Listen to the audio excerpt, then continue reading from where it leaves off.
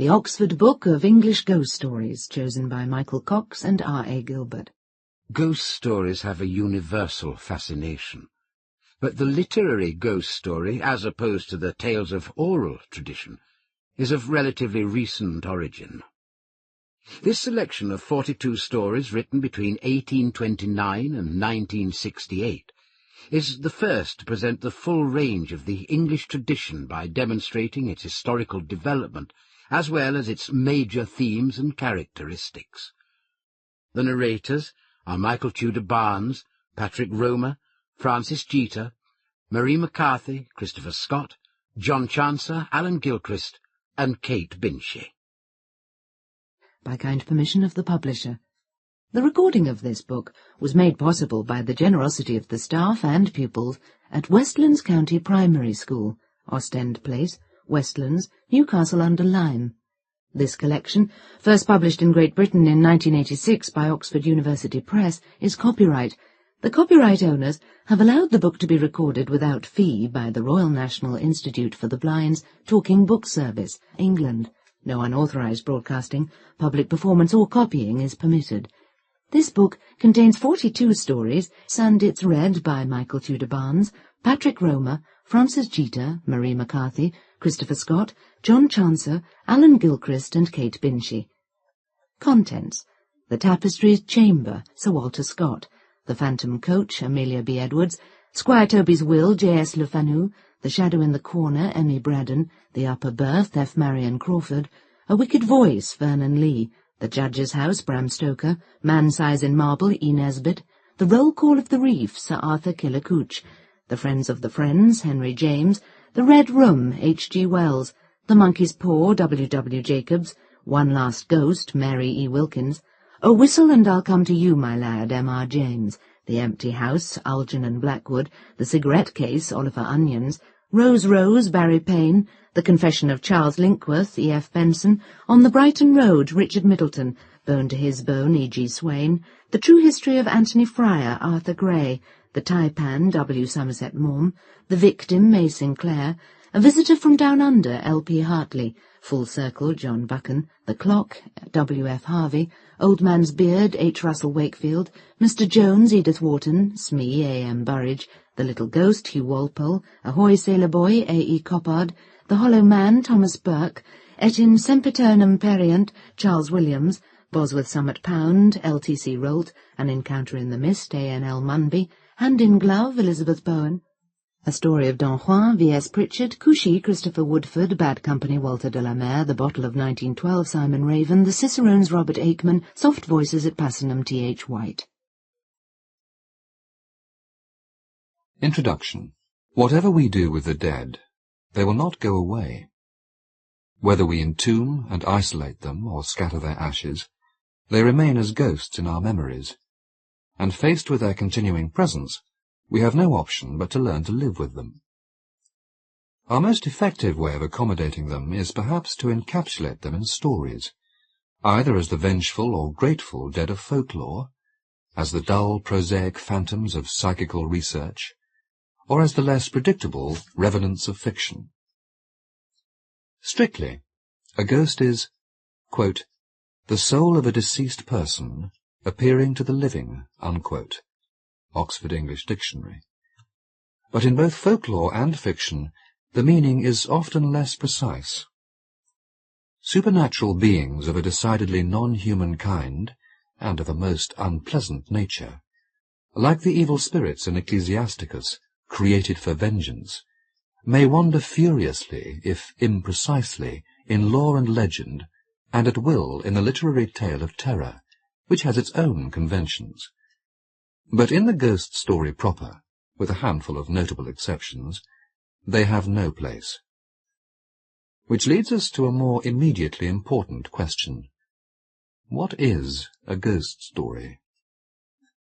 In essence it is, as M. R. James said, only a particular sort of short story, but a short story possessing features unique to itself. The ghostly protagonists must act with a deliberate intent. Their actions, or the consequences of their actions, rather than those of the living, must be the central theme.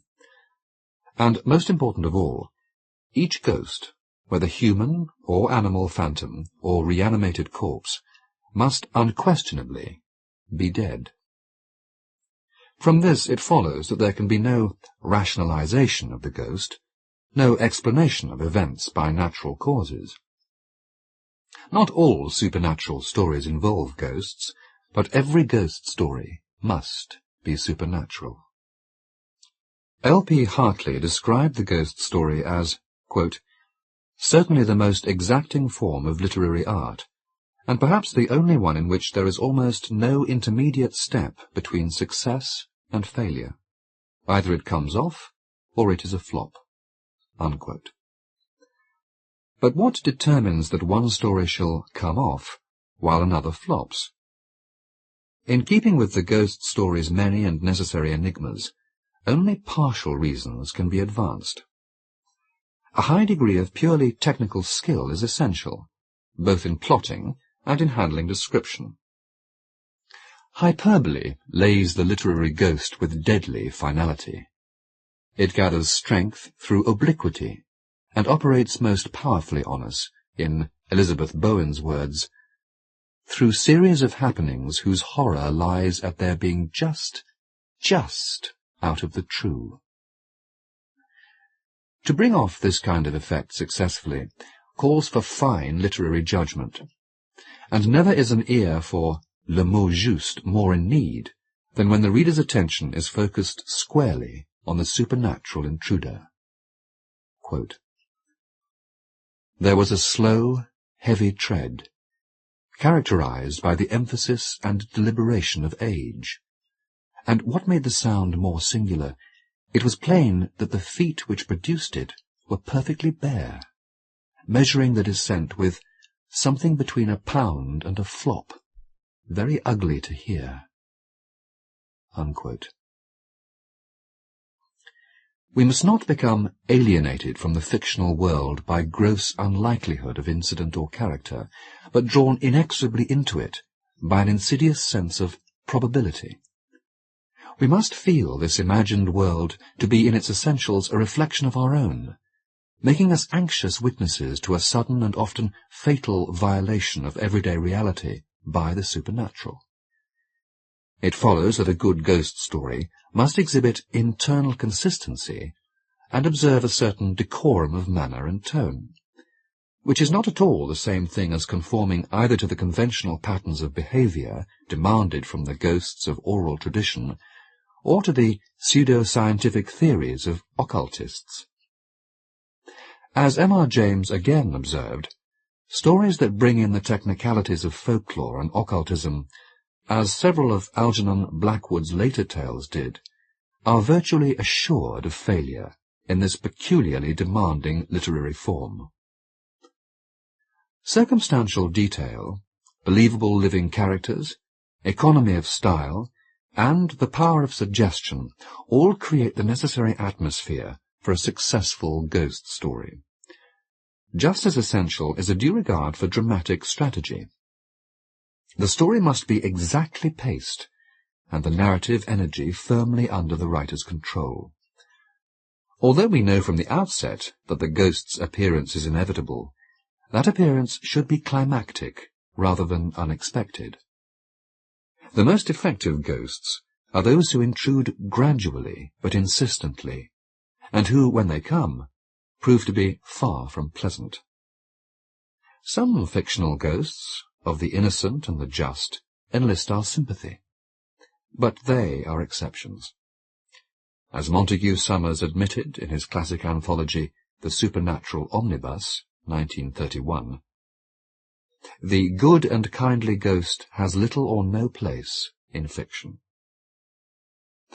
There is, of course, Oscar Wilde's The Canterville Ghost, and there are other stories whose ghosts are incompetent or frivolous, but these are not what the present collection understands as true ghost stories. The implicit consensus amongst ghost story writers, with which most of their readers would undoubtedly agree, is that the aim of such stories should be to make us afraid, or at the very least less sure of ourselves and our condition. In general, the success of a story may be judged by what the American Edith Wharton called its thermometrical quality. If it sends a cold shiver down one's spine, it has done its job, and done it well. Thus, the fictional ghost succeeds best when it fulfills M.R. James's condition and appears to us as malevolent or odious.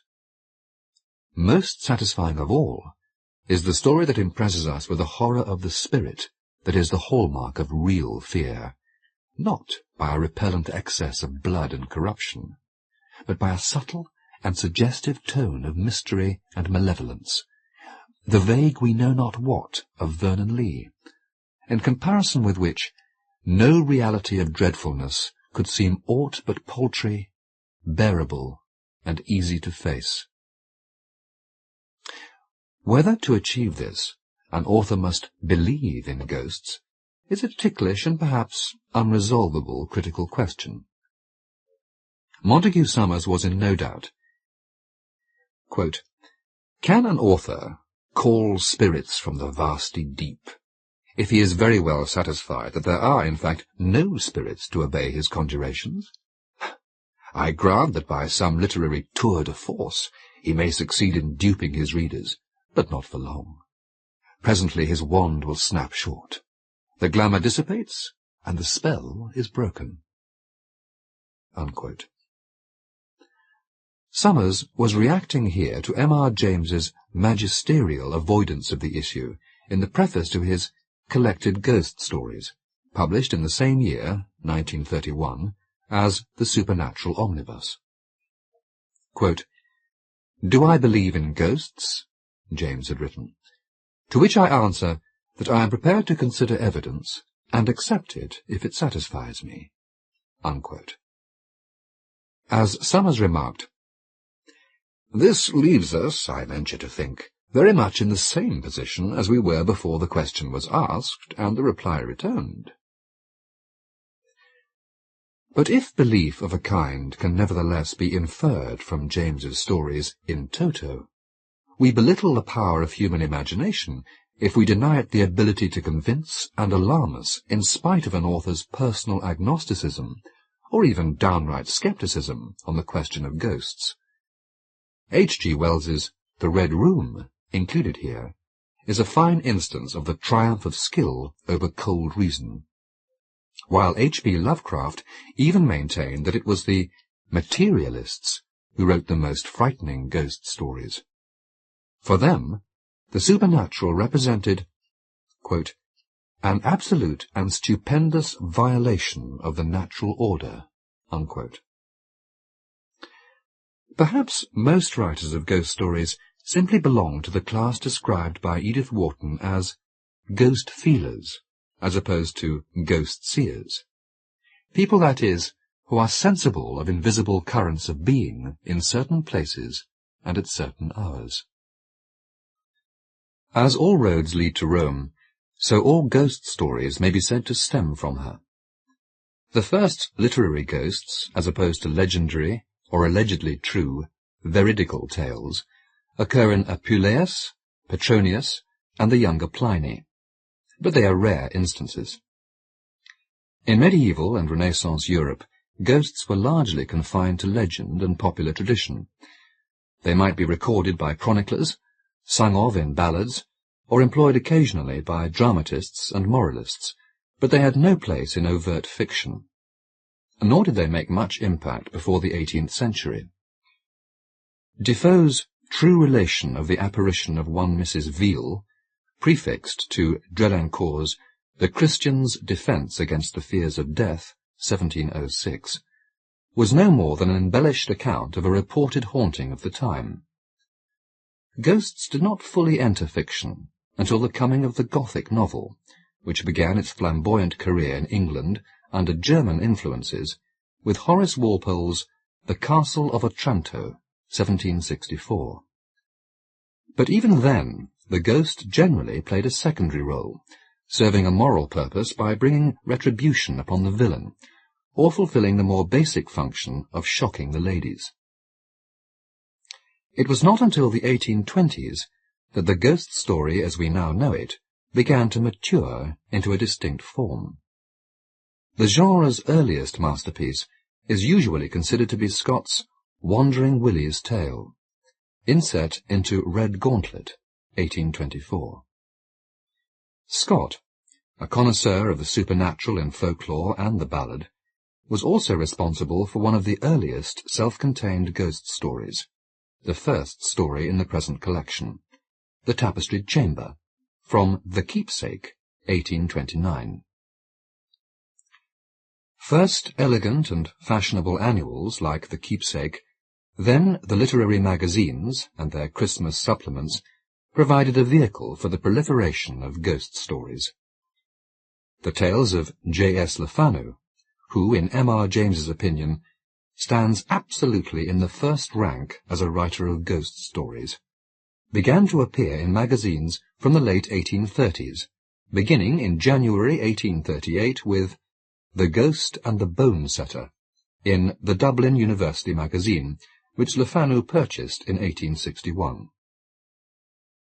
The magazines owned and edited by Charles Dickens, Household Words, 1850 to 1859, and its successor, All the Year Round, 1859 to 1870, regularly carried ghost stories and encouraged a flock of imitators, such as Temple Bar, Belgravia, Tinsley's Magazine, and London Society, that helped to satisfy the growing public demand for such stories over the next half-century.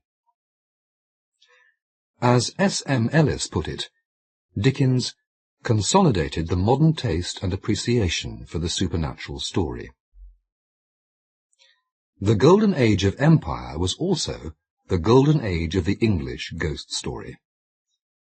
Interestingly, women writers came to the fore: Amelia Edwards, Mary Elizabeth Braddon, Rhoda Broughton, Mrs. Gaskell, Mrs. Riddle, Mrs. Molesworth, Rosa Mulholland, Mrs. Oliphant, and later E. Nesbit and Violet Paget, Vernon Lee, in England, Edith Wharton and Mary Wilkins in America.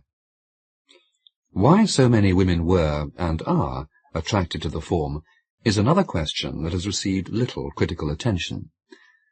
Perhaps women, being on the margins of society during the 19th century, were especially impelled to write about the margins of the visible, for the ghost story, as Dorothy Sayers observed, deals with power, and thus might be expected to appeal to those who felt the absence of self-determination in their own lives. From a more technical point of view, it has been suggested by Julia Briggs that, quote, a taste for romance and sensitivity to mood and atmosphere made women well suited to this particular form, unquote. And she compares this with their contribution to the Gothic novel. Such speculations, of course, raise more questions than they answer. But whatever the reasons, women played a key role in the development of the English ghost story, and were also prominent in a phenomenon that has some bearing on the popularity of ghost stories during the 19th century. In 1848, a year of political revolution in Europe, spiritualism arrived in England from Hydesville, New York, and the exchanging of platitudes with the dead became something of a national obsession, stimulating a general interest in all matters pertaining to the beyond.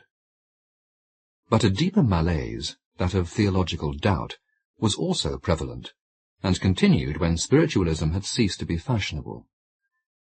It may be that ghost stories, with their necessary insistence on the reality of life after death, however perverted and unfathomable, provided a buttress of sorts against materialism. A story like Mrs. Oliphant's The Open Door, Blackwood's Magazine, January 1882, can certainly be read in this light. Quote, I told you it was human agency, he said triumphantly. He forgets, I suppose, how he and I stood with our lights seeing nothing, while the space between us was audibly traversed by something that could speak and sob and suffer. There is no argument with men of this kind. Unquote. There is something, too, in the idea that ghost stories were a way of confronting contemporary taboos regarding death, and, more particularly in stories like Le Fanu's Carmilla, 1871 to 1872, that developed the vampire theme, sex. By the end of the century, the ghost story had firmly established itself with both readers and writers, the latter ranging from Grant Allen and Dick Donovan, that is, J.E. Preston Murdoch, to Kipling, Robert Louis Stevenson, and Henry James. But the 1890s brought a change of style. Magazines like the Pall Mall, a particularly rich repository of ghost stories, and The Strand were more highly illustrated than their predecessors and demanded shorter stories. With less room for their activities, ghosts became more urgently and inventively malevolent. Refinement of style and more careful handling gave a sharper edge to the fear they could inspire. And as the new century opened, collections of short stories by individual authors became increasingly popular. A selection at random from this period includes volumes by Richard Marsh, The Seen and the Unseen, 1900, Barry Payne, Stories in the Dark, 1901, W. W. Jacobs, The Lady of the Barge, 1902, M. R. James, Ghost Stories of an Antiquary, 1904, the year that also saw the publication of Kipling's They, Algernon Blackwood, The Empty House, 1906, and R. H. Benson, A Mirror of Shalott, 1907, among many others. The unspeakable horrors of the First World War ought to have brought a revulsion against death, but there was to be no diminution in the demand for fictional ghosts, and the ghost story enjoyed its second flowering with the work of H. Russell Wakefield, A. M. Burridge, L. P. Hartley, May Sinclair, E. F. Benson, Marjorie Bowen, Walter de la Mare, W. F. Harvey, and Margaret Irwin. The list of writers taking up the challenge of the ghost story form continued after the Second World War. It includes Cynthia Asquith, L.T.C. Rolt, Elizabeth Bowen, Robert Aikman, Rosemary Timperley, and Elizabeth Jane Howard. And the appeal of the literary ghost story continues today, eclipsed somewhat by both science fiction and crude horror. Susan Hill's The Woman in Black, 1983, though a full-length novel, successfully exploits characteristics of the traditional ghost story. Its publication in an era of video violence is curiously comforting. No one has ever counted the total number of fictional ghosts. There are certainly several thousand, but there are by no means as many plots as stories. No full typological analysis of the literary ghost story has yet been undertaken, though Dickens listed some of the traditional types in his delightful essay, A Christmas Tree, Household Words, 1850, included in Christmas Stories.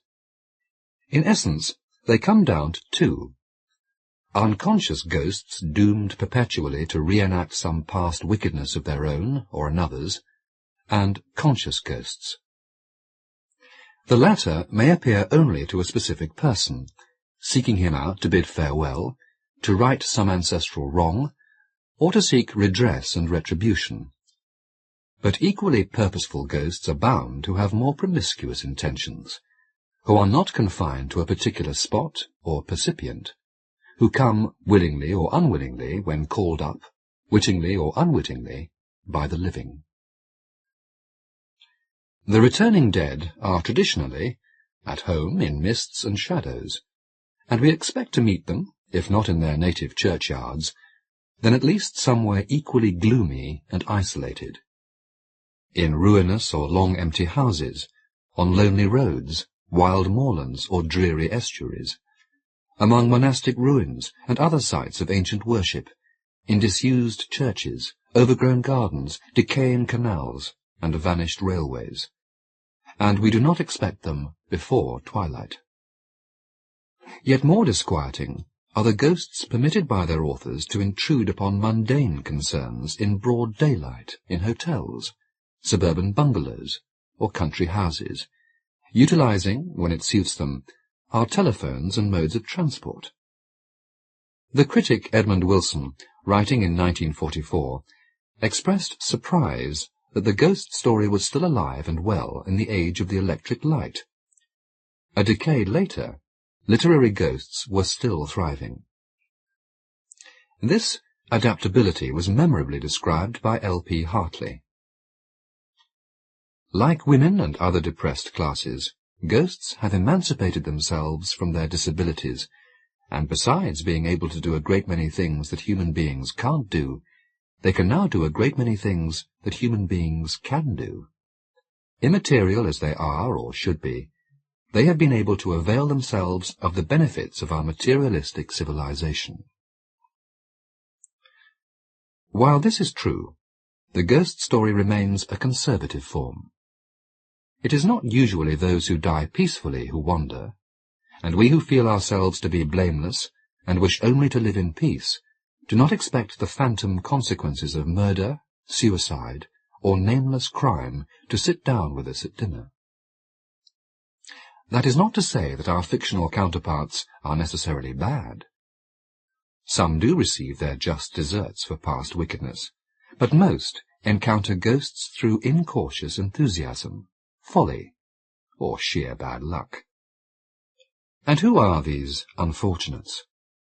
Usually, in the English ghost story, they are middle-class persons of independent, if modest, means. Academics, writers, retired professionals, all of them people who might be expected to have leisure enough for the story to develop. The working class and those in trade are generally too busy to concern themselves with ghosts. Except, of course, to read about them. The appeal of ghosts is universal, as is enthusiasm for the ghost story. With enthusiasm goes the demand for ghost stories to be made available, but the best stories of the best authors have not always been kept in print, while anthologies have all too often inserted stories that are neither good stories in themselves, nor even ghost stories. The opinions of some anthologists as to what constitutes a ghost story can be imprecise and contradictory. There is, to be sure, a persistent critical dilemma. The difficulty, perhaps impossibility, of imposing order on the tradition of ghost fiction in English. The many writers to whom the ghost story has appealed cannot easily be gathered under a single convenient heading. For example, what set of critical coordinates could comfortably encompass the short, sharply focused stories of M.R. James, and the shifting, delicate surfaces of those of his more famous namesake, Henry James? Even so, an anthology of the English ghost story offers a means of directly experiencing the genre's range and vitality, once certain obvious limits have been set. In the present collection, we have tried to hold 5 broad criteria in mind. Each story should reveal to the reader a spectacle of the returning dead, or their agents, and their actions. There must be a dramatic interaction between the living and the dead, more often than not with the intention of frightening or unsettling the reader. The story must exhibit clear literary quality, not as subjectively vague a condition as it might sound. There must be a definable Englishness about the story, by which we generally understand English settings, English characters and institutions, and qualities, both stylistic and thematic, representative of the English ghost story tradition as a whole. And finally, for not entirely practical reasons, the story must be relatively short. We have tried to strike a balance between the expectations of the enthusiast, to whom several of the stories will be familiar, and the needs of the reader coming fresh to the genre.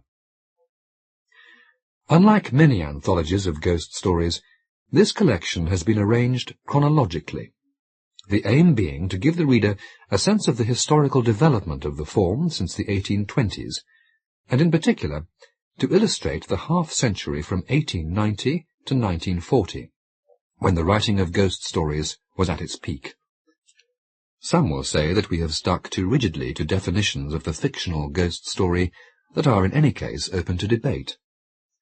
In fact, our criteria leave few, if any, classic stories out of the reckoning, and as far as drawing our stories solely from the English tradition is concerned, that tradition is richer than any other in a genre it has made peculiarly its own. There is no inconsistency in selecting stories from Scottish, Irish, and American authors. The British stories have no Celtic element, and are part of the mainstream of English literature, while the American stories, by Henry James, Edith Wharton, and Mary Wilkins, display quite clearly their English roots.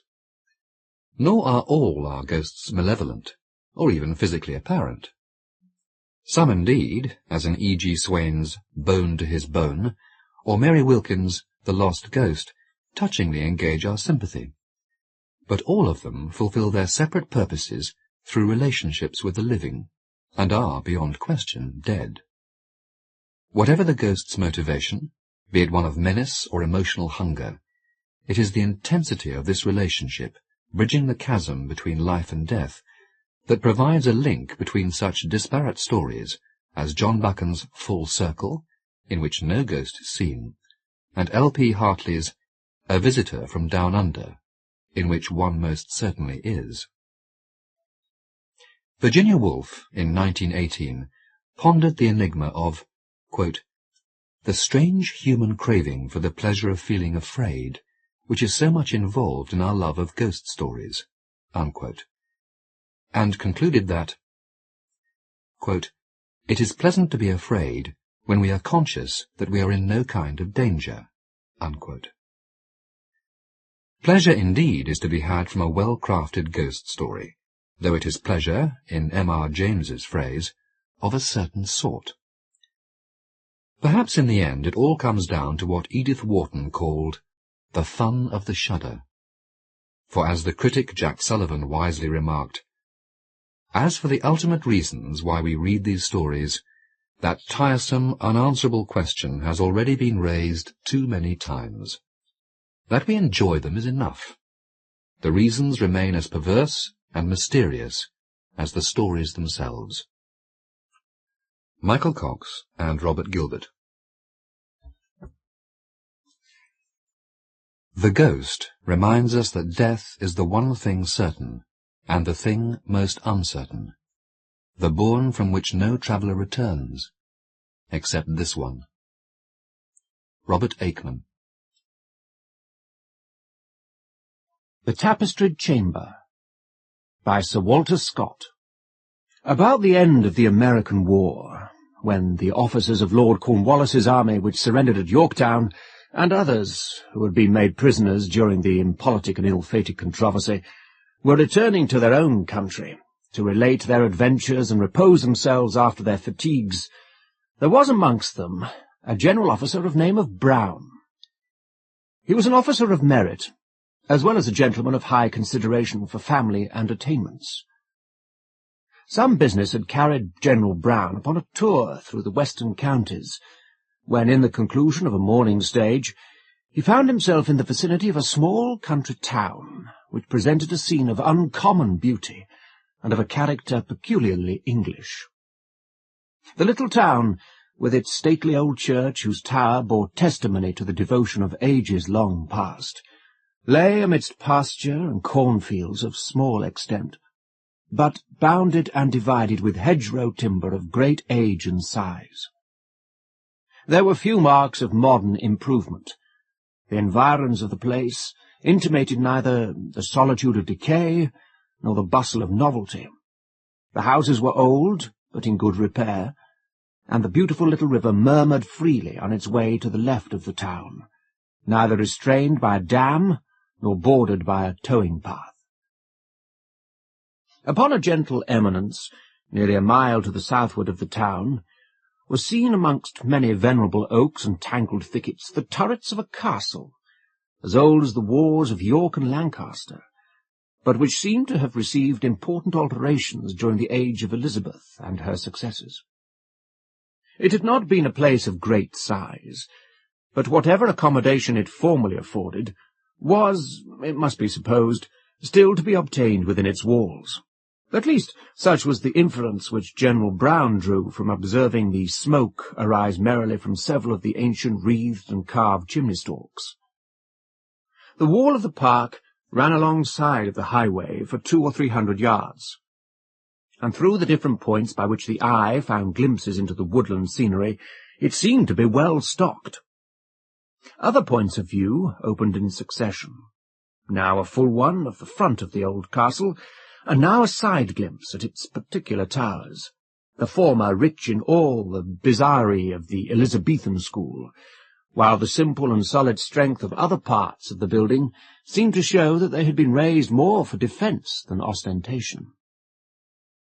Delighted with the partial glimpses which he obtained of the castle through the woods and glades by which this ancient feudal fortress was surrounded, our military traveller was determined to inquire whether it might not deserve a nearer view, and whether it contained family pictures or other objects of curiosity worthy of a stranger's visit. When leaving the vicinity of the park, he rolled through a clean and well-paved street, and stopped at the door of a well-frequented inn. Before ordering horses to proceed on his journey, General Brown made inquiries concerning the proprietor of the chateau which had so attracted his admiration, and was equally surprised and pleased at hearing in reply a nobleman named whom we shall call Lord Woodville. How fortunate! Much of Brown's early recollections, both at school and at college, had been connected with young Woodville, whom by a few questions he now ascertained to be the same with the owner of this fair domain.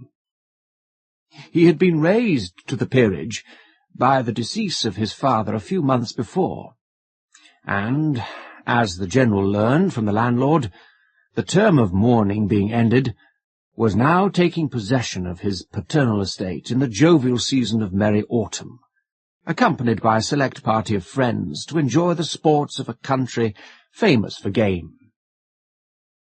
This was delightful news to our traveller. Frank Woodville had been Richard Brown's fag at Eton, and his chosen intimate at Christchurch.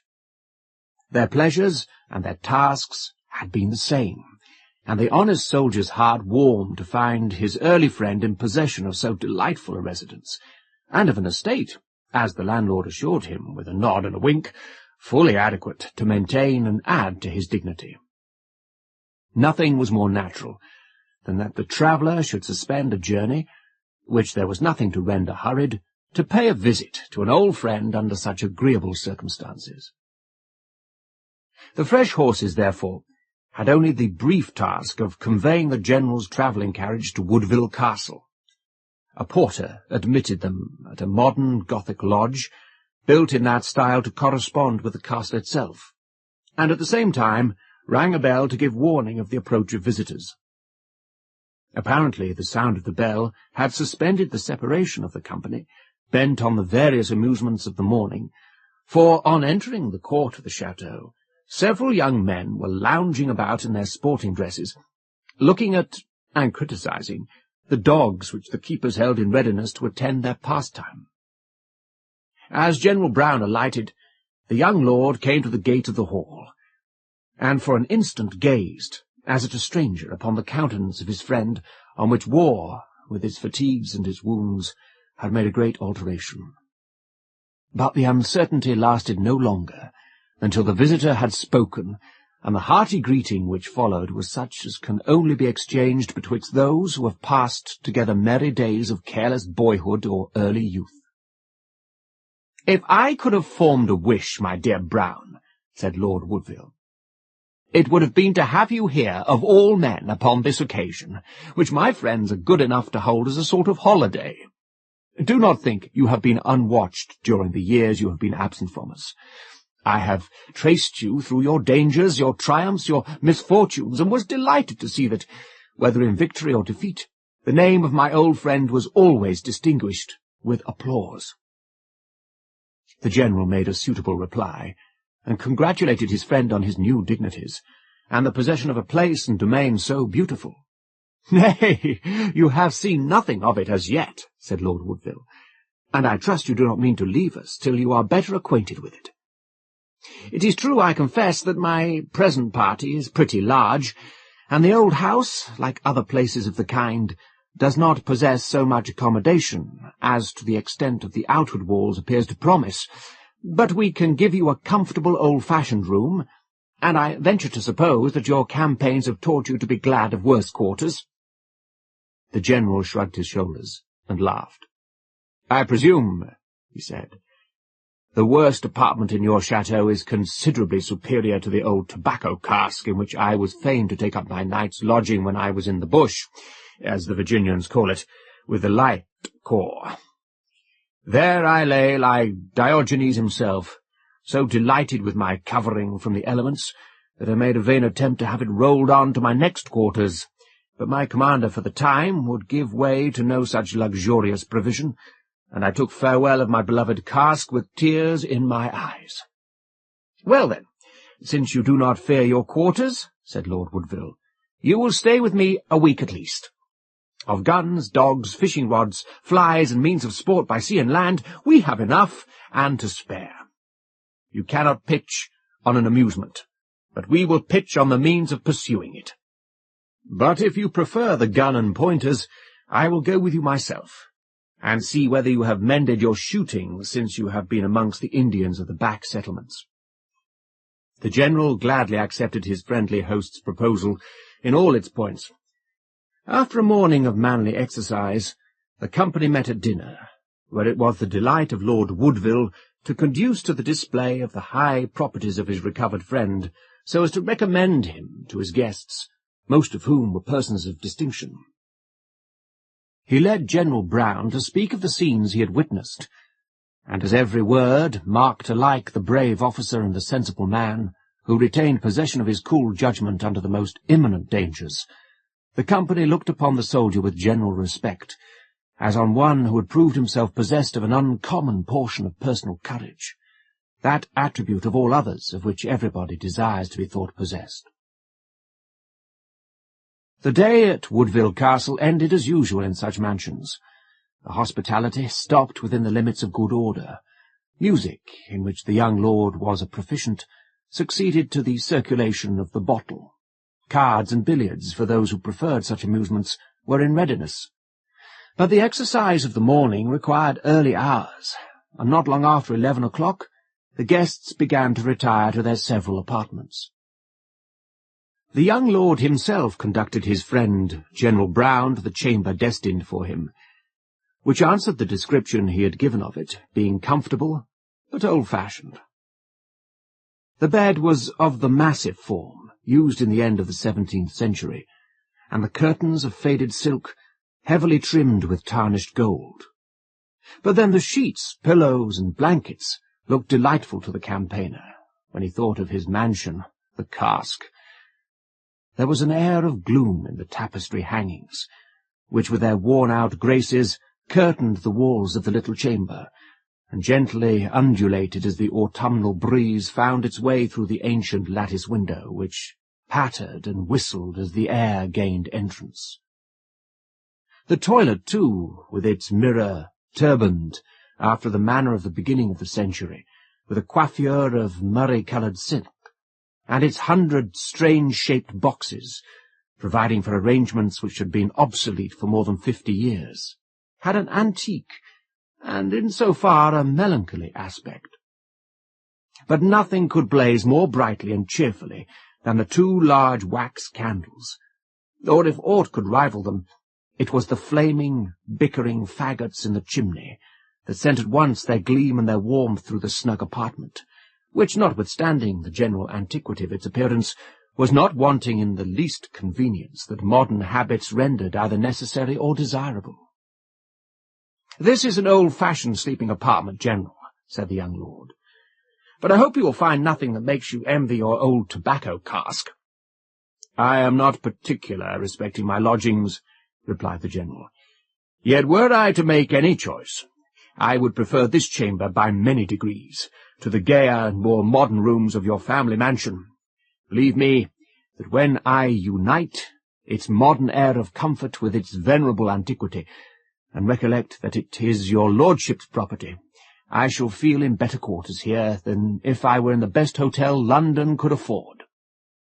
I have no doubt that you will find yourself as comfortable as I wish you, my dear General," said the young nobleman, and once more bidding his guest good night, he shook him by the hand and withdrew.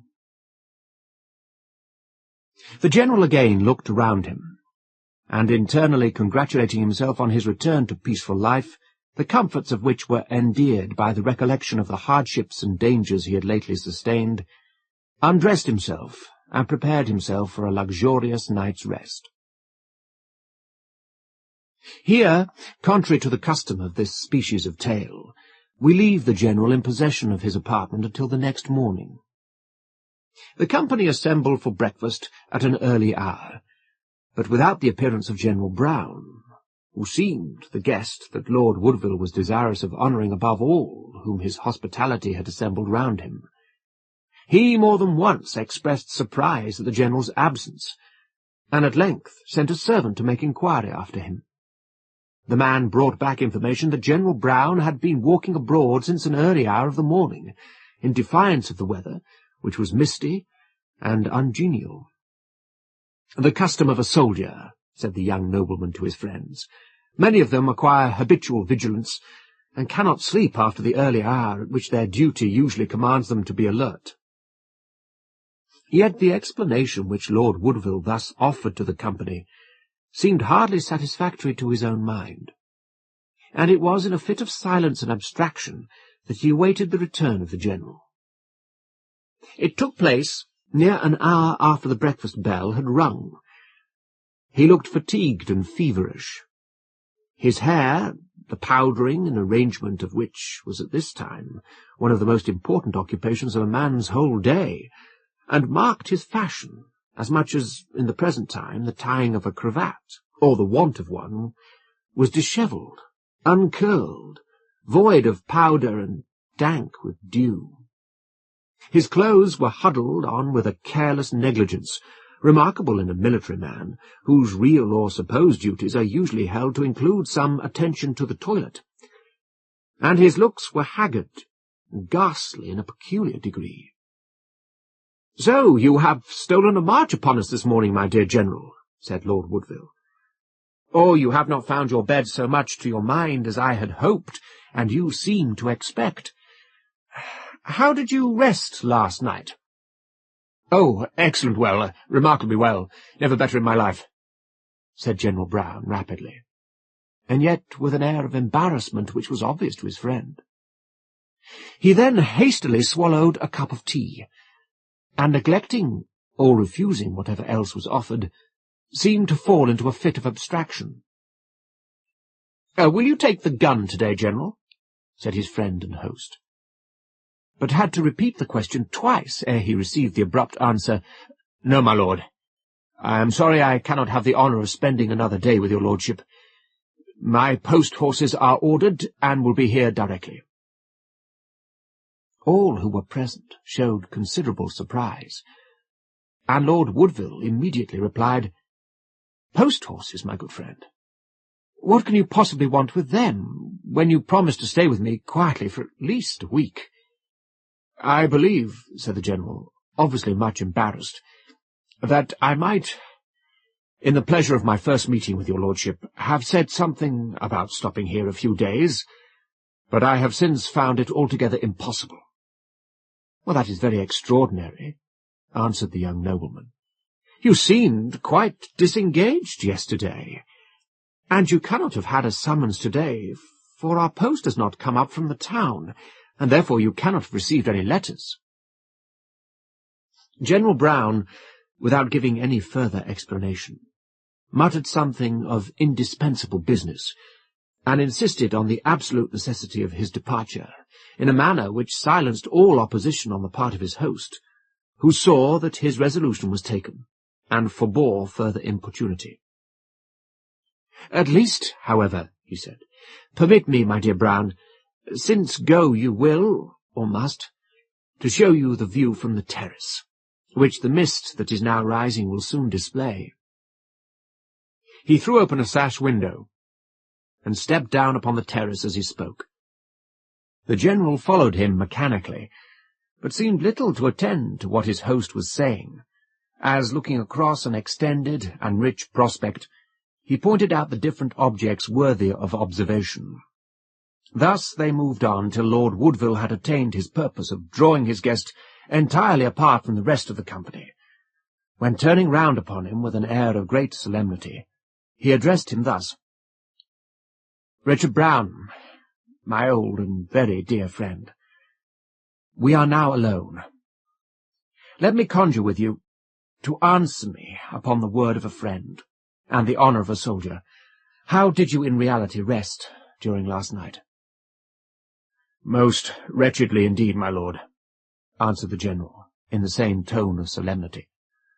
"So miserably that I would not run the risk of such a second night, not only for all the lands belonging to this castle, but for all the country which I see from this elevated point of view." "This is most extraordinary," said the young lord, as if speaking to himself. "Then there must be something in the reports concerning that apartment." Again turning to the General, he said, "For God's sake, my dear friend, be candid with me, and let me know the disagreeable particulars which have befallen you under a roof where, with consent of the owner, you should have met nothing save comfort." The General seemed distressed by this appeal, and paused a moment before he replied. "My dear lord," he at length said, "what happened to me last night is of nature so peculiar, and so unpleasant, that I could hardly bring myself to detail it even to your lordship. Were it not that, independent of my wish to gratify my request of yours, I think that sincerity on my part may lead to some explanation about a circumstance equally painful and mysterious. To others, the communications I am about to make might place me in the light of a weak-minded, superstitious fool, who suffered his own imagination to delude and bewilder him. But you have known me in childhood and youth, and will not suspect me of having adopted in manhood the feelings and frailties from which my early years were free." Here he paused, and his friend replied, "Do not doubt my perfect confidence in the truth of your communication, however strange it may be," replied Lord Woodville. "I know your firmness of disposition too well to suspect you could be made the object of imposition, and am aware that your honour and your friendship will equally deter you from exaggerating whatever you may have witnessed."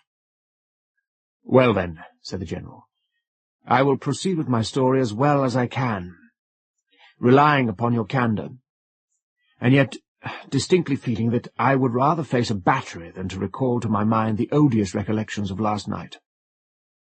He paused a second time, and then, perceiving that Lord Woodville remained silent, and in an attitude of attention, he commenced, though not without obvious reluctance, the history of his night's adventures in the tapestried chamber. "I undressed and went to bed, so soon as your lordship left me yesterday evening. But the wood in the chimney, which nearly fronted my bed, blazed brightly and cheerfully, and aided by 100 exciting recollections of my childhood and youth, which had been recalled by the unexpected pleasure of meeting your lordship, prevented me from falling immediately asleep. I ought, however, to say that these reflections were all of a pleasant and agreeable kind, grounded on a sense of having for a time exchanged the labour, fatigues, and dangers of my profession for the enjoyments of a peaceful life, and the reunion of those friendly and affectionate ties which I had torn asunder at the rude summons of war. While such pleasing reflections were stealing over my mind, gradually lulling me to slumber, I was suddenly aroused by a sound like that of the rustling of a silken gown, and the tapping of a pair of high-heeled shoes, as if a woman were walking in the apartment. Well, ere I could draw the curtain to see what the matter was, the figure of a little woman passed between the bed and the fire.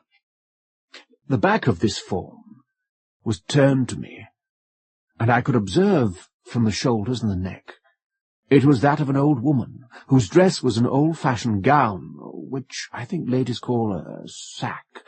That is, a sort of robe, completely loose in the body, but gathered into broad plaits upon the neck and shoulders, which fall down to the ground and terminate in a species of train. I thought the intrusion singular enough, but never harboured for a moment the idea that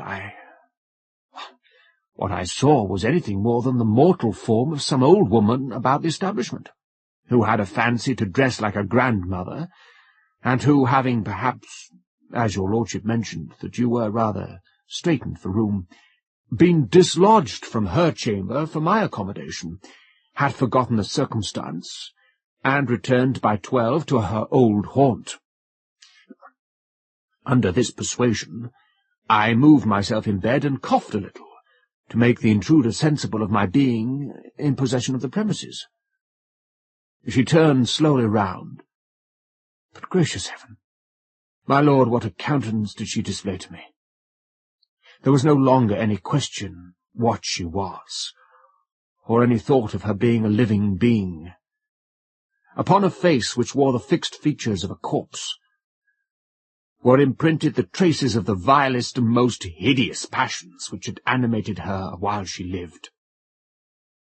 The body of some atrocious criminal seemed to have been given up from the grave, and the soul restored from the penal fire in order to form for a space a union with the ancient accomplice of its guilt.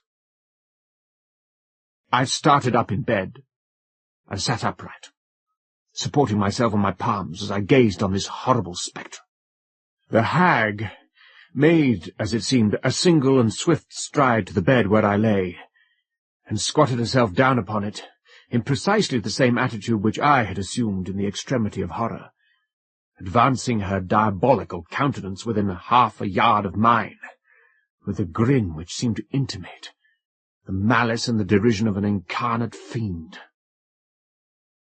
Here General Brown stopped, and wiped from his brow the cold perspiration with which the recollection of this horrible vision had covered it.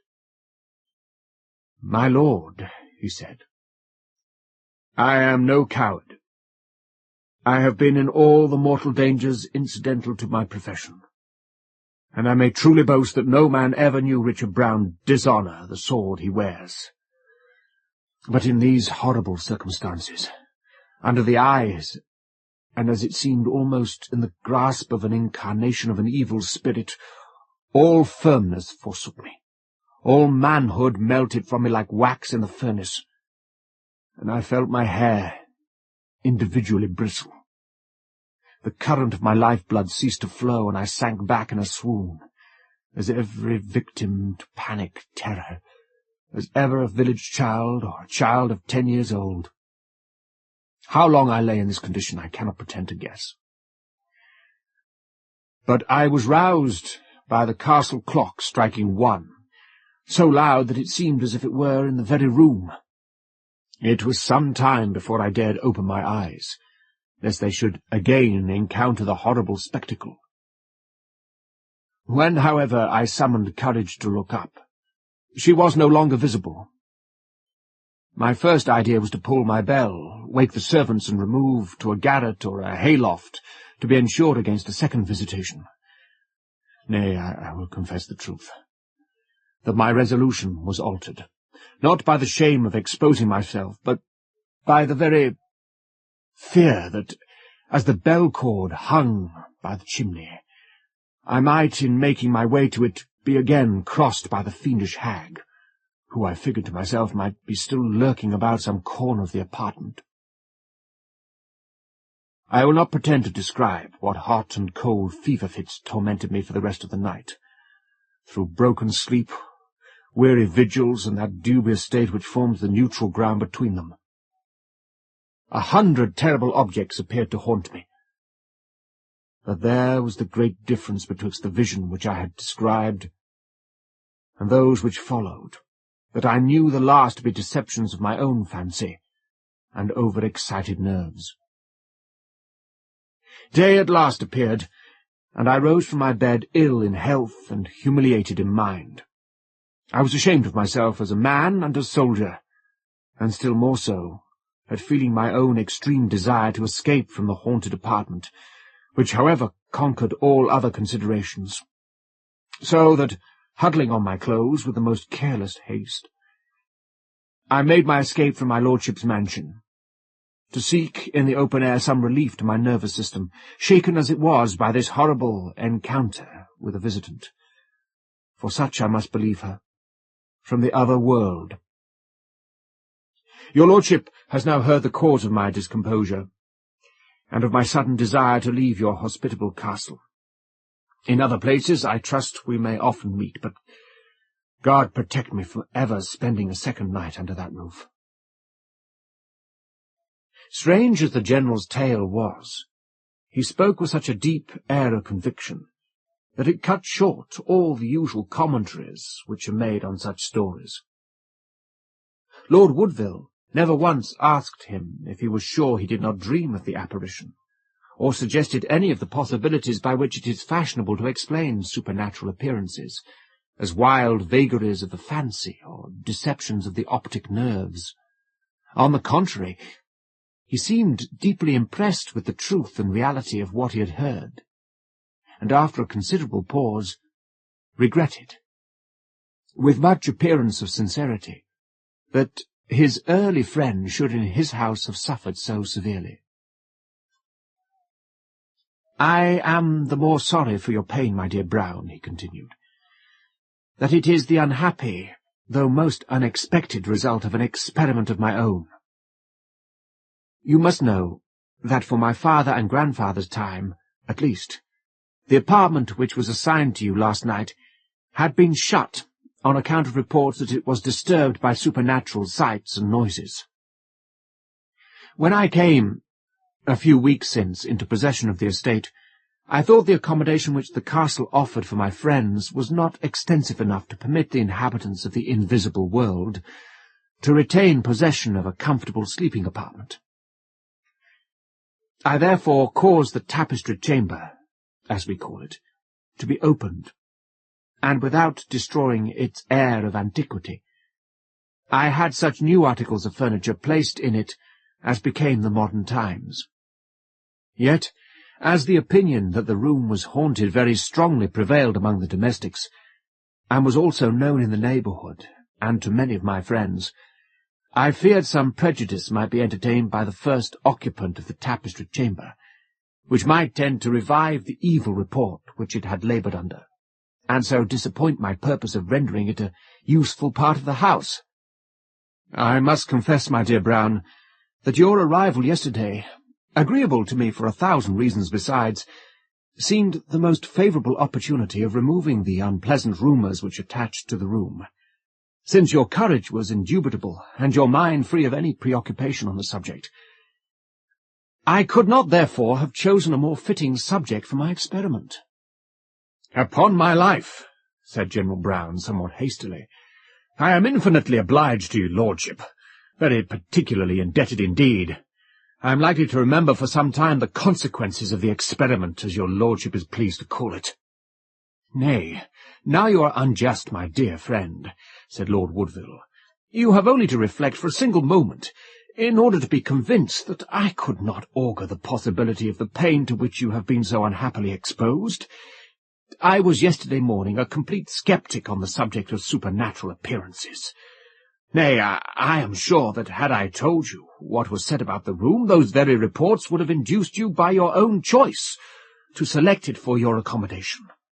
It was my misfortune, perhaps my error, but really cannot be termed my fault, that you have been afflicted so strangely."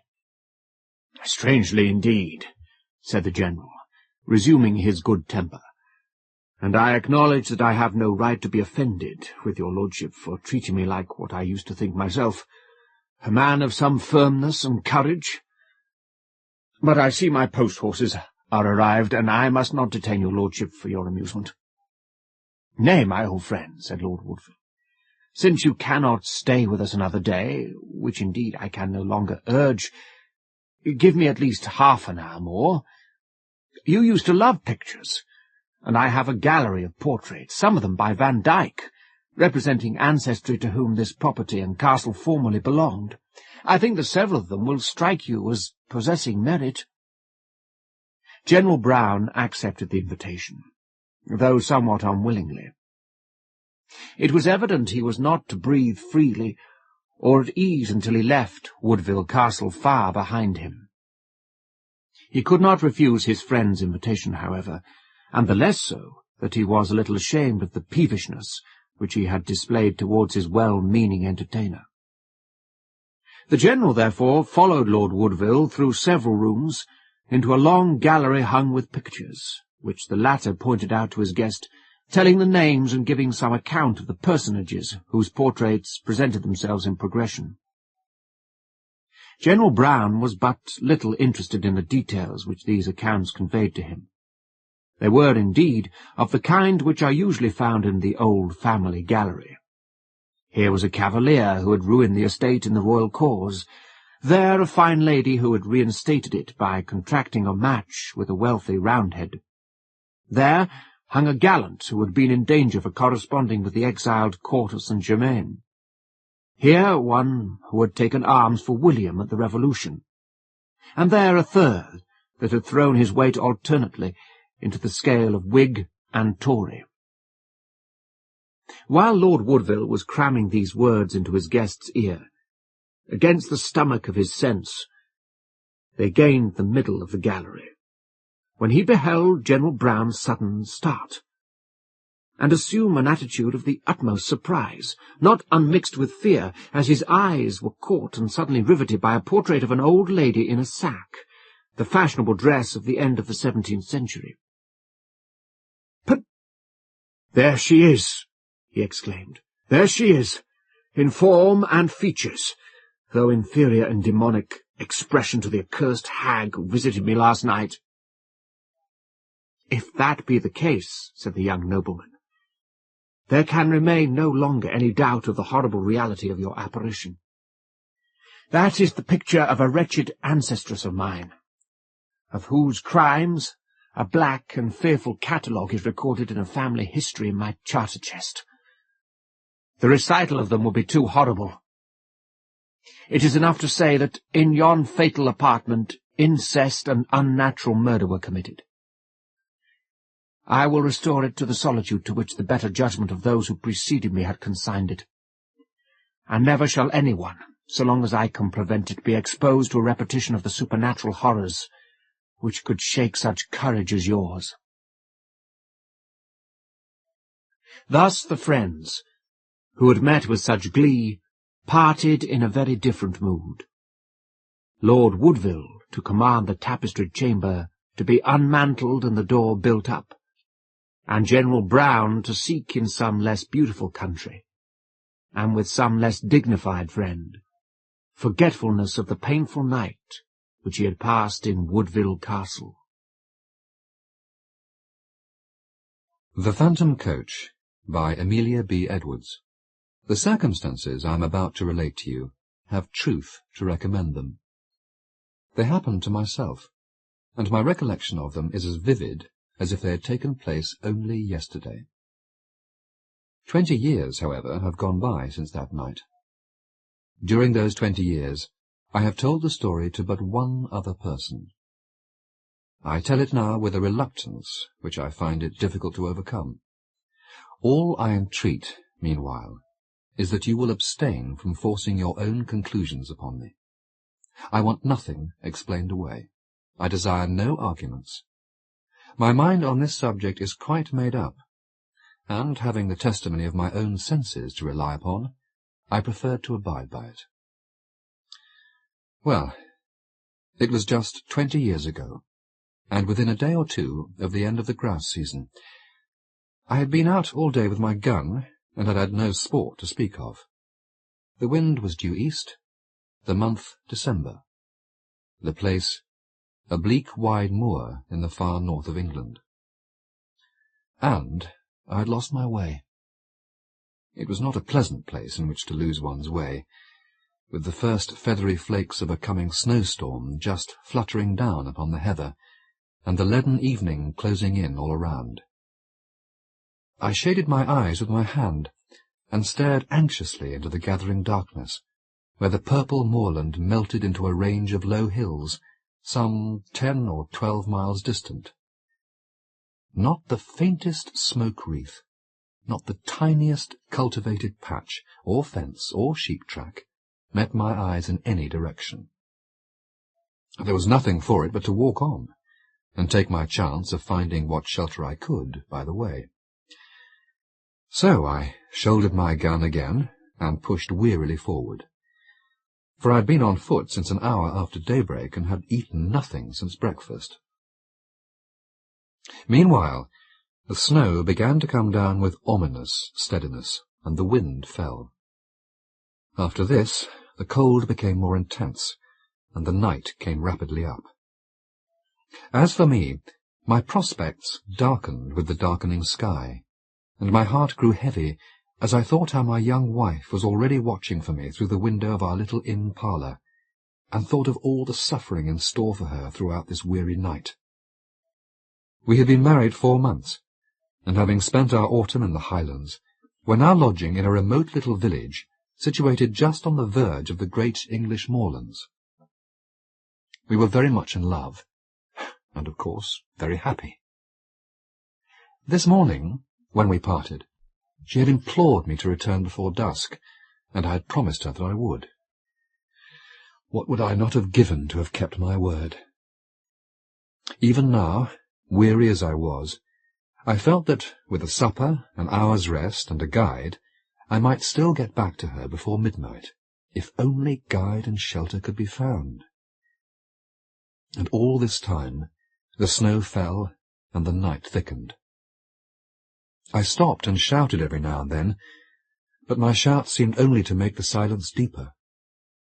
Then a vague sense of uneasiness came upon me, and I began to remember stories of travellers who had walked on and on in the falling snow, until, wearied out, they were fain to lie down and sleep their lives away. Would it be possible, I asked myself, to keep on thus through all the long dark night? Would there not come a time when my limbs must fail, and my resolution give way? When I, too, must sleep the sleep of death? Death. I shuddered. How hard to die just now, when life lay all so bright before me. How hard for my darling, whose whole loving heart— Oh, but that thought was not to be borne. To banish it, I shouted again, louder and longer, and then listened eagerly. Was my shout answered, or did I only fancy that I heard a far-off cry? I hallooed again, and again the echo followed. Then a wavering speck of light came suddenly out of the dark, shifting, disappearing, growing momentarily nearer and brighter. Running towards it at full speed, I found myself, to my great joy, face to face with an old man and a lantern. "Thank God!" was the exclamation that burst involuntarily from my lips. Blinking and frowning, he lifted his lantern and peered into my face. "What for?" growled he sulkily. "Well, for you. I began to fear I should be lost in the snow." Then, folks do get cast away hereabout fra time to time, and what's to hinder you for being cast away likewise, if the Lord so minded?" "If the Lord is so minded that you and I shall be lost together, friend, we must submit," I replied. "But I don't mean to be lost without you. How far am I now from Dwolding?" "A good 20 mile, more or less." "And the nearest village?" "The nearest village is Wick, and that's 12 mile t'other side." "Where do you live, then?" "Out yonder," said he, with a vague jerk of the lantern. "You're going home, I presume?" "Maybe I am." "Well, then I'm going with you." The old man shook his head and rubbed his nose reflectively with the handle of the lantern. "It ain't no use," growled he. "He won't let you in, not he." "Oh, we'll see about that," I replied briskly. "Who is he?" "The master." "Well, who's the master?" "That's nought to you," was the unceremonious reply. Well, you lead the way, and I'll engage that the master shall give me shelter and a supper tonight. You can try him, muttered my reluctant guide, and still shaking his head, he hobbled gnome-like away through the falling snow. A large mass loomed up presently out of the darkness, and a huge dog rushed out, barking furiously. "Is this the house?" I asked. "Aye, it's the house. Down, Bay!" And he fumbled in his pocket for the key. I drew up close behind him, prepared to lose no chance of entrance, and saw in the little circle of light shed by the lantern that the door was heavily studded with iron nails, like the door of a prison. In another minute he had turned the key, and I had pushed past him into the house. Once inside, I looked round with curiosity, and found myself in a great raftered hall, which served apparently a variety of uses. One end was piled to the roof with corn, like a barn. The other was stored with flour sacks, agricultural implements, casks, and all kinds of miscellaneous lumber, while from the beams overhead hung rows of hams, flitches, and bunches of dried herbs for winter use.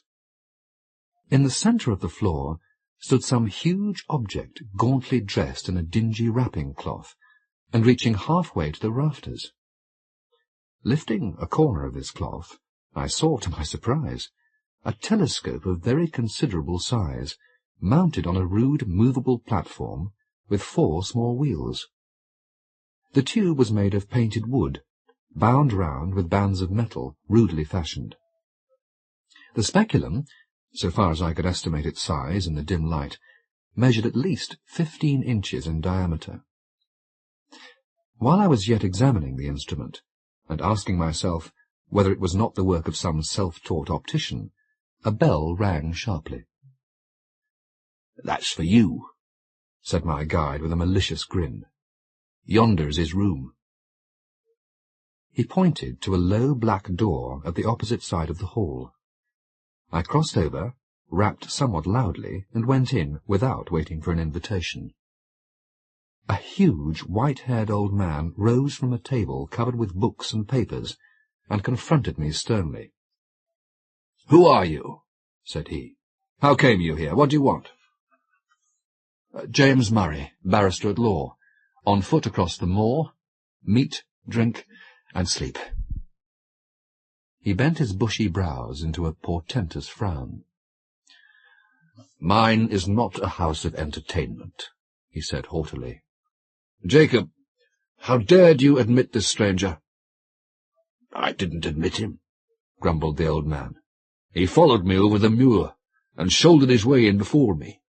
No much for 6'2". "And pray, sir, by what right have you forced an entrance into my house?"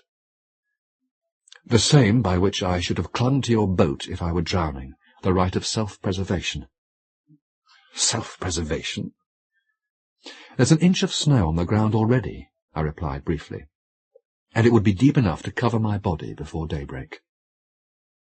He strode to the window, pulled aside a heavy black curtain, and looked out. "It is true," said he. "You can stay, if you choose, till morning. Jacob, serve the supper." With this he waved me to a seat, resumed his own, and became at once absorbed in the studies from which I disturbed him. I placed my gun in a corner, drew a chair to the hearth, and examined my quarters at leisure. Smaller and less incongruous in its arrangements than the hall, this room contained nevertheless much to awaken my curiosity. The floor was carpetless. The whitewashed walls were in parts scrawled over with strange diagrams, and in others covered with shelves crowded with philosophical instruments, the uses of many of which were unknown to me. On one side of the fireplace stood a bookcase filled with dingy folios. On the other, a small organ, fantastically decorated with painted carvings of medieval saints and devils. Through the half-open door of a cupboard at the further end of the room, I saw a long array of geological specimens, surgical preparations, crucibles, retorts, and jars of chemicals, while on the mantel-shelf beside me, amid a number of small objects, stood a model of the solar system, a small galvanic battery, and a microscope. Every chair had its burden. Every corner was heaped high with books. The very floor was littered over with maps, casts, papers, tracings, and learned lumber of all conceivable kinds. I stared about me with an amazement increased by every fresh object upon which my eyes chanced to meet. So strange a room I had never seen. Yet seemed it stranger still to find such a room in a lone farmhouse amid those wild and solitary moors. Over and over again I looked from my host to his surroundings, and from his surroundings back to my host, asking myself who and what could he be. His head was singularly fine, but it was more the head of a poet than of a philosopher. Broad in the temples, prominent over the eyes, and clothed with a rough profusion of perfectly white hair, it had all the ideality and much of the ruggedness that characterizes the head of Louis von Beethoven. There were the same deep lines about the mouth, and the same stern furrows in the brow. There was the same concentration of expression. While I was yet observing him, the door opened, and Jacob brought in the supper. His master then closed his book, rose, and with more courtesy of manner than he had yet shown, invited me to the table. A dish of ham and eggs, a loaf of brown bread, and a bottle of admirable sherry were placed before me. "I have but the homeliest farmhouse fare to offer you, sir," said my entertainer. "Your appetite, I trust, will make up for the deficiencies of our larder." I had already fallen upon the viands, and now protested, with the enthusiasm of a starving sportsman, that I had never eaten anything so delicious. He bowed stiffly, and sat down to his own supper, which consisted primitively of a jug of milk and a basin of porridge. We ate in silence, and when he had done, Jacob removed the tray. I then drew my chair back to the fireside. My host, somewhat to my surprise, did the same, and, turning abruptly towards me, said, "Sir, I have lived here in strict retirement for 23 years. During that time I have not seen as many strange faces, and I have not read a single newspaper. You are the first stranger who has crossed my threshold for more than 4 years. Will you favour me with a few words of information respecting that outer world from which I have parted company so long?" "Pray interrogate me," I replied. "I am heartily at your service." He bent his head in acknowledgment, leaned forward with his elbows resting on his knees and his chin supported in the palms of his hands, stared fixedly into the fire, and proceeded to question me. His inquiries related chiefly to scientific matters, with the later progress of which, as applied to the practical purposes of life, he was almost wholly unacquainted. No student of science myself, I replied as well as my slight information permitted, but the task was far from easy, and I was much relieved when, passing from interrogation to discussion, he began pouring forth his own conclusions upon the facts which I had been attempting to place before him. He talked, and I listened spellbound. He talked till I believe he almost forgot my presence, and only thought aloud.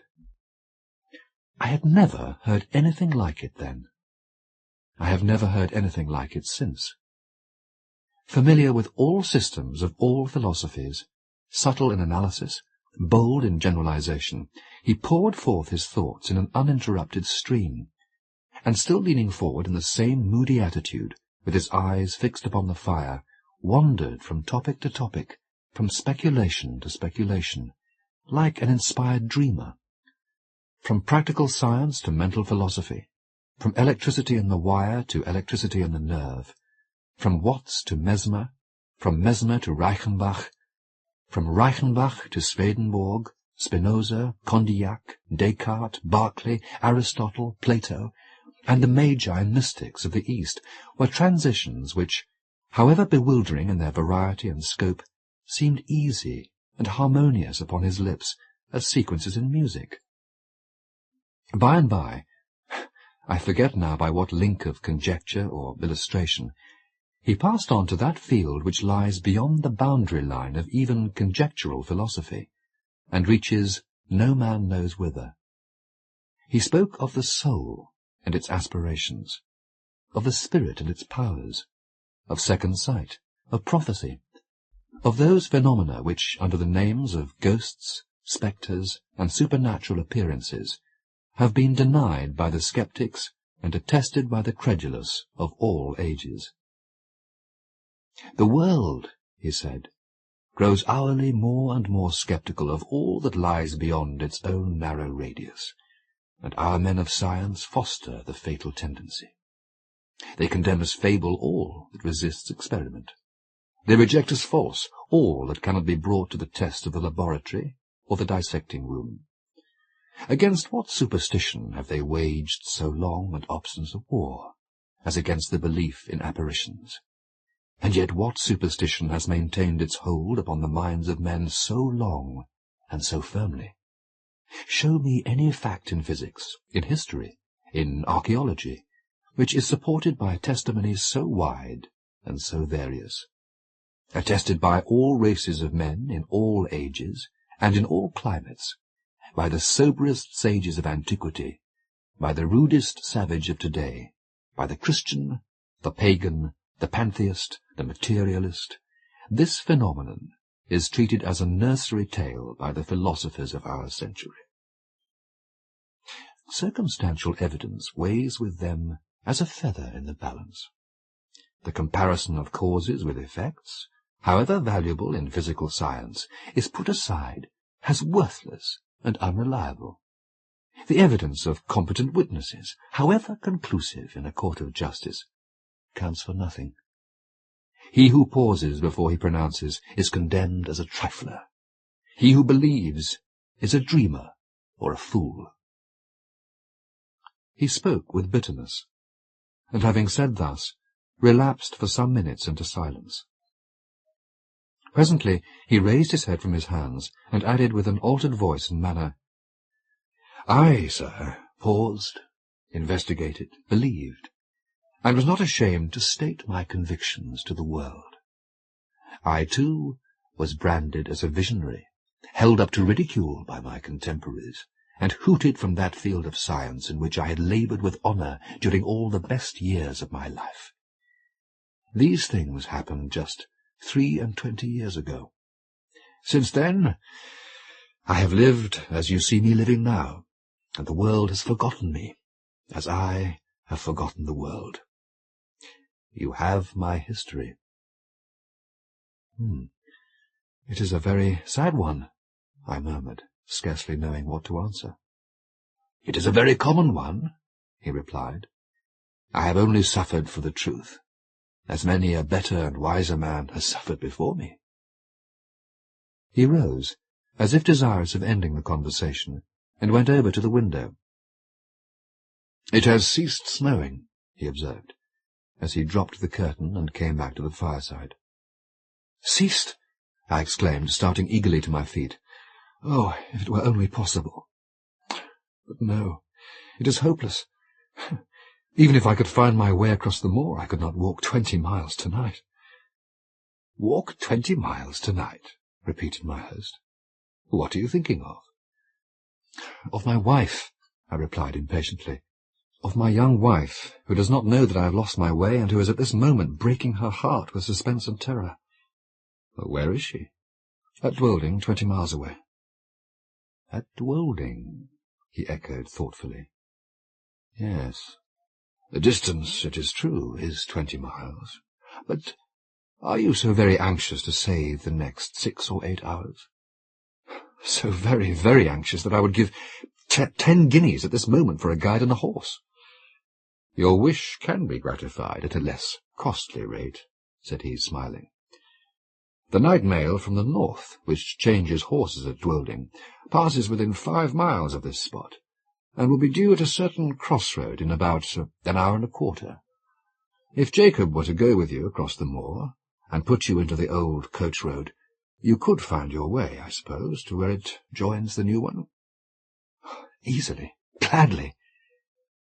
He smiled again, rang the bell, gave the old servant his directions, and taking a bottle of whisky and a wine-glass from the cupboard in which he kept his chemicals, said, "The snow lies deep, and it will be difficult walking tonight on the moor.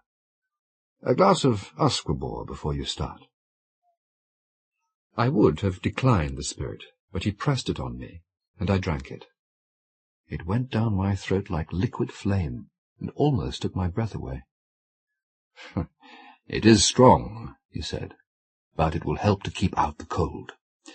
And now you have no moments to spare. Good night." I thanked him for his hospitality, and would have shaken hands, but that he had turned away before I could finish my sentence. In another minute I had traversed the hall, Jacob had locked the outer door behind me, and we were out on the wide, white moor. Although the wind had fallen, it was still bitterly cold. Not a star glimmered in the black vault overhead. Not a sound, save the rapid crunching of the snow beneath our feet, disturbed the heavy stillness of the night. Jacob, not too well pleased with his mission, shambled on before in sullen silence, his lantern in his hand, and his shadow at his feet. I followed, with my gun over my shoulder, as little inclined for conversation as himself. My thoughts were full of my late host.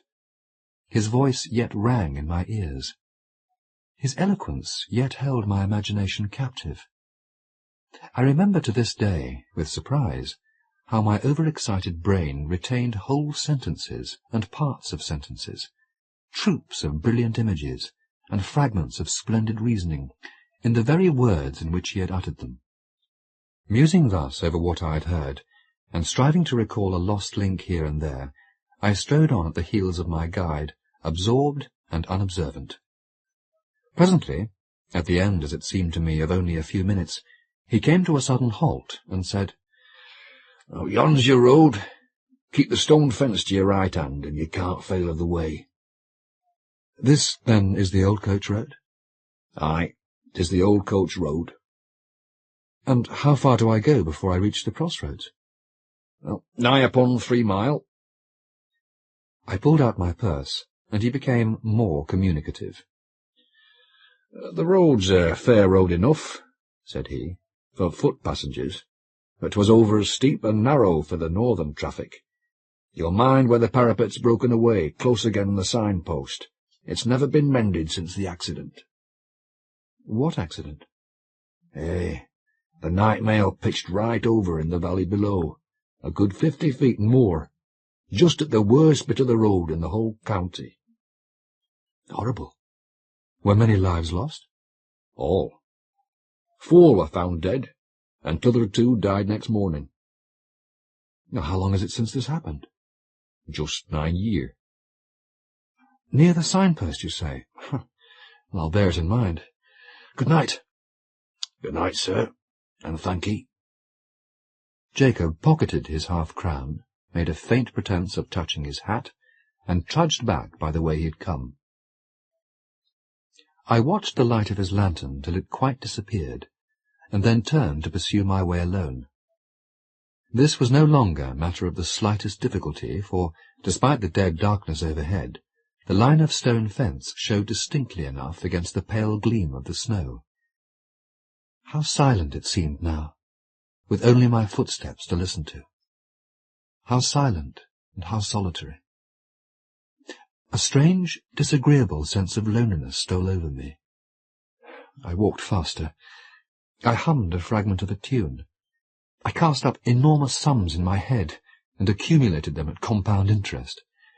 I did my best, in short, to forget the startling speculations to which I had just been listening, and to some extent I succeeded. Meanwhile, the night air seemed to become colder and colder, and though I walked fast, I found it impossible to keep myself warm. My feet were like ice. I lost sensation in my hands, and grasped my gun mechanically. I even breathed with difficulty, as though instead of traversing a quiet north-country highway, I was scaling the uppermost heights of some gigantic Alp. This last symptom became presently so distressing that I was forced to stop for a few minutes and lean against the stone fence. As I did so, I chanced to look back up the road, and there, to my infinite relief, I saw a distant point of light, like the gleam of an approaching lantern.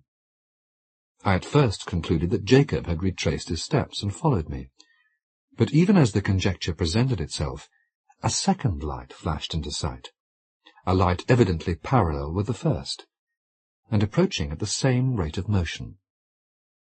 It needed no second thought to show me that these must be the carriage lamps of some private vehicle, though it seemed strange that any private vehicle should take a road professedly disused and dangerous. There could be no doubt, however, of the fact, for the lamps grew larger and brighter every moment, and I even fancied I could already see the dark outline of the carriage between them. It was coming up very fast and quite noiselessly, the snow being nearly a foot deep under the wheels. And now the body of the vehicle became distinctly visible behind the lamps. It looked strangely lofty. A sudden suspicion flashed upon me. Was it possible that I had passed the crossroads in the dark without observing the signpost, and could this be the very coach which I had come to meet? No need to ask myself that question a second time, for here it came round the bend of the road, guard and driver, one outside passenger, and 4 steaming greys, all wrapped in a soft haze of light, through which the lamps blazed out like a pair of fiery meteors. I jumped forward, waved my hat, and shouted.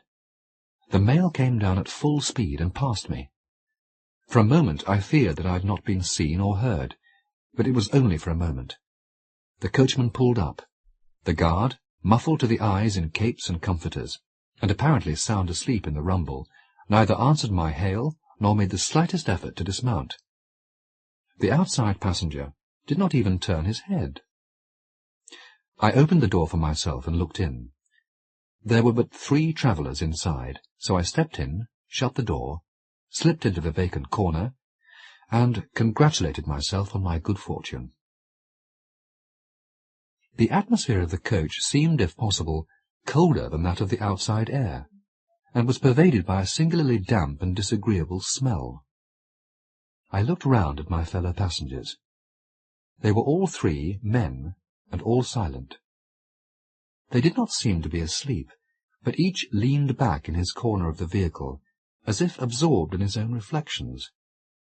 I attempted to open a conversation. "How intensely cold it is tonight," I said, addressing my opposite neighbour. He lifted his head, looked at me, but made no reply. "The winter," I added, "seems to have begun in earnest."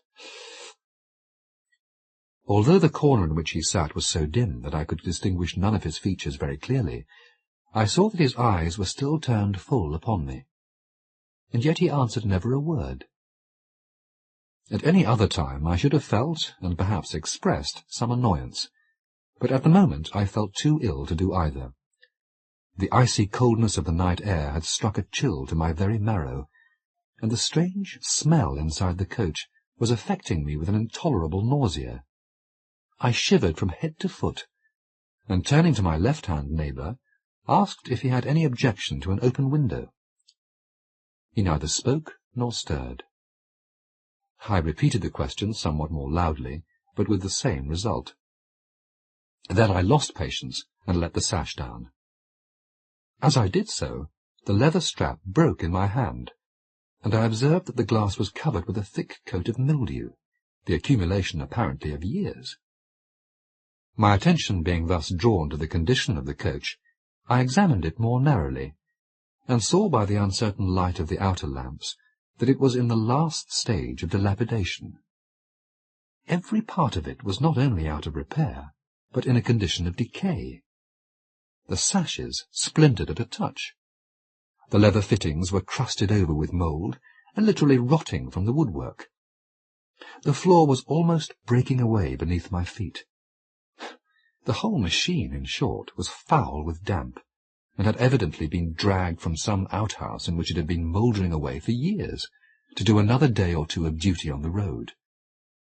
I turned to the 3rd passenger, whom I had not yet addressed, and hazarded one more remark, "This coach," I said, "is in a deplorable condition.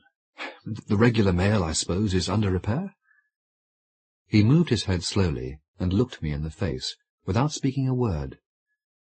I shall never forget that look while I live. I turned cold at heart under it. I turn cold at heart even now when I recall it. His eyes glowed with a fiery, unnatural lustre. His face was livid as the face of a corpse. His bloodless lips were drawn back as if in the agony of death, and showed the gleaming teeth between. The words that I was about to utter died upon my lips, and a strange horror, a dreadful horror, came upon me. My sight had by this time become used to the gloom of the coach, and I could see with tolerable distinctness. I turned to my opposite neighbour. He too was looking at me with the same startling pallor in his face, and the same stony glitter in his eyes. I passed my hand across my brow. I turned to the passenger on the seat beside my own and saw— oh, heaven! How shall I describe what I saw? I saw that he was no living man, that none of them were living men like myself. A pale, phosphorescent light, the light of putrefaction, played upon their awful faces, upon their hair, dank with the dews of the grave, upon their clothes, earth-stained and dropping to pieces, upon their hands, which were as the hands of corpses long buried. Only their eyes, their terrible eyes, were living, and those eyes were all turned menacingly upon me. A shriek of terror, a wild, unintelligible cry for help and mercy burst from my lips as I flung myself against the door and strove in vain to open it.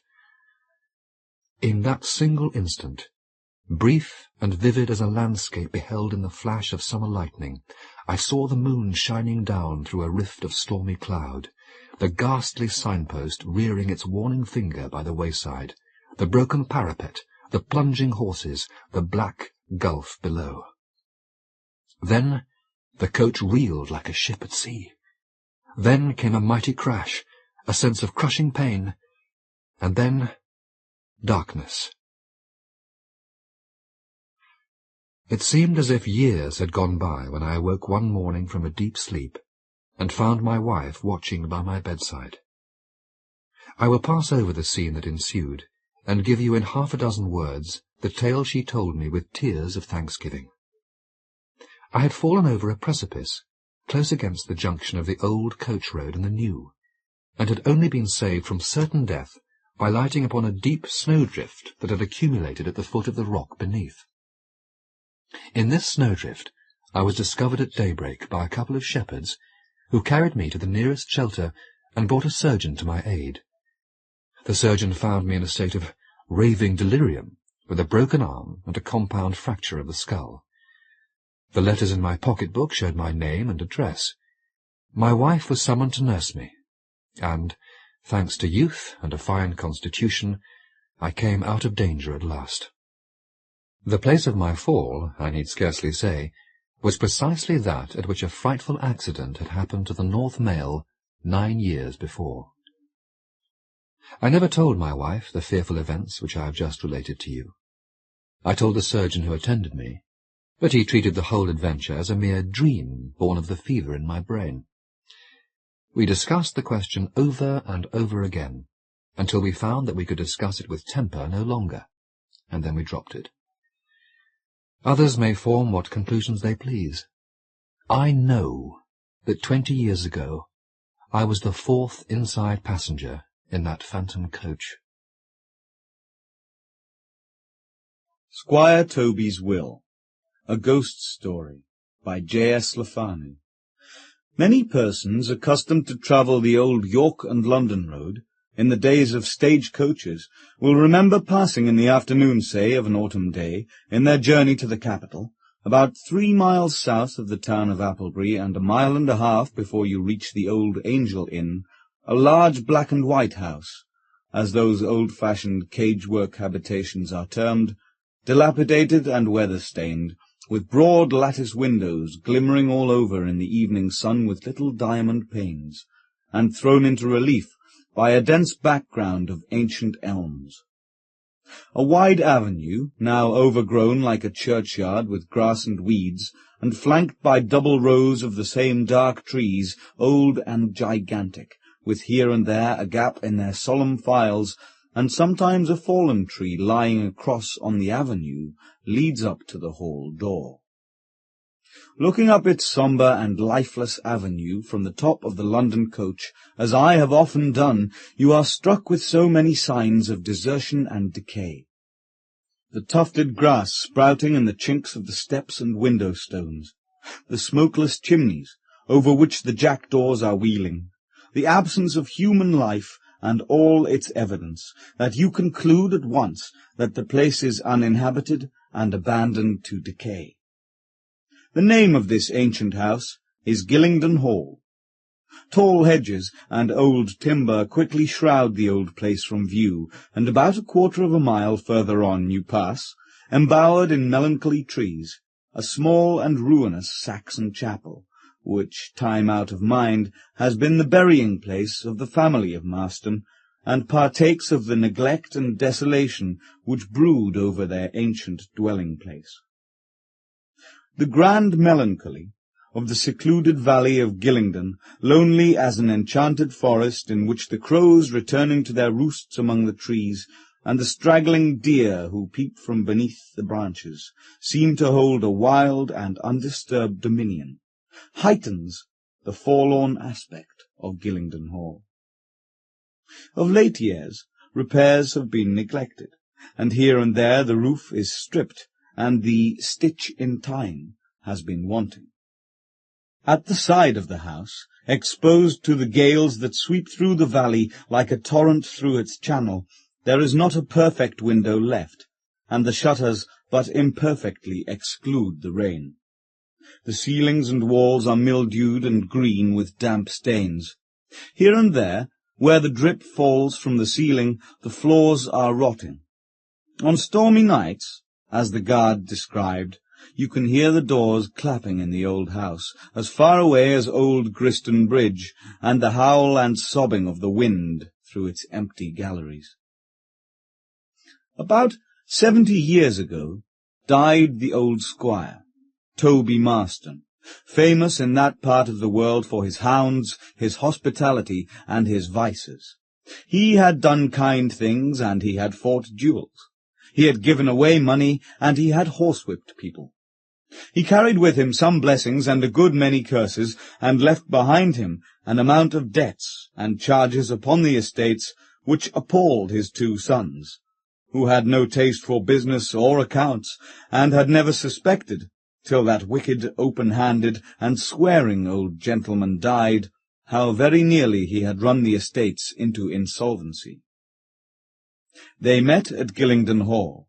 They had the will before them, and lawyers to interpret, and information without stint, as to the encumbrances with which the deceased had saddled them.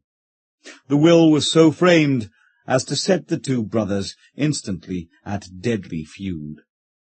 These brothers differed in some points, but in one material characteristic they resembled one another, and also their departed father. They never went into a quarrel by halves, and once in, they did not stick at trifles. The elder, Scroop Marston, the more dangerous man of the 2, had never been a favourite of the old squire. He had no taste for the sports of the field and the pleasures of a rustic life. He was no athlete, and he certainly was not handsome. All this the squire resented.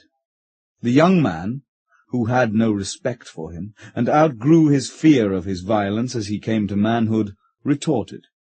This aversion, therefore, in the ill-conditioned old man grew into positive hatred.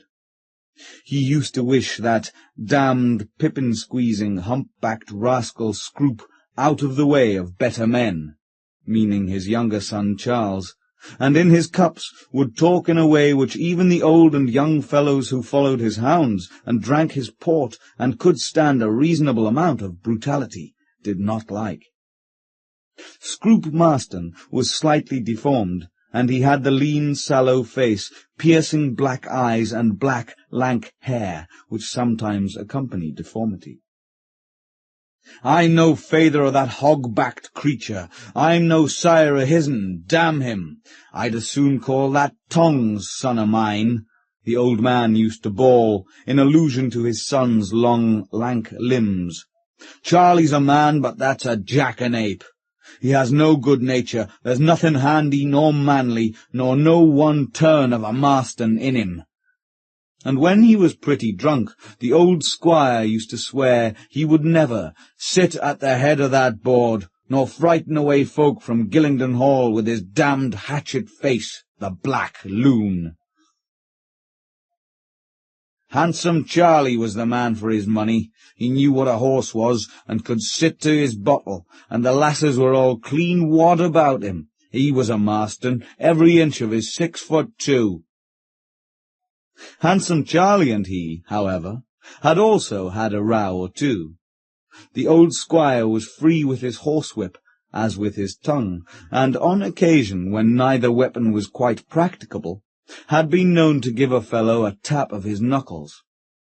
Handsome Charlie, however, thought there was a period at which personal chastisement should cease, and one night, when the port was flowing, there was some allusion to Marion Hayward, the miller's daughter, which for some reason the old gentleman did not like.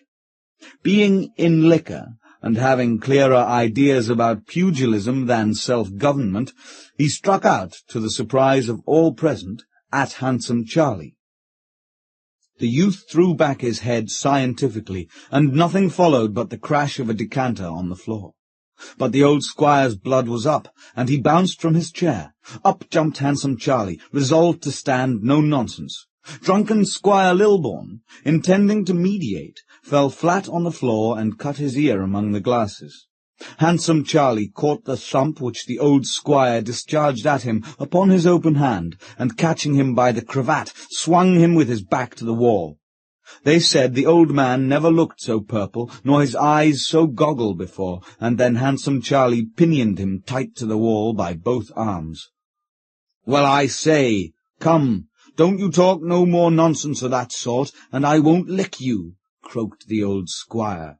"You stopped that'n clever you did, didn't he? Come, Charlie, man, give us your hand, I say, and sit down again, lad."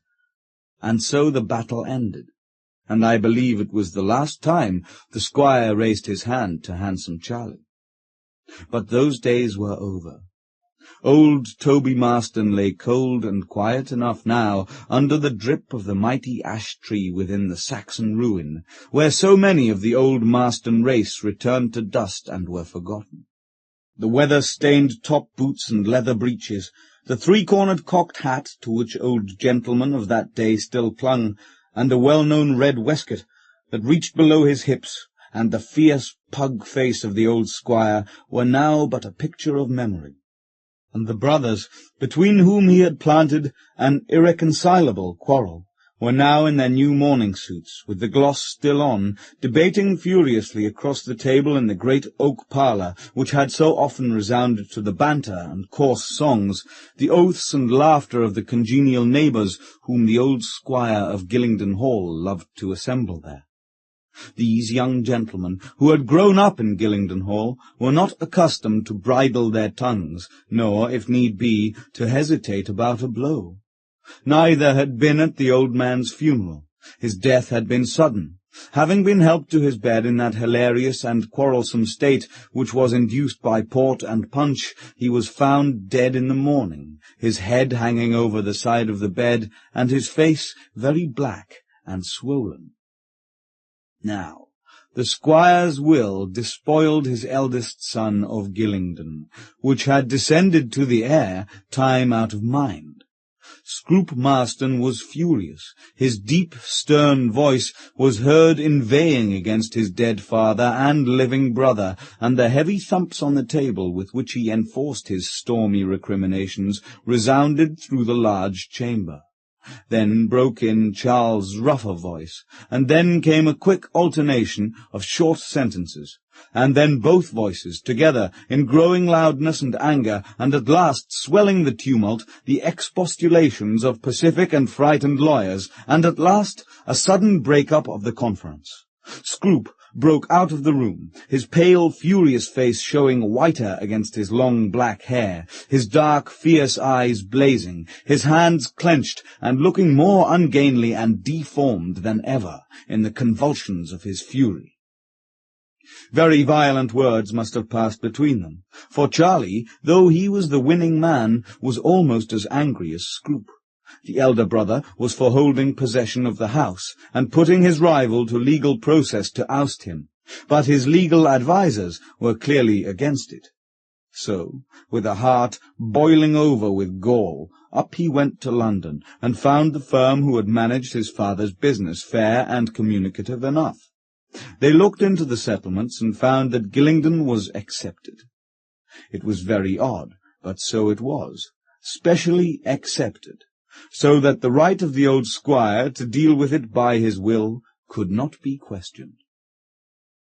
Notwithstanding all this, Scroop, breathing vengeance and aggression, and quite willing to wreck himself, provided he could run his brother down, assailed handsome Charlie, and battered old Squire Toby's will in the prerogative court and also at common law, and the feud between the brothers was knit, and every month their exasperation was heightened. Scroop was beaten, and defeat did not soften him.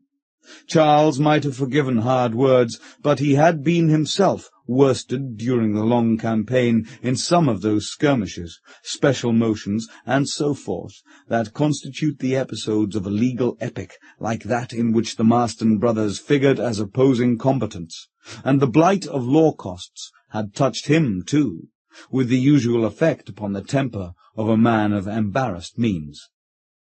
Years flew, and brought no healing on their wings. On the contrary, the deep corrosion of this hatred bit deeper by time. Neither brother married, but an accident of a different kind befell the younger, Charles Marston, which abridged his enjoyments very materially. This was a bad fall from his hunter. There were severe fractures, and there was concussion of the brain. For some time it was thought that he could not recover. He disappointed these evil auguries, however. He did recover, but changed in two essential particulars. He had received an injury in his hip, which doomed him never more to sit in the saddle, and the rollicking animal spirits, which hitherto had never failed him, had now taken flight for ever. He had been for 5 days in a state of coma, absolute insensibility, and when he recovered consciousness, he was haunted by an indescribable anxiety.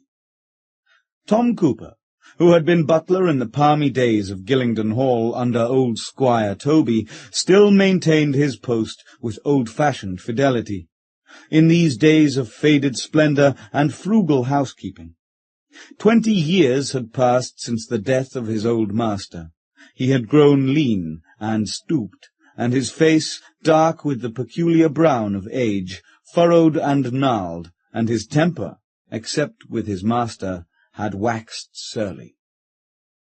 His master had visited Bath and Buxton, and came back as he went, lame, and halting gloomily about with the aid of a stick. When the hunter was sold, the last tradition of the old life at Gillingden disappeared. The young squire, as he was still called, excluded by his mischance from the hunting field, dropped into a solitary way of life, and halted slowly and solitarily about the old place, seldom raising his eyes, and with an appearance of indescribable gloom.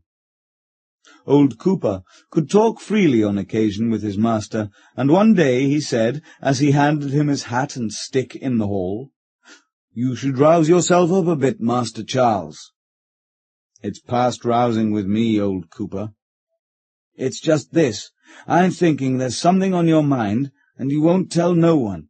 There's no good keeping it on your stomach. You'll be a deal lighter if you tell it. Come now, what is it, Master Charlie?" The squire looked with his round grey eyes straight into Cooper's eyes. He felt that there was a sort of spell broken. It was like the old rule of the ghost who can't speak till it is spoken to. He looked earnestly into old Cooper's face for some seconds, and sighed deeply. "It ain't the first good guess you've made in your day, old Cooper, and I'm glad you've spoke. It's been on my mind sure enough ever since I had that fall. Come in here after me and shut the door." The squire pushed open the door of the oak parlour and looked round on the pictures abstractedly. He had not been there for some time, and seating himself on the table, he looked again for a while in Cooper's face before he spoke. "It's not a great deal, Cooper, but it troubles me, and I would not tell it to the parson nor the doctor, for God knows what they'd say, though there's nothing to signify in it. But you were always true to the family, and I don't mind if I tell you. 'Tis as safe with Cooper, Master Charles, as if 'twas locked in a chest and sunk in a well." "It's only this," said Charles Marston, looking down on the end of his stick, with which he was tracing lines and circles. "All the time I was lying like dead, as you thought, after that fall, I was with the old master." He raised his eyes to Cooper's again as he spoke, and with an awful oath he repeated, "I was with him, Cooper." "He was a good man, sir, in his way," repeated old Cooper, returning his gaze with awe. "He was a good master to me and a good father to you, and I hope he's happy. May God rest him." "Well," said Squire Charles, "it's only this. The whole of that time I was with him, or he was with me, I don't know which. The upshot is we were together, and I thought I'd never get out of his hands again, and all the time he was bullying me about some one thing, and if it was to save my life, Tom Cooper, from the time I waked, I never could call to mind what it was. And I think I'd give that hand to know, and if you can think of anything it might be, for God's sake, don't be afraid, Tom Cooper, but speak it out, for he threatened me hard, and it was surely him." Here ensued a silence. "And what do you think it might be yourself, Master Charles?" said Cooper. "I han't thought of aught that's likely. I'll never hit on't, never. I thought it might happen. He knew something about that damned humpbacked villain Scroop that swore before Lawyer Gingham I had made away with a paper of settlements, me and father, and as I hoped to be saved, Tom Cooper, there never was a bigger lie. I'd have had the law on him for them identical words, and cast him for more than he's worth. Only Lawyer Gingham never goes into nothing for me since money grew scarce in Gillington, and I can't change my lawyer. I owe him such a hatful of money, but he did. He swore he'd hang me yet for it. He said it in them identical words. He'd never rest till he hanged me for it. And I think it was, like enough, something about that. The old master was troubled, but it's enough to drive a man mad. I can't bring it to mind. I can't remember a word he said, only he threatened awful, and looked. Lord a mercy on us! Frightful bad. There's no need he should. May the Lord a mercy on him, said the old butler. No, of course. And you're not to tell a soul, Cooper, not a living soul, mind, that I said he looked bad, nor nothing about it. God forbid, said old Cooper, shaking his head. But I was thinking, sir, it might have been about the slight that's been so long put on him, by having no stone over him, and never a scratch or a chisel to say who he is. Aye. Well, I didn't think of that. Put on your hat, old Cooper. Come down with me, for I'll look after that at any rate. There is a by-path, leading by a turnstile to the park, and thence to the picturesque old burying-place, which lies in a nook by the roadside, embowered in ancient trees. It was a fine autumnal sunset, and melancholy lights and long shadows spread their peculiar effects over the landscape, as Handsome Charlie and the old butler made their way slowly toward the place, where Handsome Charlie was himself to lie at last. "Which of the dogs made that howling all last night?" asked the squire, when they had got on a little way. "'Twas a strange dog, Master Charlie, in front of the house. Ours was all in the yard. A white dog with a black head, he looked to be, and he was smelling round them mounting steps the old master, God be wi' him, set up the time his knee was bad. When the tyke got up atop of them, howling up at the windows, I'd a liked to shy something at him." "Hullo, is that like him?" said the squire, stopping short and pointing with his stick at a dirty white dog with a large black head, which was scampering round them in a wide circle, half crouching, with that air of uncertainty and deprecation which dogs so well know how to assume. He whistled the dog up. He was a large, half-starved bulldog. "That fellow has made a long journey, thin as a whipping-post and stained all over, and his claws worn to the stumps," said the squire musingly. "He isn't a bad dog, Cooper. My poor father liked a good bulldog, and knew a cur from a good 'un." The dog was looking up into the squire's face with the peculiar grim visage of his kind, and the squire was thinking irreverently how strong a likeness it presented to the character of his father's fierce pug features when he was clutching his horsewhip and swearing at a keeper. "If I did right, I'd shoot him. He'll worry the cattle and kill our dogs," said the squire. "Hey, Cooper! I'll tell the keeper to look after him. That fellow could pull down a sheep, and he shan't live on my mutton." But the dog was not to be shaken off. He looked wistfully after the squire, and after they had got a little way on, he followed timidly. It was vain trying to drive him off. The dog ran round them in wide circles, like the infernal dog in Faust, only he left no track of thin flame behind him. These manoeuvres were executed with a sort of beseeching air, which flattered and touched the object of this odd preference. So he called him up again, patted him, and then and there, in a manner, adopted him. The dog now followed their steps dutifully, as if he had belonged to handsome Charlie all his days. Cooper unlocked the little iron door, and the dog walked in close behind their heels, and followed them as they visited the roofless chapel. The Marstons were lying under the floor of this little building in rows. There is not a vault. Each has his distinct grave, enclosed in a lining of masonry. Each is surmounted by a stone kist, on the upper flag of which is enclosed his epitaph, except that of poor old Squire Toby. Over him was nothing but the grass and the line of masonry which indicate the site of the kist, whenever his family should afford him one, like the rest. "Well, it does look shabby, it's the elder brother's business, but if he won't, I'll see to it myself, and I'll take care, old boy, to cut sharp and deep in it, that the elder son having refused to lend a hand, the stone was put there by the younger." They strolled round this little burial-ground.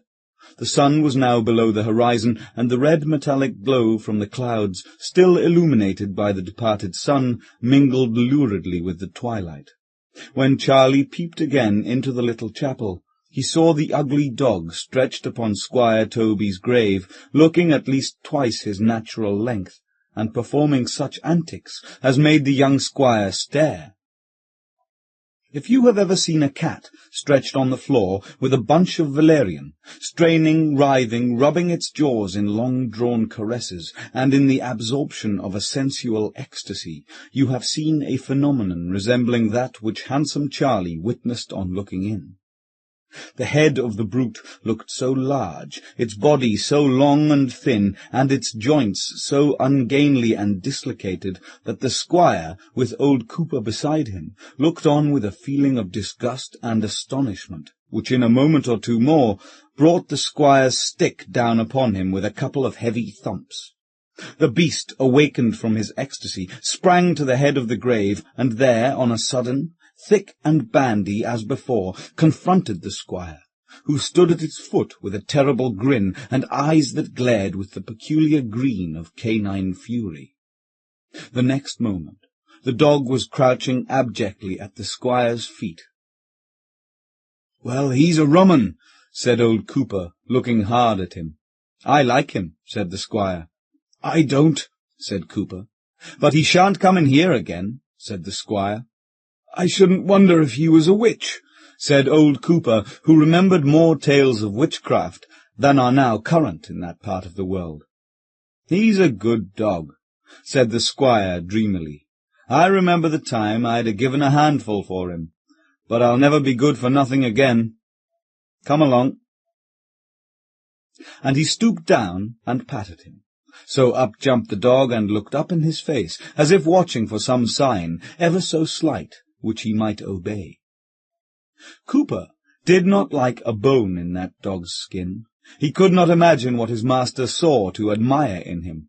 He kept him all night in the gun-room, and the dog accompanied him in his halting rambles about the place.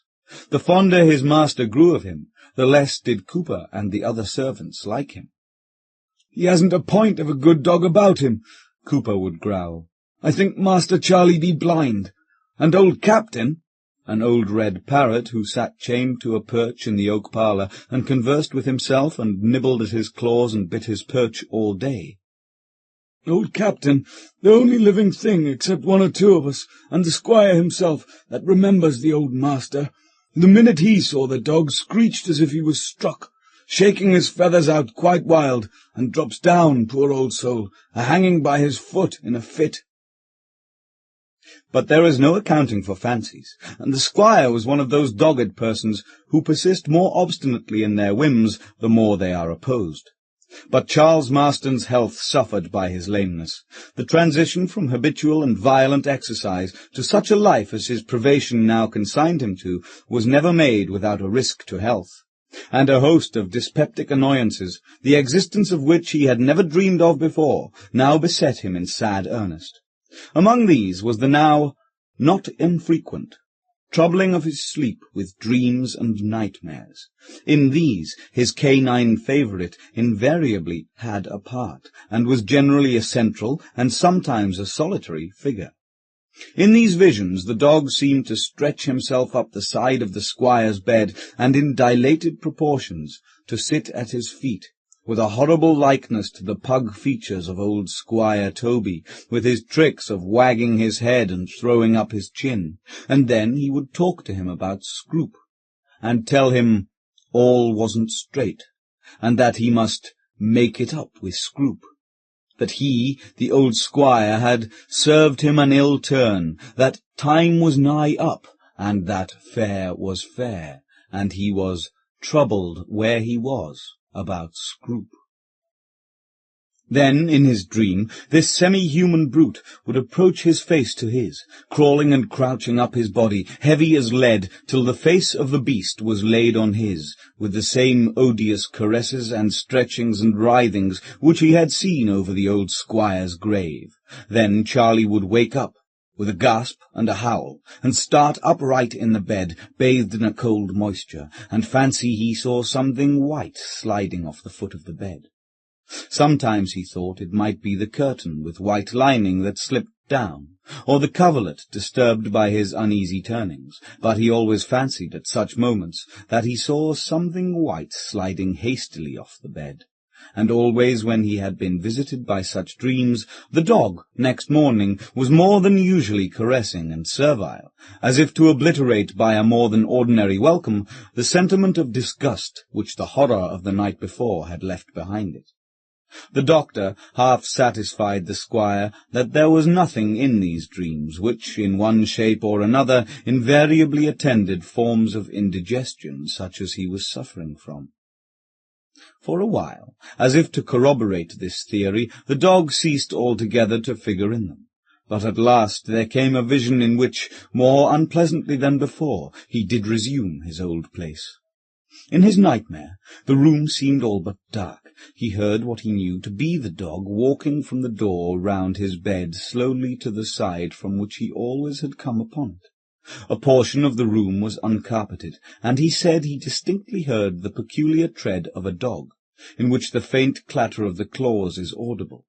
It was a light, stealthy step, but at every tread the whole room shook heavily. He felt something place itself at the foot of his bed, and saw a pair of green eyes staring at him in the dark, from which he could not remove his own. Then he heard, as he thought, the old Squire Toby say, "The 11th hour be past, Charlie, and ye've done nothing. You and I done Scroop a wrong." And then came a good deal more. And then, "The time's nigh up, it's going to strike." And with a long, low growl, the thing began to creep upon his feet. The growl continued, and he saw the reflection of the upturned green eyes upon the bedclothes, as it began slowly to stretch itself up his body towards his face. With a loud scream he waked.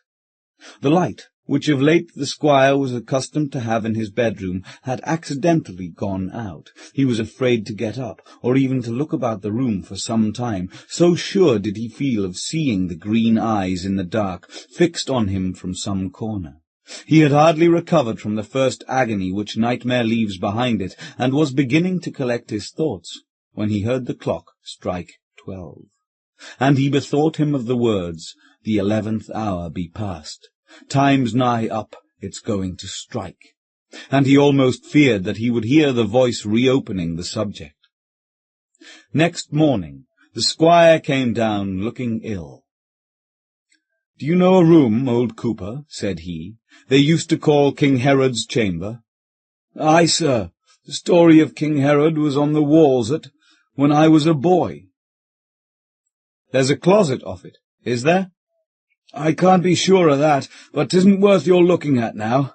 The hangings was rotten and took off the walls before you was born. And there's nowt there but some old broken things and lumber. I seed them put there myself by poor Twinks. He was blind of an eye and footman afterwards. You'll remember Twinks? He died here, about the time of the great snow. There was a deal of work to bury him, poor fellow." "Get the key, old cooper. I'll look at the room," said the squire. "And what the devil can you want to look at it for?" said Cooper, with the old-world privilege of a rustic butler. "And what the devil's that to you? But I don't mind if I tell you. I don't want that dog in the gun-room, and I'll put him somewhere else, and I don't care if I put him there." "The bulldog in a bedroom? Oon, sir, the folks'll say you're clean mad." "Well, let them. Get you the key, and let us look at the room." "You'd shoot him if you did right, Master Charlie. You never heard what a noise he kept up all last night in the gun-room, walking to and fro, growling like a tiger in a show. And say what you like, the dog's not worth his feed. He hasn't a point of a dog. He's a bad dog." "I know a dog better than you, and he's a good dog," said the squire testily. "If you was a judge of a dog, you'd hang that'n," said Cooper. "I am not a-going to hang him, so there's an end. Go you and get the key, and don't be talking, mind, when you go down. I may change my mind." Now this freak of visiting King Herod's room had, in truth, a totally different object from that pretended by the squire. The voice in his nightmare had uttered a particular direction which haunted him, and would give him no peace until he had tested it. So far from liking that dog today, he was beginning to regard it with a horrible suspicion, and if old Cooper had not stirred his obstinate temper by seeming to dictate, I dare say he would have got rid of that inmate effectually before evening. Up to the 3rd story, long disused, he and old Cooper mounted. At the end of a dusty gallery the room lay. The old tapestry, from which the spacious chamber had taken its name, had long given place to modern paper, and this was mildewed, and in some places hanging from the walls. A thick mantle of dust lay over the floor. Some broken chairs and boards, thick with dust, lay, along with other lumber, piled together at one end of the room. They entered the closet, which was quite empty. The squire looked round, and you could hardly have said whether he was relieved or disappointed. "No furniture here," said the squire, and looked through the dusty window. "Did you say anything to me lately, I don't mean this morning, about this room, or the closet, or anything? I forget." "Lord bless you, not I. I hadn't been thinking of this room this 40 year." "Is there any sort of old furniture called a buffet? Do you remember?" asked the squire. "A buffet? Why, yes, to be sure, there was a buffet, sure enough, in this closet, now you bring it to my mind," said Cooper. "But it's papered over." "And what is it?" "A little cupboard in the wall," answered the old man. "Oh, I see. And there's such a thing here, is there, under the paper? Show me whereabouts it was." "Well, I think it was somewhere about here," answered he, rapping his knuckles along the wall opposite the window. "Aye, there it is," he added, as the hollow sound of a wooden door was returned to his knock. The squire pulled the loose paper from the wall and disclosed the doors of a small press, about 2 feet square, fixed in the wall. "The very thing for my buckles and pistols, and the rest of my gimcracks," said the squire. "Come away, we'll leave the dog where he is. Have you the key of that little press?" No, he had not. The old master had emptied and locked it up, and desired that it should be papered over, and that was the history of it. Down came the squire, and took a strong turn-screw from his gun-case, and quietly he reascended to King Herod's room, and with little trouble forced the door of the small press in the closet wall. There were in it some letters and cancelled leases, and also a parchment deed, which he took to the window and read with much agitation. It was a supplemental deed, executed about a fortnight after the others, and previously to his father's marriage, placing Gillingdon under strict settlement to the elder son, in what is called tail mail. Handsome Charlie, in his fraternal litigation, had acquired a smattering of technical knowledge, and he perfectly well knew that the effect of this would be not only to transfer the house and lands to his brother Scroop, but to leave him at the mercy of that exasperated brother, who might recover from him personally every guinea he had ever received by way of rent from the date of his father's death. It was a dismal, clouded day, with something threatening in its aspect, and the darkness where he stood was made deeper by the top of one of the huge old trees overhanging the window. In a state of awful confusion, he attempted to think over his position. He placed the deed in his pocket, and nearly made up his mind to destroy it. A short time ago he would not have hesitated for a moment under such circumstances, but now his health and his nerves were shattered, and he was under a supernatural alarm, which the strange discovery of this deed had powerfully confirmed. In this state of profound agitation he heard a sniffing at the closet door, and then an impatient scratch, and a long, low growl. He screwed his courage up, and, not knowing what to expect, threw the door open and saw the dog, not in his dream shape, but wriggling with joy, and crouching and fawning with eager submission, and then wandering about the closet. The brute growled awfully into the corners of it, and seemed in an unappeasable agitation. Then the dog returned, and fawned, and crouched again at his feet. After the first moment was over, the sensations of abhorrence and fear began to subside, and he almost reproached himself for requiting the affection of this poor, friendless brute with the antipathy which he had really done nothing to earn. The dog pattered after him down the stairs. Oddly enough, the sight of this animal, after the first revulsion, reassured him. It was in his eyes so attached, so good-natured, and palpably so mere a dog. By the hour of evening, the squire had resolved on a middle course.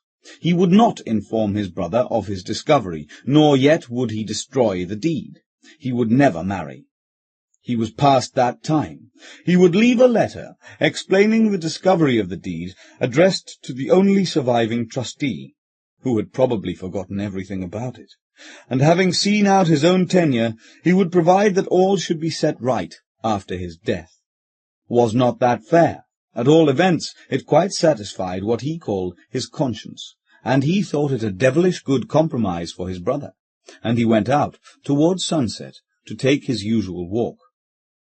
Returning in the darkening twilight, the dog, as usual attending him, began to grow frisky and wild, at first scampering round him in great circles as before, nearly at the top of his speed, his great head between his paws as he raced. Gradually, more excited grew the pace, and narrower his circuit, louder and fiercer his continuous growl, and the squire stopped and grasped his stick hard, for the lurid eyes and grin of the brute threatened an attack. Turning round and round as the excited brute encircled him, and striking vainly at him with his stick, he grew at last so tired that he almost despaired of keeping him longer at bay, when on a sudden the dog stopped short and crawled up to his feet, wriggling and crouching submissively. Nothing could be more apologetic and abject, and when the squire dealt him 2 heavy thumps with his stick, the dog whimpered only, and writhed and licked his feet. The squire sat down on a prostrate tree, and his dumb companion, recovering his wonted spirits immediately, began to sniff and nuzzle among the roots. The squire felt in his breast pocket for the deed. It was safe. And again he pondered. in this loneliest of spots, on the question whether he should preserve it for restoration after his death to his brother, or destroy it forthwith. He began rather to lean towards the latter solution, when the long, low growl of the dog not far off startled him. He was sitting in a melancholy grove of old trees that slants gently westward. Exactly the same odd effect of light I have before described, a faint red glow reflected downward from the upper sky after the sun had set, now gave to the growing darkness a lurid uncertainty. This grove, which lies in a gentle hollow, owing to its circumscribed horizon on all but one side, has a peculiar character of loneliness. He got up and peeped over a sort of barrier, accidentally formed of the trunks of felled trees laid one over the other, and saw the dog straining up the other side of it, and hideously stretched out, his ugly head looking in consequence twice the natural size. His dream was coming over him again, and now between the trunks the brute's ungainly head was thrust, and the long neck came straining through, and the body twining after it like a huge white lizard, and as it came striving and twisting through, it growled and glared as if it would devour him. As swiftly as his lameness would allow, the squire hurried from this solitary spot towards the house. What thoughts exactly passed through his mind as he did so, I am sure he could not have told, but when the dog came up with him, it seemed appeased, and even in high good humour, and no longer resembled the brute that haunted his dreams. That night, near 10 o'clock, the squire, a good deal agitated, sent for the keeper, and told him that he believed the dog was mad, and that he must shoot him. He might shoot the dog in the gun-room, where he was. A grain of shot or two in the wainscot did not matter, and the dog must not have a chance of getting out. The squire gave the gamekeeper his double-barrelled gun, loaded with heavy shot. He did not go with him beyond the hall. He placed his hand on the keeper's arm. The keeper said his hand trembled, and that he looked as white as curds. "Listen a bit," said the squire under his breath. They heard the dog, in a state of high excitement in the room, growling ominously, jumping on the window-stool and down again, and running round the room. "You'll need to be sharp, mind. Don't give him a chance. Slip in edgeways, d'ye see, and give him both barrels." "Not the first mad dog I've knocked over, sir," said the man, looking very serious as he cocked the gun. As the keeper opened the door, the dog had sprung into the empty grate. He said he never see such a stark, staring devil. The beast made a twist round, as if, he thought, to jump up the chimney, but that wasn't to be done at no price, and he made a yell, not like a dog, like a man caught in a mill-crank, and before he could spring at the keeper, he fired one barrel into him. The dog leapt towards him and rolled over, receiving the second barrel in his head as he lay snorting at the keeper's feet. "I never seed the like. I never heard a screech like that," said the keeper, recoiling. "Makes a fellow feel queer." "Quite dead?" asked the squire.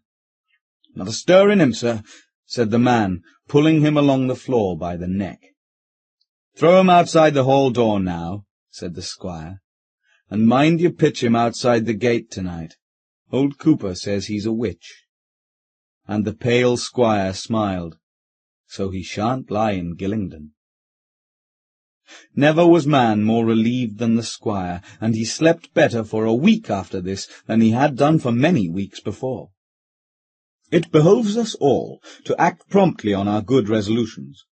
There is a determined gravitation towards evil, which, if left to itself, will bear down first intentions.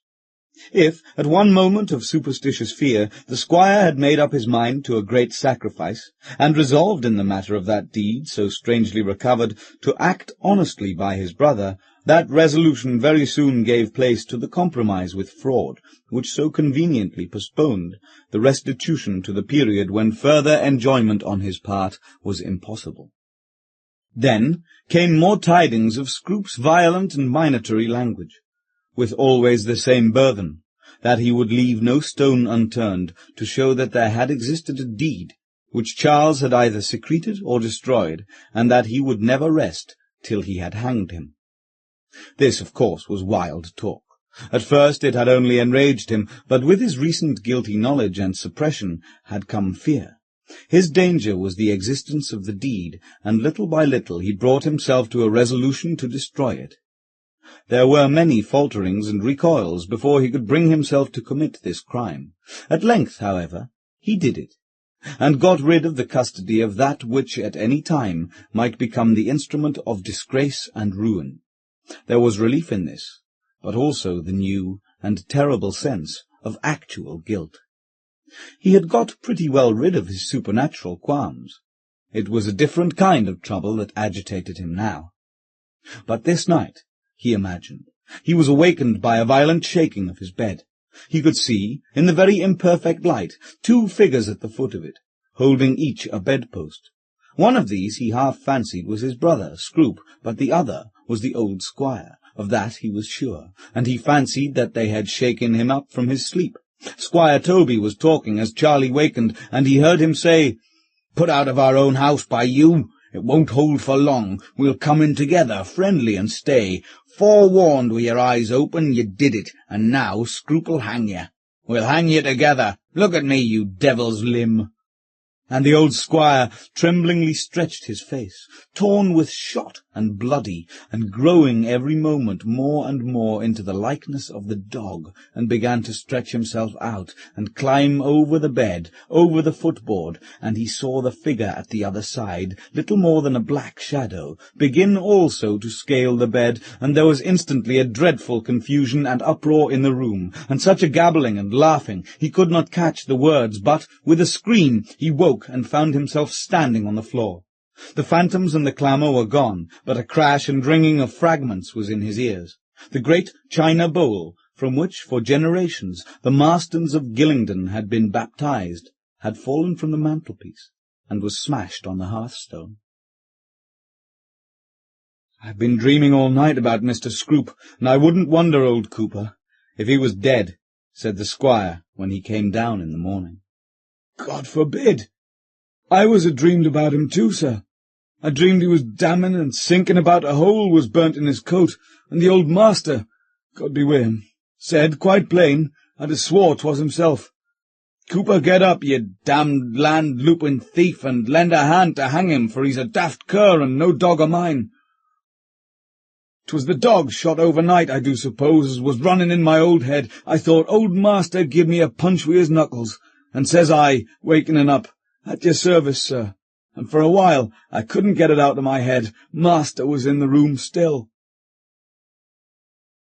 Letters from town soon convinced the Squire that his brother Scroop, so far from being dead, was particularly active, and Charlie's attorney wrote to say, in serious alarm, that he had heard accidentally that he intended setting up a case of a supplementary deed of settlement, of which he had secondary evidence which would give him Gillingden. And at this menace handsome Charlie snapped his fingers and wrote courageously to his attorney, abiding what might follow with, however, a secret foreboding.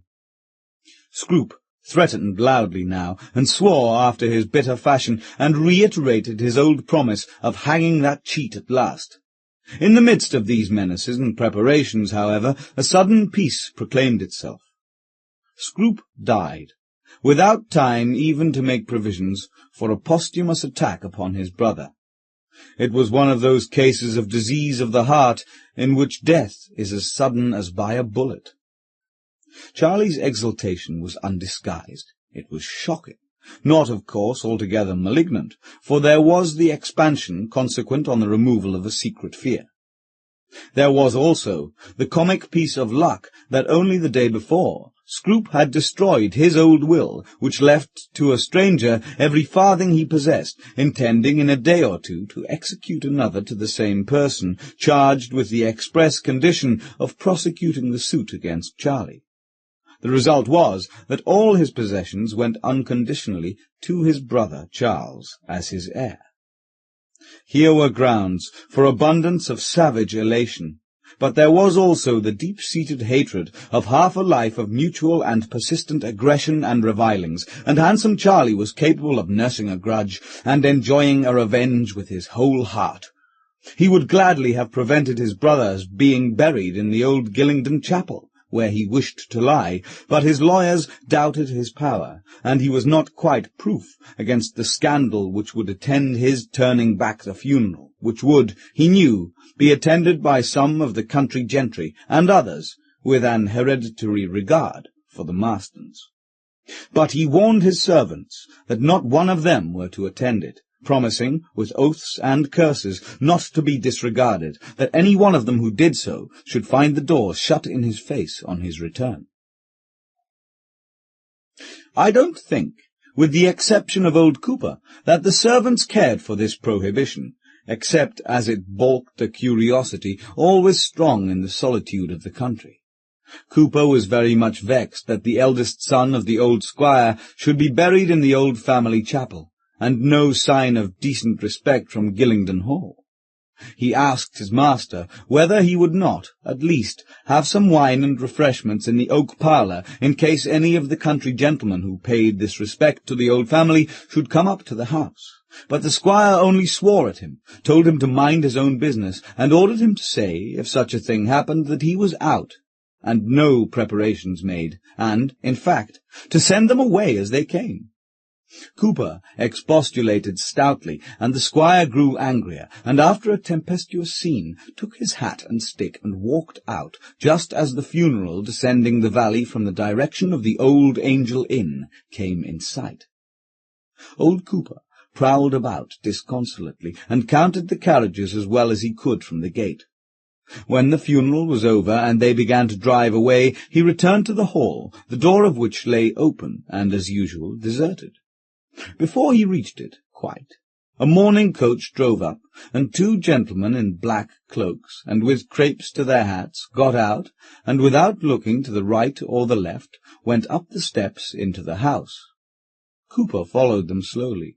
The carriage had, he supposed, gone round to the yard, for when he reached the door, it was no longer there. So he followed the two mourners into the house. In the hall he found a fellow servant, who said he had seen two gentlemen in black cloaks pass through the hall and go up the stairs without removing their hats, or asking leave of anyone. This was very odd, old Cooper thought, and a great liberty, so upstairs he went to make them out. But he could not find them, nor ever. And from that hour the house was troubled. In a little time there was not one of the servants who had not something to tell. Steps and voices followed them sometimes in the passages, and tittering whispers, always minatory, scared them at corners of the galleries or from dark recesses, so that they would return, panic-stricken, to be rebuked by thin Mrs. Beckett, who looked on such stories as worse than idle. But Mrs. Beckett herself, a short time after, took a very different view of the matter. She had herself begun to hear these voices, and with this formidable aggravation, that they came always when she was at her prayers, which she had been punctual in saying all her life, and utterly interrupted them. She was scared at such moments by dropping words and sentences which grew, as she persisted, into threats and blasphemies. These voices were not always in the room. They called, as she fancied, through the walls, very thick in that old house, from the neighbouring apartments, sometimes on one side, sometimes on the other. Sometimes they seemed to hallo from distant lobbies, and came muffled, but threateningly, through the long panelled passages. As they approached they grew furious, as if several voices were speaking together. Whenever, as I said, this worthy woman applied herself to her devotions, these horrible sentences came hurrying towards the door, and, in panic, she would start from her knees, and all then would subside, except the thumping of her heart against her stays, and the dreadful tremors of her nerves. What these voices said, Mrs. Beckett never could quite remember 1 minute after they had ceased speaking. One sentence chased another away. Jibe and menace and impious denunciation, each hideously articulate, were lost as soon as heard. and this added to the effect of these terrifying mockeries and invectives, that she could not, by any effort, retain their exact import, although their horrible character remained vividly present to her mind. For a long time, the Squire seemed to be the only person in the house absolutely unconscious of these annoyances. Mrs. Beckett had twice made up her mind within the week to leave. A prudent woman, however, who has been comfortable for more than 20 years in a place, thinks oftener than twice before she leaves it. She and old Cooper were the only servants in the house who remembered the good old housekeeping in Squire Toby's day. The others were few, and such as could hardly be accounted regular servants. Meg Dobbs, who acted as housemaid, would not sleep in the house, but walked home in trepidation to her father's at the gatehouse, under the escort of her little brother every night. Old Mrs. Beckett, who was high and mighty with the makeshift servants of fallen Gillingden, let herself down all at once, and made Mrs. Kimes and the kitchen-maid move their beds into her large and faded room, and there, very frankly, shared her nightly terrors with them. Old Cooper was testy and captious about these stories. He was already uncomfortable enough by reason of the entrance of the two muffled figures into the house, about which there could be no mistake. His own eyes had seen them. He refused to credit the stories of the women, and affected to think that the two mourners might have left the house and driven away on finding no one to receive them. Old Cooper was summoned at night to the oak parlour where the Squire was smoking. "I say, Cooper," said the Squire, looking pale and angry, "what for you been frightening they crazy women with your plaguey stories, damn me? If you say ghosts here, it's no place for you, and it's time you should pack. I won't be left without servants. Here has been old Beckett with the cook and the kitchen-maid, as white as pipe-clay, all in a row, to tell me I must have a parson to sleep among them, and preach down the devil. Upon my soul, you're a wise old body, filling their heads with maggots. And Meg goes down to the lodge every night, afeard to lie in the house. All you're doing with your old wives' stories, you withered old Tom o' Bedlam." "I'm not to blame, Master Charles. 'Tisn't along o' no stories o' mine, for I'm never done telling 'em. It's all vanity and vapours. Mrs. Beckett'll tell you that, and there's been many a wry word betwixt us on the head o't. Whatever I may think," said old Cooper, significantly, and looking askance, with the sternness of fear in the Squire's face. The Squire averted his eyes, and muttered angrily to himself, and turned away to knock the ashes out of his pipe on the hob, and then, turning suddenly round upon Cooper again, he spoke with a pale face, but not quite so angrily as before. "I know you're no fool, old Cooper, when you like. Suppose there was such a thing as a ghost here. Don't you see, it ain't to them snipe-headed women it'd go to tell its story. What ails you, man, that you should think aught about it, but just what I think? You had a good headpiece of your own once, Cooper. Don't you be clapping a goose-cap over it, as my poor father used to say. Damn it, old boy, you mustn't let 'em be fools, setting one another wild with their blether, and making the folk talk what they shouldn't about Gillingden and the family. I don't think you'd like that, old Cooper, I'm sure you wouldn't. The woman has gone out of the kitchen. Make up a bit of fire and get your pipe. I'll go to you when I finish this one, and we'll smoke a bit together, and a glass of brandy and water." Down went the old butler, not altogether unused to such condescensions in that disorderly and lonely household, and let not those who can choose their company be too hard on the Squire, who couldn't. When he had got things tidy, as he said, he sat down in that big old kitchen, with his feet on the fender, the kitchen candle burning in a great brass candlestick, which stood on the deal table at his elbow, with the brandy bottle and tumblers beside it, and Cooper's pipe also in readiness. And these preparations completed, the old butler, who had remembered other generations and better times, fell into rumination, and so, gradually, into a deep sleep. Old Cooper was half awakened by someone laughing low near his head. He was dreaming of old times in the hall, and fancied one of the young gentlemen going to play him a trick, and he mumbled something in his sleep, from which he was awakened by a stern, deep voice saying, "You weren't at the funeral. I might take your life. I'll take your ear." At the same moment, the side of his head received a violent push, and he started to his feet. The fire had gone down, and he was chilled.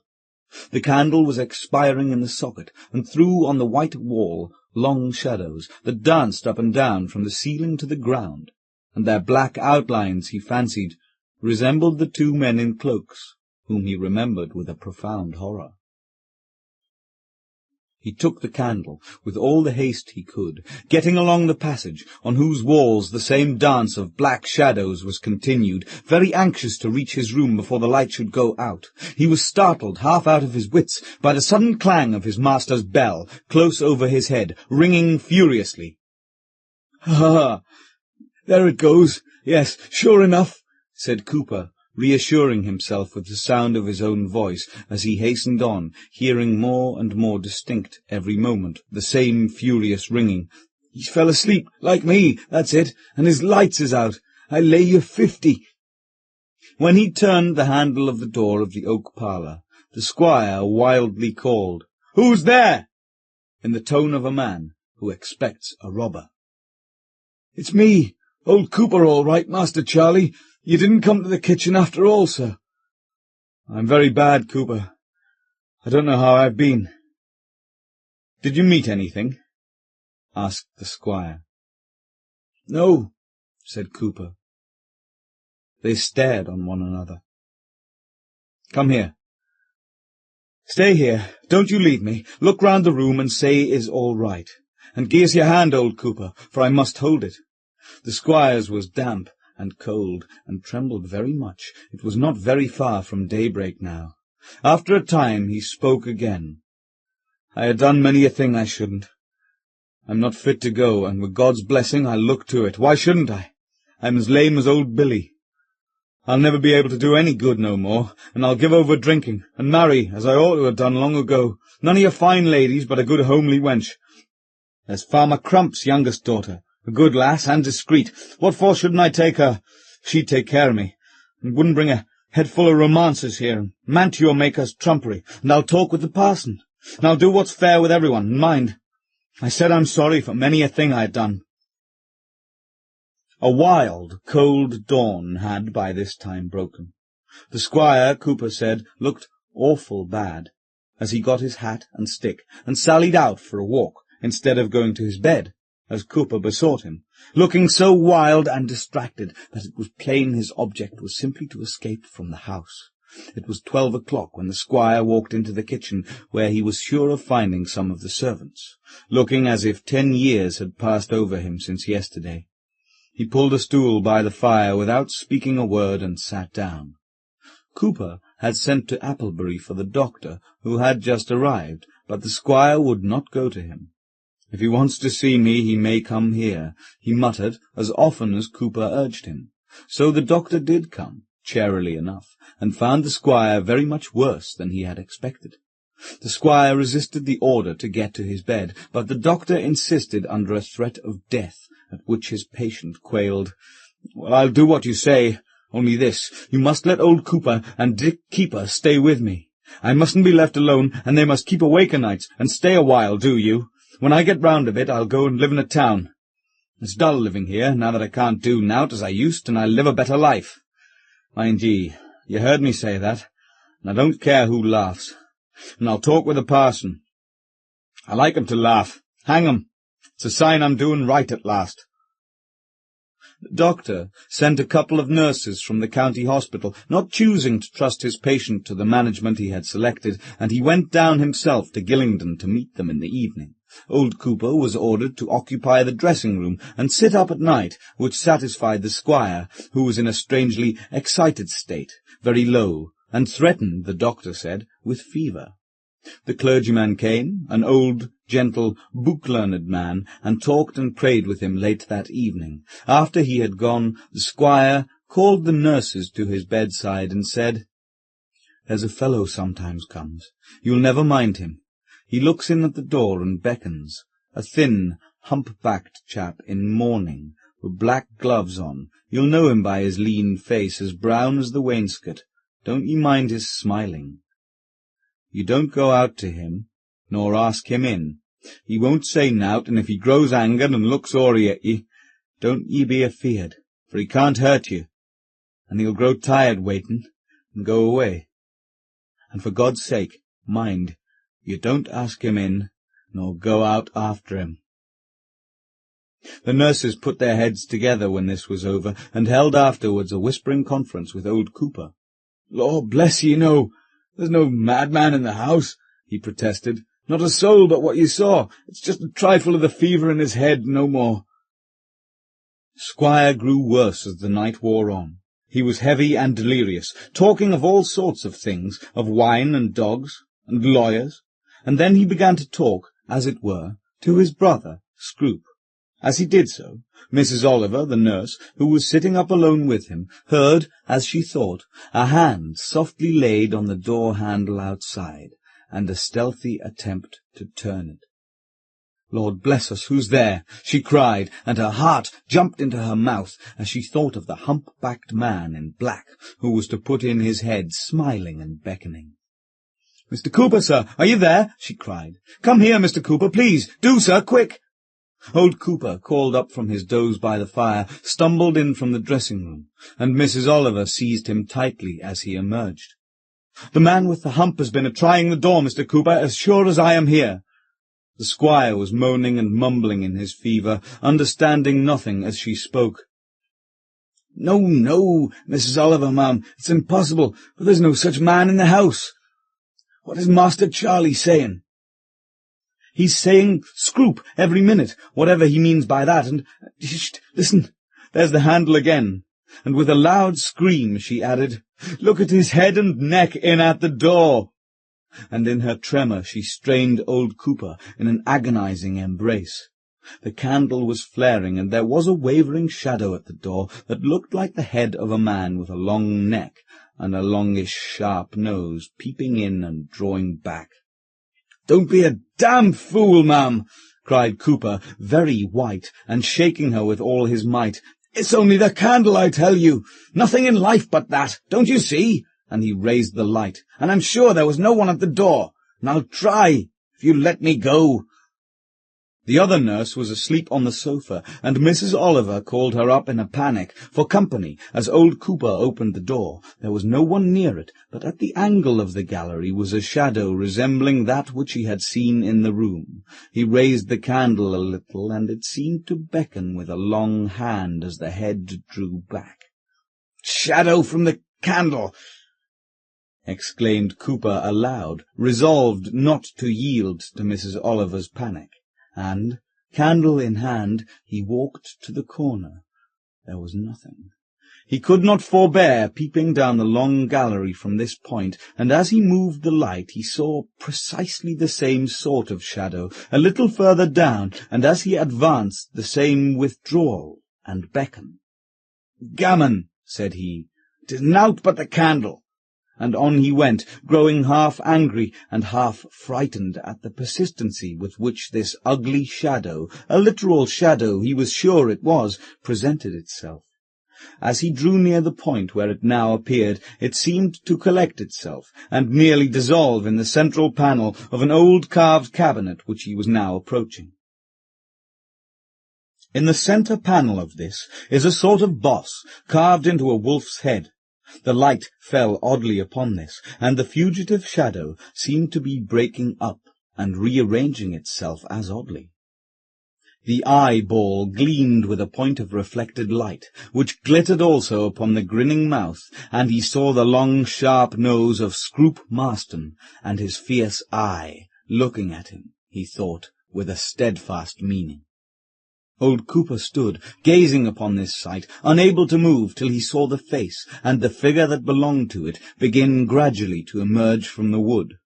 At the same time he heard voices approaching rapidly up a side gallery, and Cooper, with a loud, "Lord have mercy on us," turned and ran back again, pursued by a sound that seemed to shake the old house like a mighty gust of wind.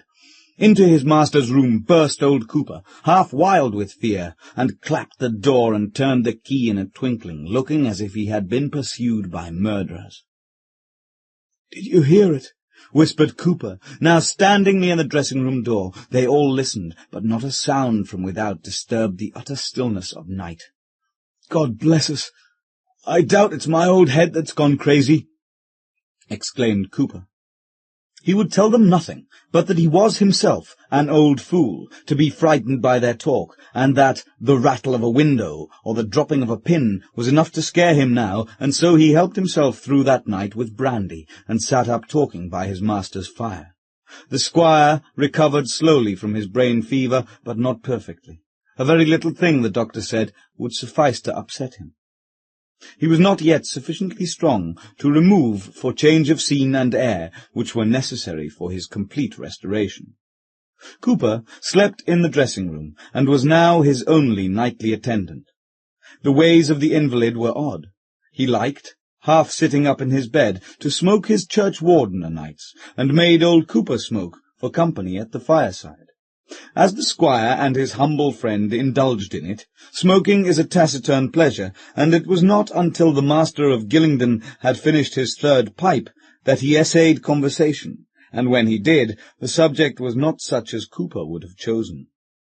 "I say, old Cooper, look in my face, and don't be afeard to speak out," said the squire, looking at him with a steady, cunning smile. "You know all this time as well as I do who's in the house. You needn't deny, eh? Scroop and my father?" "Don't you be talking like that, Charlie," said old Cooper, rather sternly and frightened after a long silence, still looking in his face, which did not change. "What's the good of shamming, Cooper? Scroop's took the hearing of your right ear, you know he did. He's looking angry. He's nigh took my life with this fever, but he's not done with me yet, and he looks awful wicked. You saw him. You know you did." Cooper was awfully frightened, and the odd smile on the squire's lips frightened him still more.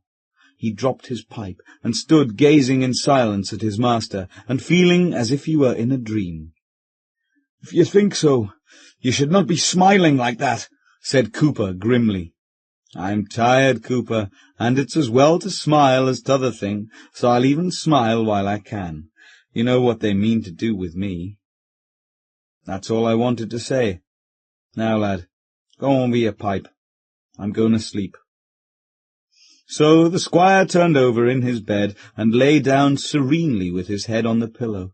Old Cooper looked at him and glanced at the door, and then half filled his tumbler with brandy, drank it off, and felt better, and got to his bed in the dressing-room. In the dead of night, he was suddenly awakened by the squire, who was standing in his dressing-gown and slippers by his bed. "I've bought you a bit of a present. I got the rents of Hazelden yesterday, and you'll keep that for yourself. It's a 50. And give t'other to Nellie Carwell tomorrow. I'll sleep the sounder.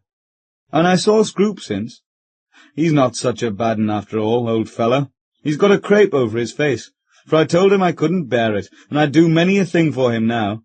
I never could stand shilly-shally. Good night, old Cooper."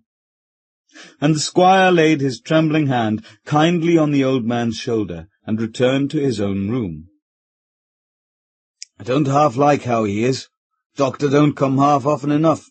I don't like that queer smile of his, and his hand was as cold as death. I hope in God his brain's not a-turning." With these reflections he turned to the pleasanter subject of his present, and at last fell asleep. In the morning, when he went into the squire's room, the squire had left his bed. "Never mind, he'll come back like a bad shillin'," thought old Cooper, preparing the room as usual, but he did not return. Then began an uneasiness, succeeded by a panic, when it began to be plain that the squire was not in the house. What had become of him? None of his clothes but his dressing-gown and slippers were missing. Had he left the house, in his present sickly state, in that garb, and if so, could he be in his right senses, and was there a chance of his surviving a cold, damp night so passed in the open air? Tom Edwards was up to the house, and told them that, walking a mile or so that morning at 4 o'clock, there being no moon, along with Farmer Noakes, who was driving his cart to market in the dark, 3 men walked in front of the horse, not 20 yards before them, all the way from near Gillingden Lodge to the burial ground, the gate of which was opened for them from within. And the 3 men entered, and the gate was shut. Tom Edwards thought they were gone in to make preparations for a funeral of some member of the Marston family, but the occurrence seemed to Cooper, who knew there was no such thing, horribly ominous. He now commenced a careful search, and at last bethought him of the lonely upper story and King Herod's chamber. He saw nothing changed there, but the closet door was shut, and, dark as was the morning, something like a large white knot sticking out over the door caught his eye. The door resisted his efforts to open it for a time. Some great weight forced it down against the floor. At length, however, it did yield a little, and a heavy crash, shaking the whole floor, and sending an echo flying through all the silent corridors, with a sound like receding laughter, half stunned him. When he pushed open the door, his master was lying dead upon the floor. His cravat was drawn halter-wise, tight round his throat, and had done its work well. The body was cold, and had been long dead. In due course, the coroner held his inquest, and the jury pronounced that the deceased, Charles Marston, had died by his own hand in a state of temporary insanity. But old Cooper had his own opinion about the squire's death, though his lips were sealed, and he never spoke about it. He went and lived for the residue of his days in York, where there are still people who remember him, a taciturn and surly old man who attended church regularly, and also drank a little, and was known to have saved some money. The Shadow in the Corner, by M.E. Braddon. Wildheath Grange stood a little way back from the road, with a barren stretch of heath behind it, and a few tall fir trees, with straggling, wind-tossed heads for its only shelter. It was a lonely house on a lonely road, little better than a lane, leading across a desolate waste of sandy fields to the seashore, and it was a house that bore a bad name among the natives of the village of Holcroft, which was the nearest place where humanity might be found. It was a good old house, nevertheless, substantially built in the days when there was no stint of stone and timber, a good old grey stone house with many gables, deep window-seats, and a wide staircase, long dark passages, hidden doors in queer corners, closets as large as some modern rooms, and cellars in which a company of soldiers might have lain perdu.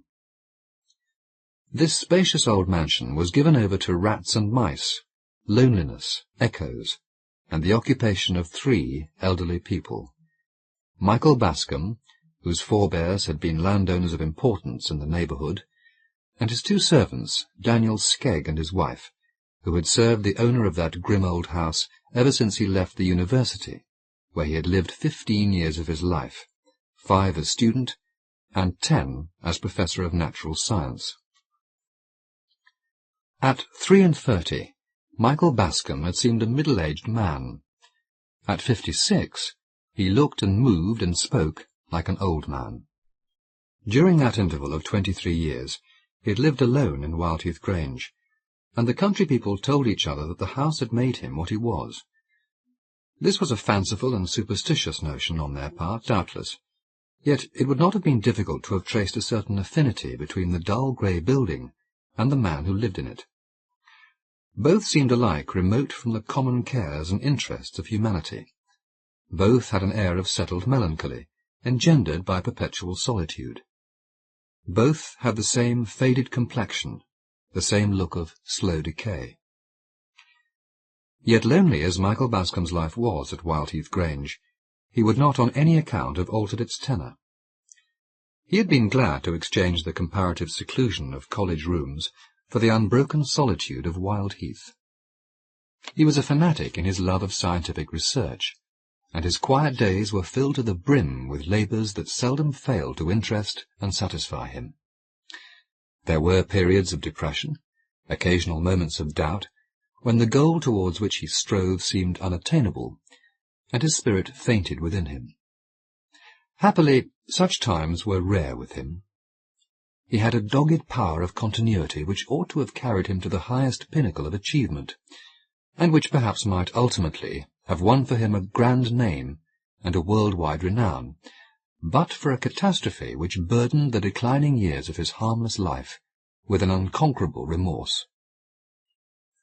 One autumn morning, when he had lived just 23 years at Wildheath, and had only lately begun to perceive that his faithful butler and body-servant, who was middle-aged when he first employed him, was actually getting old, Mr. Bascom's breakfast meditations over the latest treatise on the atomic theory were interrupted by an abrupt demand from that very Daniel Skegg.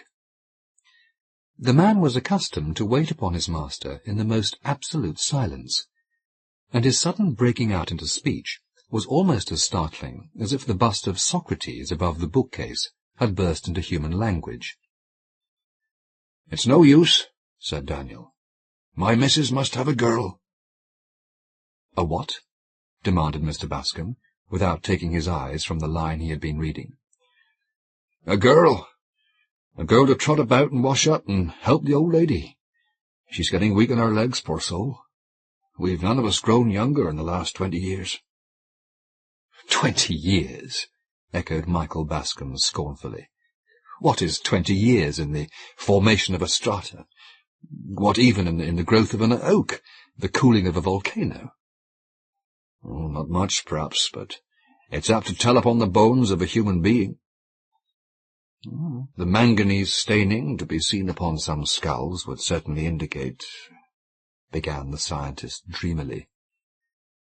"I wish my bones were only as free from rheumatics as they were 20 years ago," pursued Daniel testily, "and then perhaps I should make light of 20 years. Howsoever, the long and the short of it is, my missus must have a girl. She can't go on trotting up and down these everlasting passages and standing in that stony scullery year after year, just as if she was a young woman. She must have a girl to help." "Well, let her have 20 girls," said Mr. Bascom, going back to his book. "What's the use of talking like that, sir? 20 girls, indeed. We shall have rare work to get one." "Because the neighbourhood is sparsely populated?" interrogated Mr. Bascom, still reading. "No, sir. Because this house is known to be haunted." Michael Bascom laid down his book and turned a look of grave reproach upon his servant. "Skegg," he said in a severe voice, "I thought you had lived long enough with me to be superior to any folly of that kind." "I don't say that I believe in ghosts," answered Daniel with a semi-apologetic air, "but the country people do. There's not a mortal among them that will venture across our threshold after nightfall. Merely because Anthony Bascom, who led a wild life in London and lost his money and land, came home here broken-hearted, and is supposed to have destroyed himself in this house, the only remnant of property that was left him out of a fine estate." "Supposed to have destroyed himself?" cried Skegg. "Why, the fact is as well known as the death of Queen Elizabeth, or the Great Fire of London. Why, wasn't he buried at the crossroads between here and Holcroft?" "Ah, an idle tradition, for which you could produce no substantial proof," retorted Mr. Bascom. "I don't know about proof, but the country people believe it as firmly as they believe their gospel."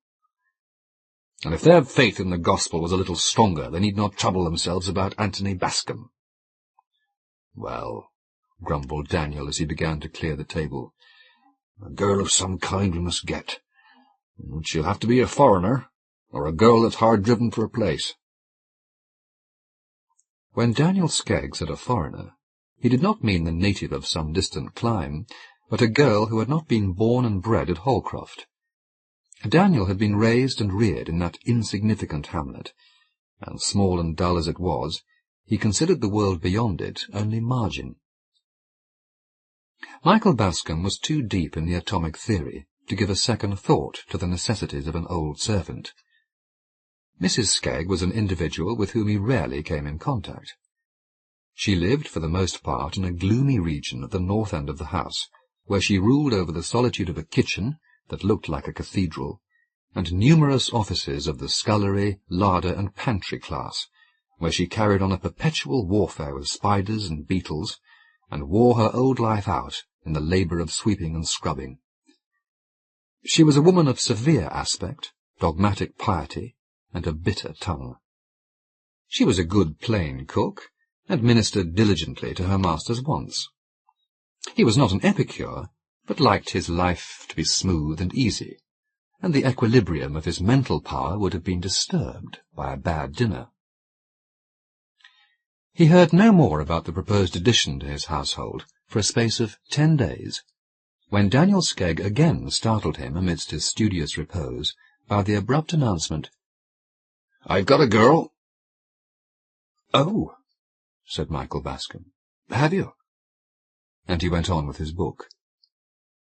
This time he was reading an essay on phosphorus and its functions in relation to the human brain. "Yes," pursued Daniel in his usual grumbling tone. "She was a waif and stray, or I shouldn't have got her. If she'd been a native, she'd never have come to us." "Oh, well, I hope she's respectable," said Michael. "Respectable? That's the only fault she has, poor thing. She's too good for the place. She's never been in service before, but she says she's willing to work, and I dare say my old woman will be able to break her in. Her father was a small tradesman at Yarmouth. He died a month ago and left this poor thing homeless. Mrs. Midge at Holcroft is her aunt, and she said to the girl, 'Come and stay with me till you get a place.' And the girl has been staying with Mrs. Midge for the last 3 weeks, trying to hear of a place. When Mrs. Midge heard that my missus wanted a girl to help, she thought it would be the very thing for her niece Maria. Well, luckily Maria had heard nothing about this house, so the poor innocent dropped me a curtsy, and said she'd be thankful to come, and would do her best to learn her duty. Oh, she'd had an easy time of it with her father, who had educated her above her station, like a fool as he was," growled Daniel. "Oh, by your own account, I'm afraid you've made a bad bargain," said Michael. "You don't want a young lady to clean kettles and pans." "If she was a young duchess, my old woman would make her work," retorted Skegg decisively. "And pray, where are you going to put this girl?" asked Mr. Bascom, rather irritably. "I can't have a strange young woman tramping up and down the passages outside my room. You know what a wretched sleeper I am, Skegg. A mouse behind the wainscot is enough to wake me." "I've thought of that," answered the butler, with his look of ineffable wisdom. "I'm not going to put her on your floor. She's to sleep in the attics." "Which room?" "The big one at the north end of the house. That's the only ceiling that doesn't let water. She might as well sleep in a shower bath as in any of the other attics." "The room at the north end," repeated Mr. Bascom thoughtfully. "Isn't that—" "Of course it is," snapped Skegg, "but she doesn't know anything about it." Mr. Bascom went back to his books, and forgot all about the orphan from Yarmouth, until one morning, on entering his study, he was startled by the appearance of a strange girl, in a neat black-and-white cotton gown, busy dusting the volumes which were stacked in blocks upon his spacious writing-table, and doing it with such deft and careful hands that he had no inclination to be angry at this unwonted liberty. Old Mrs. Skegg had religiously refrained from all such dusting, on the plea that she did not wish to interfere with the master's ways. One of the master's ways, therefore, had been to inhale a good deal of dust in the course of his studies. The girl was a slim little thing, with a pale and somewhat old-fashioned face, flaxen hair, braided under a neat muslin cap, a very fair complexion, and light blue eyes. They were the lightest blue eyes Michael Bascom had ever seen, but there was a sweetness and gentleness in their expression which atoned for their insipid colour. "I hope you do not object to my dusting your book, sir," she said, dropping a curtsy. She spoke with a quaint precision, which struck Michael Bascom as a pretty thing in its way. No, I don't object to cleanliness, so long as my books and papers are not disturbed. If you take a volume off my desk, replace it on the spot you took it from. That's all I ask." "I will be very careful, sir." "When did you come here?" "Only this morning, sir." The student seated himself at his desk, and the girl withdrew, drifting out of the room as noiselessly as a flower blown across the threshold. Michael Bascom looked after her curiously. He had seen very little of youthful womanhood in his dry-as-dust career, and he wondered at this girl as at a creature of a species hitherto unknown to him. How fairly and delicately she was fashioned! What a translucent skin! What soft and pleasing accents issued from those rose-tinted lips! A pretty thing, assuredly, this kitchen wench. A pity that in all this busy world there could be no better work found for her than the scouring of pots and pans. Absorbed in considerations about dry bones, Mr. Bascom thought no more of the pale-faced handmaiden. He saw her no more about his rooms. Whatever work she did there was done early in the morning, before the scholars' breakfast. She had been a week in the house when he met her one day in the hall. He was struck by the change in her appearance. The girlish lips had lost their rosebud hue. The pale blue eyes had a frightened look, and there were dark rings round them, as in one whose nights had been sleepless or troubled by evil dreams. Michael Bascom was so startled by an undefinable look in the girl's face that, reserved as he was by habit and nature, he expanded so far as to ask her what ailed her. "There is something amiss, I am sure," he said. "What is it?" "Nothing, sir," she faltered, looking still more scared at his question. "Indeed, it is nothing, or nothing worth troubling you about." "Nonsense. And do you suppose, because I live among books, I have no sympathy with my fellow creatures? Now tell me what is wrong with you, child. You have been grieving about the father you have lately lost, I suppose." "No, sir, it's not that. I shall never leave off being sorry for that. It is a grief that will last me all my life." "Oh, what, there is something else, then?" asked Michael impatiently. I see. You are not happy here. Hard work does not suit you. I thought as much." "Oh, sir, please, don't think that," cried the girl very earnestly. "Indeed, I am glad to work, glad to be in service. It is only—" She faltered and broke down, the tears rolling slowly from her sorrowful eyes, despite her effort to keep them back. "Only what?" cried Michael, growing angry. "The girl is full of secrets and mysteries. What do you mean, wench?" I know it is very foolish, sir, but I'm afraid of the room where I sleep." "Afraid? Why?" "Shall I tell you the truth, sir? Will you promise not to be angry?" "I will not be angry if you will only speak plainly, but you provoke me by these hesitations and suppressions." "Please, sir, do not tell Mrs. Skegg that I have told you. She would scold me, and perhaps even send me away." "Mrs. Skegg shall not scold you. Go on, child." "You may not know the room where I sleep, sir. It is a large room at one end of the house, looking towards the sea. I can see the dark line of the water from the window, and I wonder sometimes to think that it is the same ocean I used to see when I was a child at Yarmouth. It's very lonely, sir, at the top of the house. Mr. and Mrs. Skegg sleep in a little room near the kitchen, you know, sir, and I'm quite alone at the top floor." "Skegg told me you had been educated in advance of your position in life, Maria. I should have thought the first effect of a good education would have been to make you superior to any foolish fancies about empty rooms." "Oh, pray, sir, do not think it is any fault in my education. Father took such pains with me. He spared no expense in giving me as good an education as a tradesman's daughter need wish for. And he was a religious man, sir. He did not believe—" Here she paused, with a suppressed shudder. "In the spirits of the dead appearing to the living, since the days of miracles when the ghost of Samuel appeared to Saul. He never put any foolish ideas into my head, sir. I hadn't a thought of fear when I first lay down to rest in the big lonely room upstairs." "Well, what then?" "But on the very first night," the girl went on breathlessly, "I felt weighed down in my sleep as if there were some heavy burden laid upon my chest. It was not a bad dream. but it was a sense of trouble that followed me all through my sleep.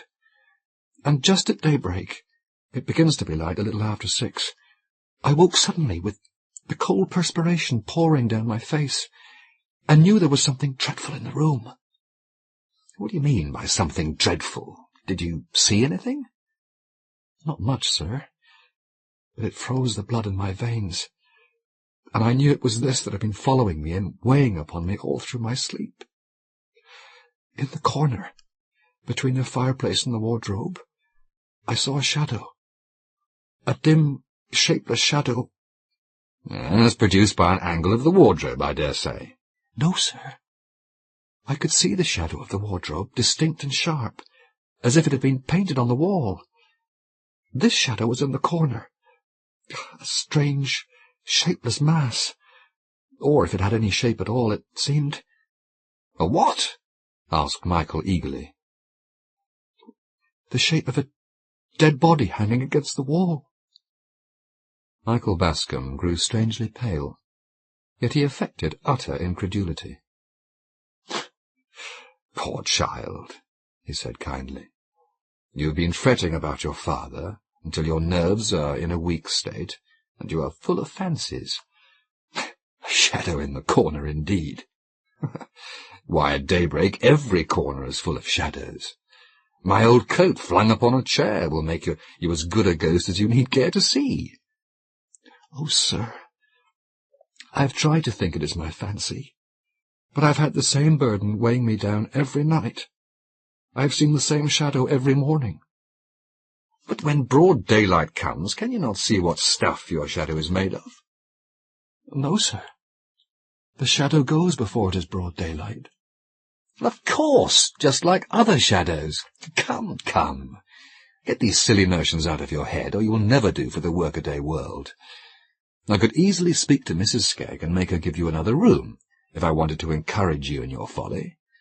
But that would be about the worst thing I could do for you.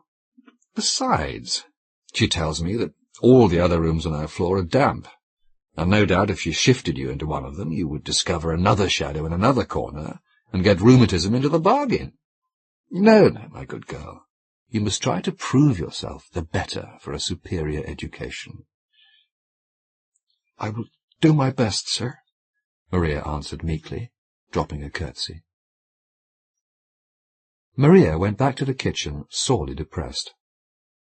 It was a dreary life she led at Wildheath Grange, dreary by day, awful by night. For the vague burden and the shapeless shadow, which seemed so slight a matter to the elderly scholar, were unspeakably terrible to her. Nobody had told her that the house was haunted, yet she walked about those echoing passages wrapped round with a cloud of fear. She had no pity from Daniel Skegg and his wife. Those two pious souls had made up their minds that the character of the house should be upheld, so far as Maria went. To her, as a foreigner, the Grange should be maintained to be an immaculate dwelling, tainted by no sulphurous blast from the underworld. A willing, biddable girl had become a necessary element in the existence of Mrs. Skegg. That girl had been found, and that girl must be kept. Any fancies of a supernatural character must be put down with a high hand. "Ghosts, indeed!" cried the amiable Skegg. "Read your Bible, Maria, and don't talk no more about ghosts." "There are ghosts in the Bible," said Maria, with a shiver at the recollection of certain awful passages in the Scripture she knew so well. "Ah, they were in their right place, or they wouldn't have been there," retorted Mrs. Skegg. "You ain't a-going to pick holes in your Bible, I hope, Maria, at your time of life." Maria sat down quietly in her corner by the kitchen fire, and turned over the leaves of her dead father's Bible till she came to the chapters they two had loved best and oftenest read together. He had been a simple-minded, straightforward man, the Yarmouth cabinet-maker, a man full of aspirations after good, innately refined, instinctively religious. He and his motherless girl had spent their lives alone together, in the neat little home which Maria had so soon learned to cherish and beautify. And they had loved each other with an almost romantic love. They had had the same tastes, the same ideas. Very little had sufficed to make them happy. But inexorable death parted father and daughter, in one of those sharp, sudden partings which are like the shock of an earthquake, instantaneous ruin, desolation, and despair. Maria's fragile form had bent before the tempest. She had lived through a trouble that might have crushed a stronger nature. Her deep religious convictions, and her belief that this cruel parting would not be forever, had sustained her. She faced life, and its cares and duties, with a gentle patience which was the noblest form of courage. Michael Bascom told himself that the servant girl's foolish fancy about the room that had been given her was not a matter of serious consideration. Yet the idea dwelt in his mind unpleasantly, and disturbed him at his labours. The exact sciences require the complete power of a man's brain, his utmost attention. And on this particular evening Michael found that he was only giving his work a part of his attention. The girl's pale face, the girl's tremulous tones, thrust themselves into the foreground of his thoughts. He closed his book with a fretful sigh, wheeled his large armchair round to the fire, and gave himself up to contemplation. To attempt study with so disturbed a mind was useless. It was a dull grey evening, early in November. The student's reading lamp was lighted, but the shutters were not yet shut, nor the curtains drawn. He could see the leaden sky outside his windows, the fir-tree tops tossing in the angry wind. He could hear the wintry blast whistling amidst the gables, before it rushed off seaward with a savage howl that sounded like a war-whoop. Michael Bascom shivered, and drew nearer the fire. "Ah, it's childish, foolish nonsense," he said to himself. "Yet it's strange she should have that fancy about the shadow, for they say Anthony Bascom destroyed himself in that room. I remember hearing it when I was a boy, from an old servant whose mother was housekeeper at the great house in Anthony's time. I never heard how he died, poor fellow, whether he poisoned himself, or shot himself, or cut his throat. But I've been told that was the room. Old Skegg has heard it too. I could see that by his manner when he told me the girl was to sleep there." He sat for a long time, till the grey of evening outside his study windows changed to the black of night, and the war-whoop of the wind died away to a low, complaining murmur. He sat looking into the fire, and letting his thoughts wander back to the past and the traditions he had heard of in his boyhood. That was a sad, foolish story of his great-uncle, Anthony Bascom, the pitiful story of a wasted fortune and a wasted life. A riotous collegiate career at Cambridge, a racing stable at Newmarket, an imprudent marriage, a dissipated life in London, a runaway wife, an estate forfeited to Jew moneylenders, and then the fatal end. Michael had often heard that dismal story, how when Anthony Bascom's fair, false wife had left him, when his credit was exhausted and his friends had grown tired of him, and all was gone except Wildheath Grange, Anthony, the broken-down man of fashion, had come to that lonely house unexpectedly one night, and had ordered his bed to be got ready for him in the room where he used to sleep when he came to the place for the wild duck shooting in his boyhood. His old blunderbuss was still hanging over the mantelpiece, where he had left it when he came into the property, and could afford to buy the newest thing in fowling pieces. He had not been to Wildheath for 15 years. Nay, for a good many of those years he had almost forgotten that the dreary old house belonged to him. The woman who had been housekeeper at Bascom Park, till house and lands had passed into the hands of the Jews, was at this time the sole occupant of Wildheath. She cooked some supper for her master, and made him as comfortable as she could in the long untenanted dining-room. But she was distressed to find, when she cleared the table after he had gone upstairs to bed, that he had eaten hardly anything. Next morning she got his breakfast ready in the same room, which she managed to make brighter and cheerier than it had looked overnight. Brooms, dusting brushes, and a good fire did much to improve the aspect of things. But the morning wore on to noon, and the old housekeeper listened in vain for her master's footfall on the stairs. Noon waned to late afternoon. She had made no attempt to disturb him, thinking that he had worn himself out by a tedious journey on horseback, and that he was sleeping the sleep of exhaustion. But when the brief November day clouded with the first shadows of twilight, the old woman grew seriously alarmed, and went upstairs to her master's door, where she waited in vain for any reply to her repeated calls and knockings. The door was locked on the inside, and the housekeeper was not strong enough to break it open. She rushed downstairs again full of fear, and ran bareheaded out into the lonely road. There was no habitation nearer than the turnpike on the old coach road, from which this side road branched off to the sea. There was scanty hope of a chance passer-by. The old woman ran along the road, hardly knowing whither she was going or what she was going to do, but with a vague idea that she must get somebody to help her. Chance favoured her. A cart, laden with seaweed, came lumbering slowly along from the level line of sands yonder where the land melted into water. A heavy, lumbering farm labourer walked beside the cart. "For God's sake, come in and burst open my master's door," she entreated, seizing the man by the arm. "He's lying dead or in a fit, and I can't get to help him." "All right, missus," answered the man, as if such an invitation were a matter of daily occurrence. "Whoa, Dobbin, stand still, horse, and be dong to thee." Dobbin was glad enough to be brought to anchor on the patch of waste grass in front of the Grange garden. His master followed the housekeeper upstairs, and shattered the old-fashioned box-lock with one blow of his ponderous fist. The old woman's worst fear was realized.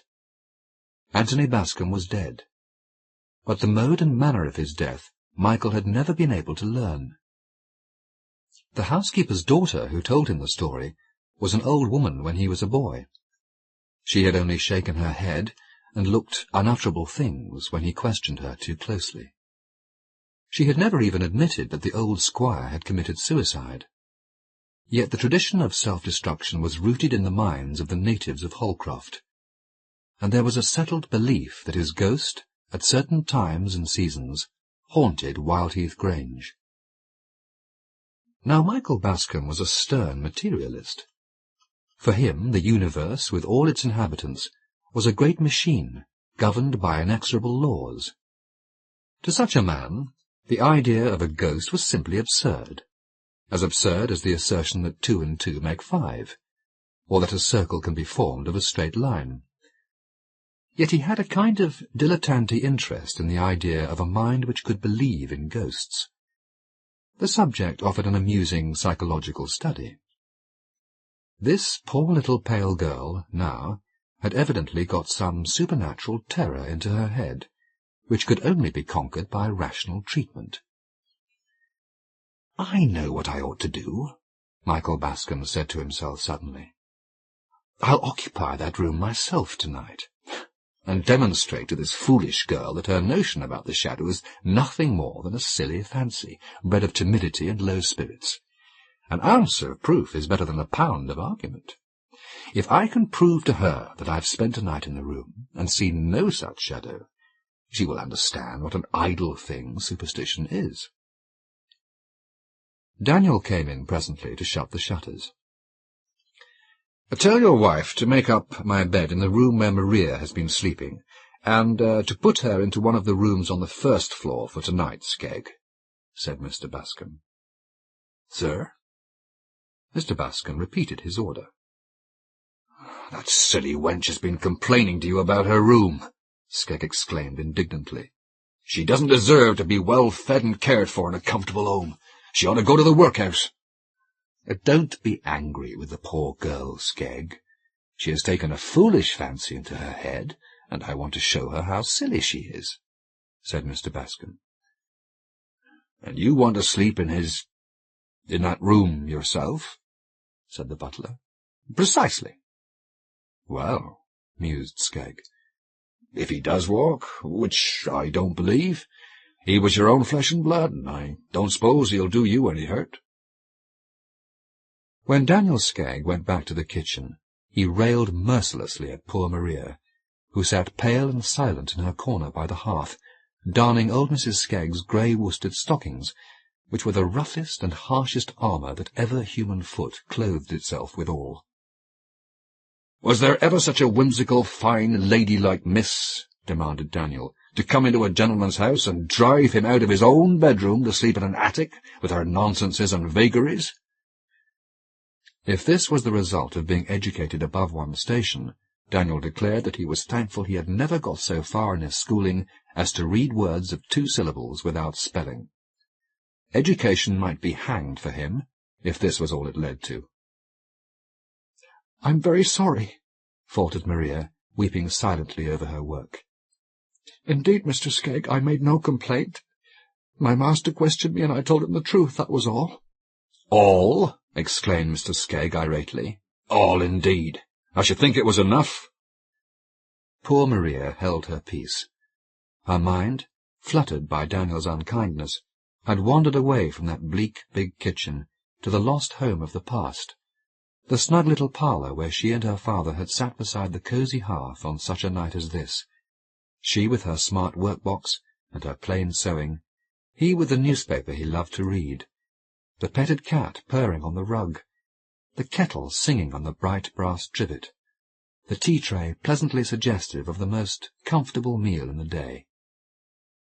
Oh, those happy nights, that dear companionship! Were they really gone forever, leaving nothing behind them but unkindness and servitude? Michael Bascom retired later than usual that night. He was in the habit of sitting at his books long after every other lamp but his own had been extinguished. The Skeggs had subsided into silence and darkness in their dreary ground-floor bedchamber.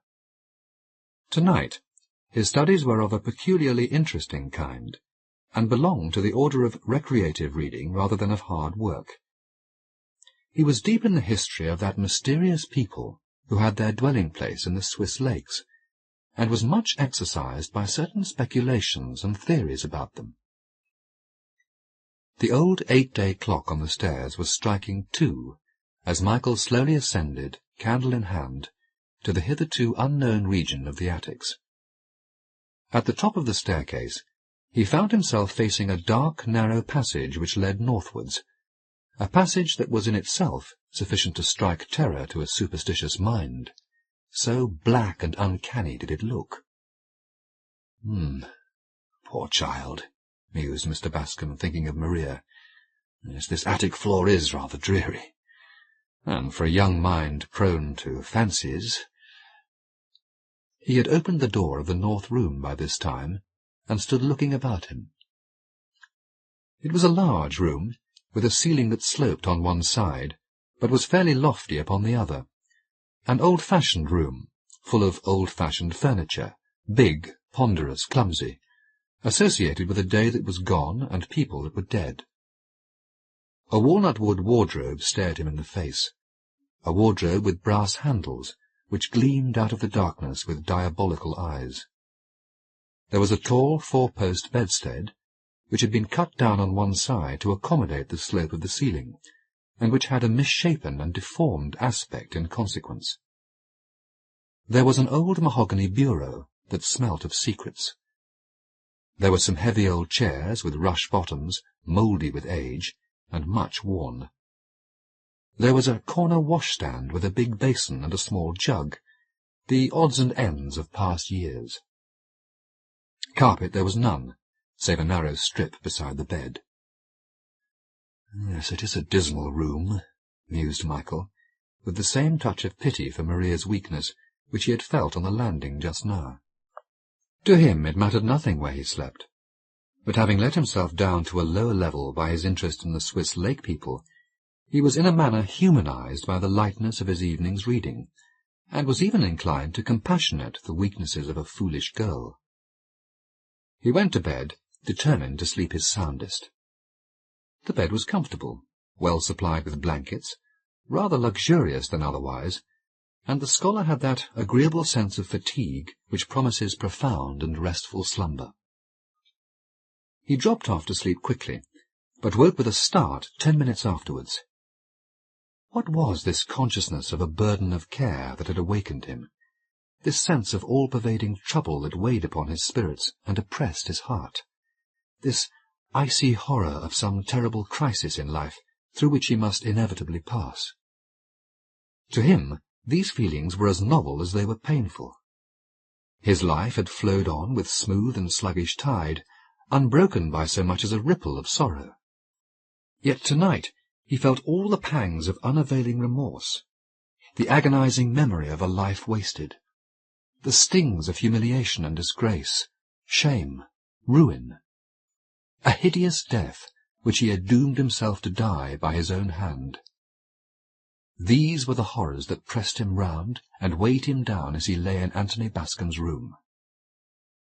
Yet even he, the man who could recognize nothing in nature, or in nature's God, better or higher than an irresponsible and invariable machine governed by mechanical laws, was fain to admit that here he found himself face to face with a psychological mystery. This trouble, which came between him and sleep, was the trouble that had pursued Anthony Bascom on the last night of his life. So had the suicide felt as he lay in that lonely room, perhaps striving to rest his wearied brain with one last earthly sleep before he passed to the unknown intermediate land where all is darkness and slumber. And that troubled mind had haunted the room ever since. It was not the ghost of the man's body that returned to the spot where he had suffered and perished, but the ghost of his mind, his very self. No meaningless simulacrum of the clothes he wore and the figure that filled them. Michael Bascom was not the man to abandon his high ground of sceptical philosophy without a struggle. He tried his hardest to conquer this oppression that weighed upon mind and sense. Again and again he succeeded in composing himself to sleep, but only to wake again and again to the same torturing thoughts, the same remorse, the same despair. So the night passed in unutterable weariness, for though he told himself that the trouble was not his trouble, that there was no reality in the burden, no reason for the remorse, these vivid fancies were as painful as realities, and took as strong a hold upon him. The first streak of light crept in at the window, dim and cold and grey. Then came twilight, and he looked at the corner between the wardrobe and the door. Yes, there was a shadow. Not the shadow of the wardrobe only, that was clear enough, but a vague and shapeless something which darkened the dull brown wall, so faint, so shadowy, that he could form no conjecture as to its nature, or the thing it represented. He determined to watch this shadow till broad daylight, but the weariness of the night had exhausted him, and before the first dimness of dawn had passed away, he had fallen fast asleep, and was tasting the blessed balm of undisturbed slumber. When he woke, the winter sun was shining in at the lattice, and the room had lost its gloomy aspect. It looked old-fashioned and grey and brown and shabby, but the depth of its gloom had fled with the shadows and the darkness of night. Mr. Bascom rose refreshed by a sound sleep, which had lasted nearly 3 hours. He remembered the wretched feelings which had gone before that renovating slumber, but he recalled his strange sensations only to despise them, and he despised himself for having attached any importance to them. Indigestion, very likely, he told himself, or perhaps mere fancy, engendered by that foolish girl's story. The wisest of us is more under the dominion of imagination than he would care to confess. Well, Maria shall not sleep in this room any more. There is no particular reason why she should, and she shall not be made unhappy to please old Skegg and his wife. When he had dressed himself in his usual leisurely way, Mr. Bascom walked up to the corner where he had seen or imagined the shadow, and examined the spot carefully. At first sight, he could discover nothing of a mysterious character. There was no door in the papered wall, no trace of a door that had been there in the past. There was no trap-door in the worm-eaten boards. There was no dark, ineradicable stain to hint at murder. There was not the faintest suggestion of a secret or a mystery. He looked up at the ceiling. That was sound enough, save for a dirty patch here and there where the rain had blistered it. Yes, there was something. An insignificant thing, yet with a suggestion of grimness which startled him. About a foot below the ceiling, he saw a large iron hook projecting from the wall, just above the spot where he had seen the shadow of a vaguely defined form. He mounted on a chair the better to examine this hook, and to understand, if he could, the purpose for which it had been put there. It was old and rusty. It must have been there for many years. Who could have placed it there, and why?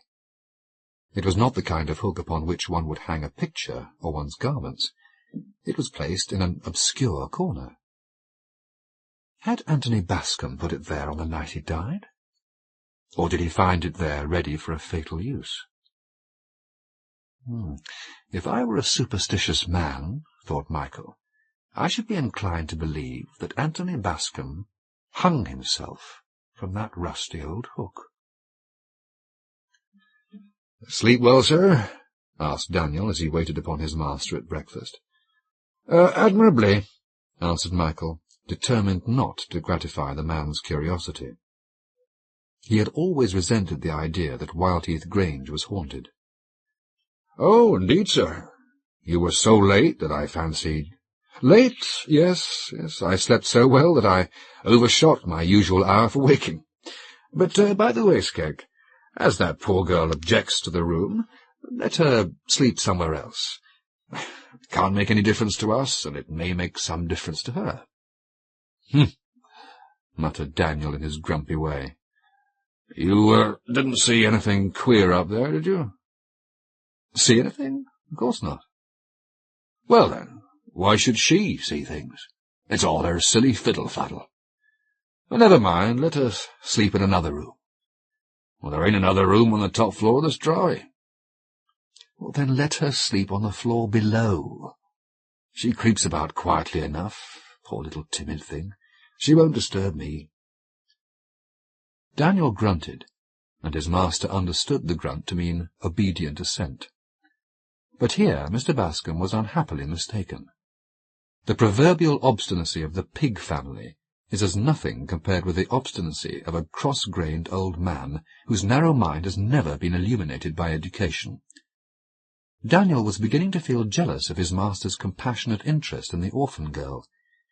She was a sort of gentle, clinging thing that might creep into an elderly bachelor's heart unawares, and make herself a comfortable nest there.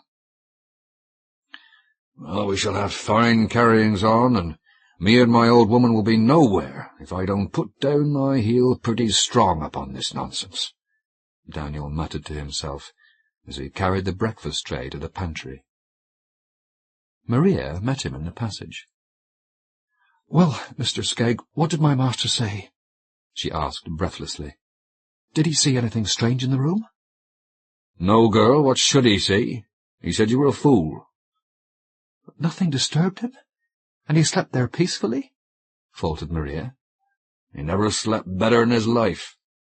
Now don't you begin to feel ashamed of yourself."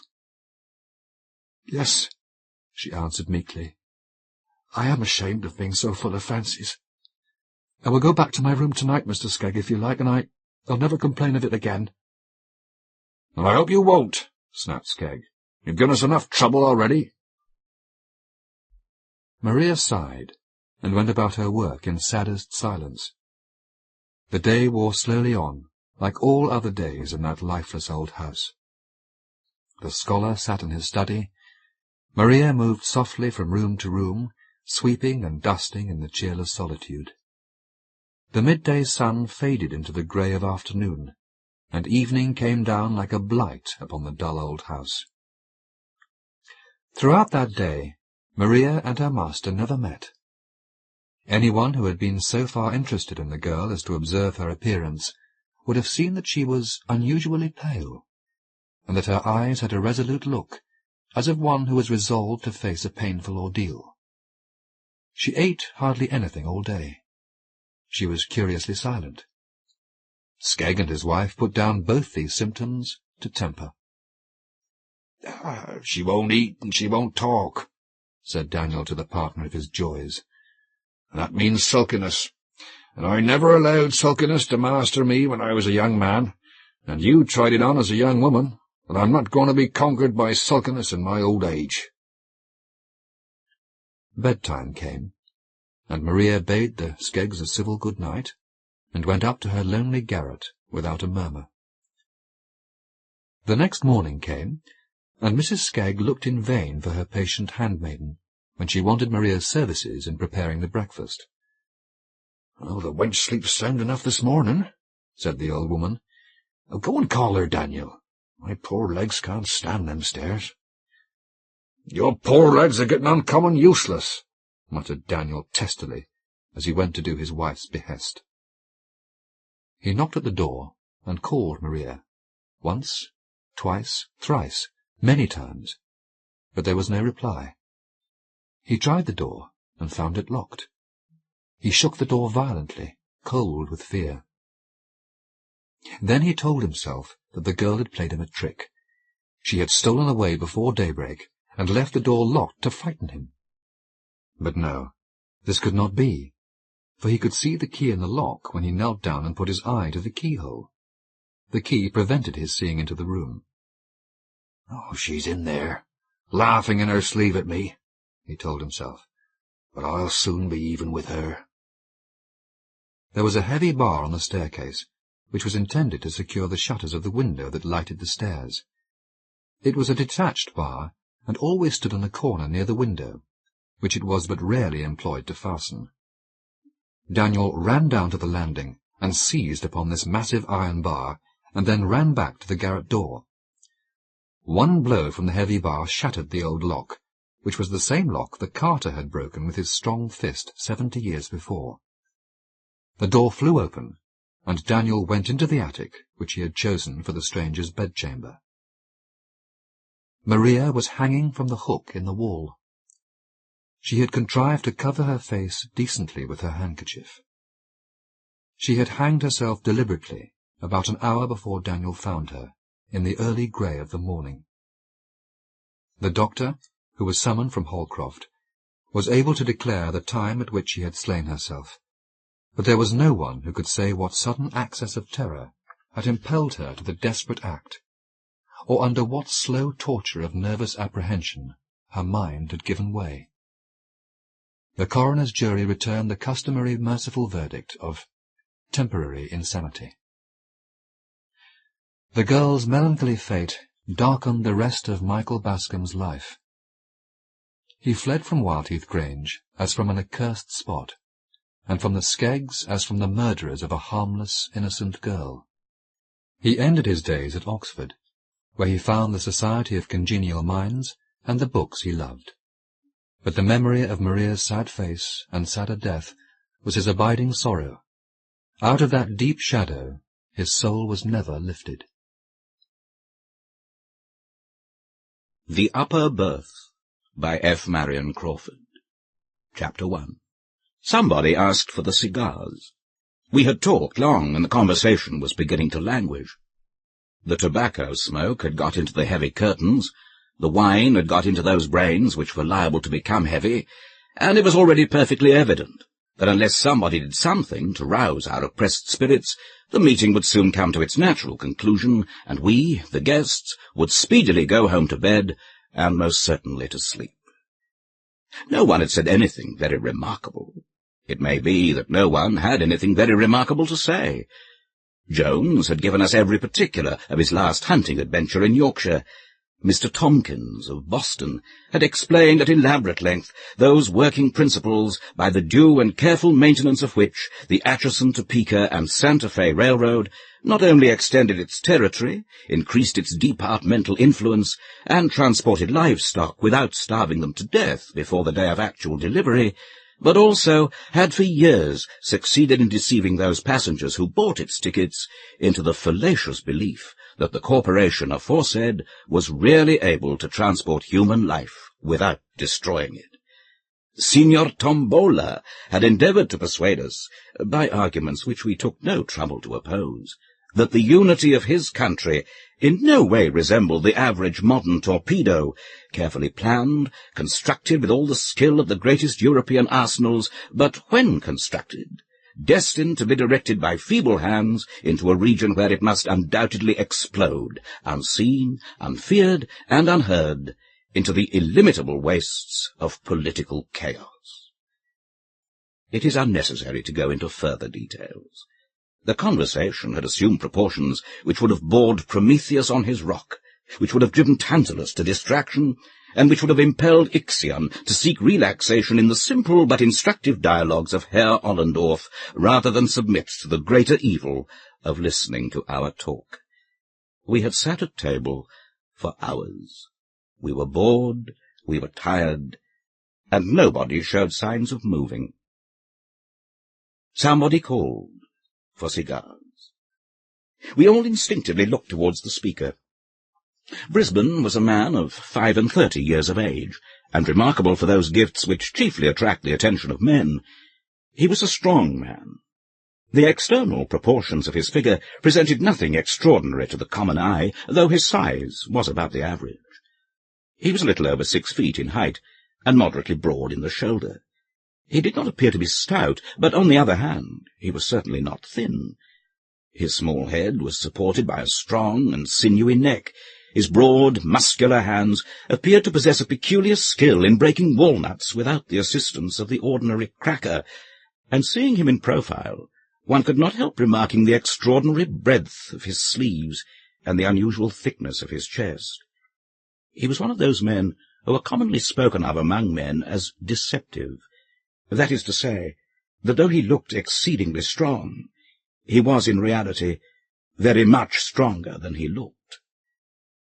Of his features I need say little.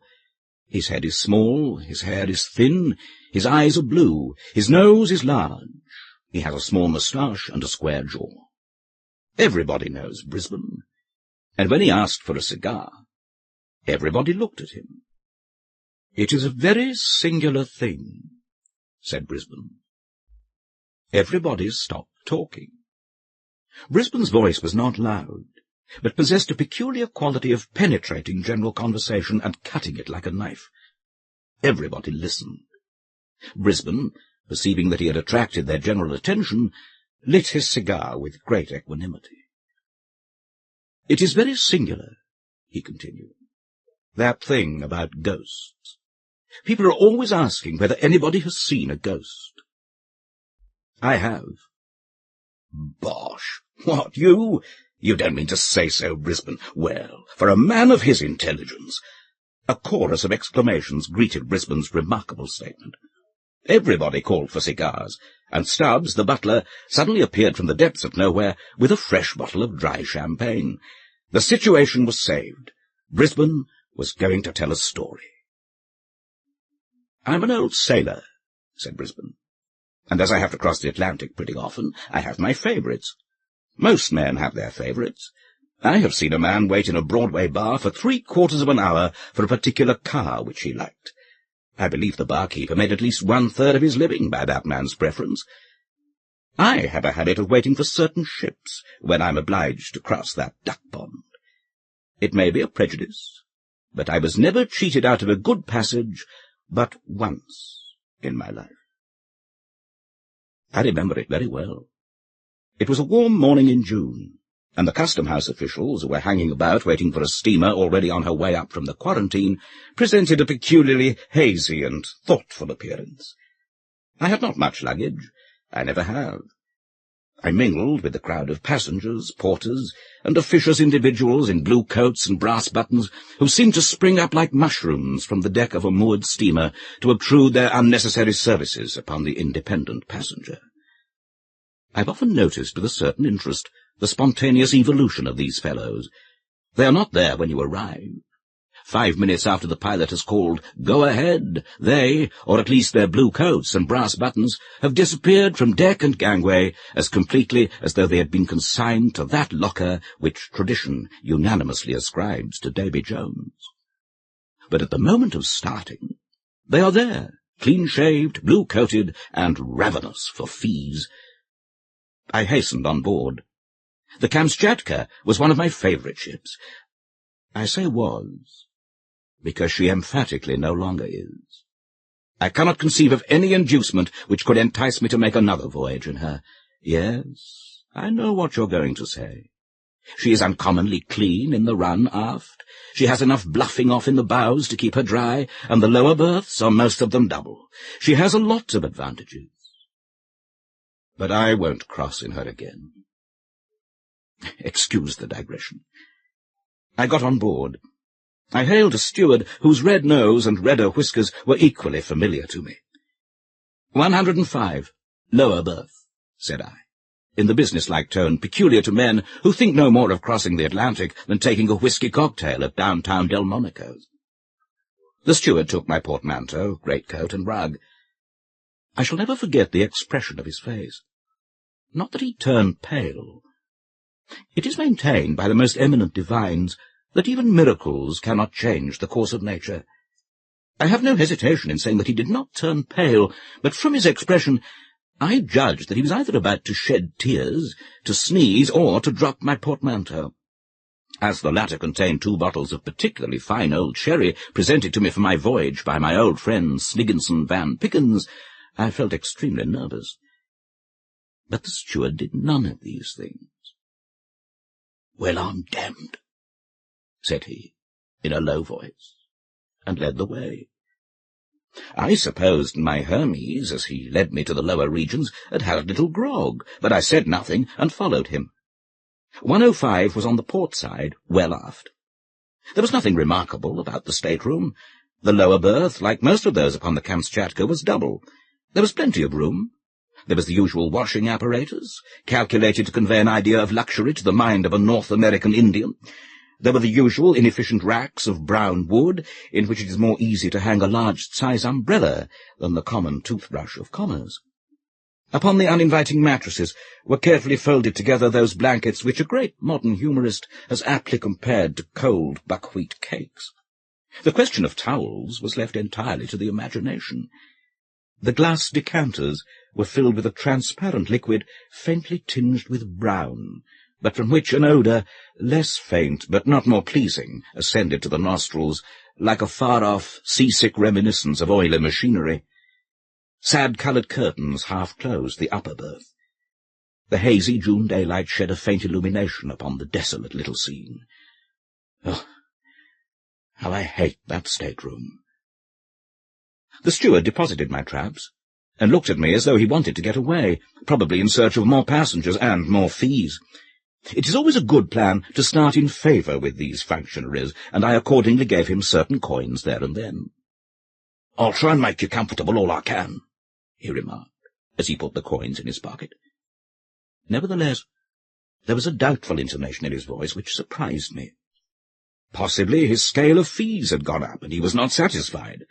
But on the whole, I was inclined to think that, as he himself would have expressed it, he was the better for a glass. I was wrong, however, and did the man injustice. Chapter 2. Nothing especially worthy of mention occurred during that day. We left the pier punctually, and it was very pleasant to be fairly under way, for the weather was warm and sultry, and the motion of the steamer produced a refreshing breeze. Everybody knows what the first day at sea is like. People pace the decks and stare at each other, and occasionally meet acquaintances whom they did not know to be on board. There is the usual uncertainty as to whether the food will be good, bad, or indifferent, until the first 2 meals have put the matter beyond a doubt. There is the usual uncertainty about the weather, until the ship is fairly off Fire Island. The tables are crowded at first, and then suddenly thinned. Pale-faced people spring from their seats and precipitate themselves towards the door, and each old sailor breathes more freely as his seasick neighbour rushes from his side, leaving him plenty of elbow room and an unlimited command over the mustard. One passage across the Atlantic is very much like another, and we who cross very often do not make the voyage for the sake of novelty. Whales and icebergs are indeed always objects of interest, but after all, one whale is very much like another whale, and one rarely sees an iceberg at close quarters.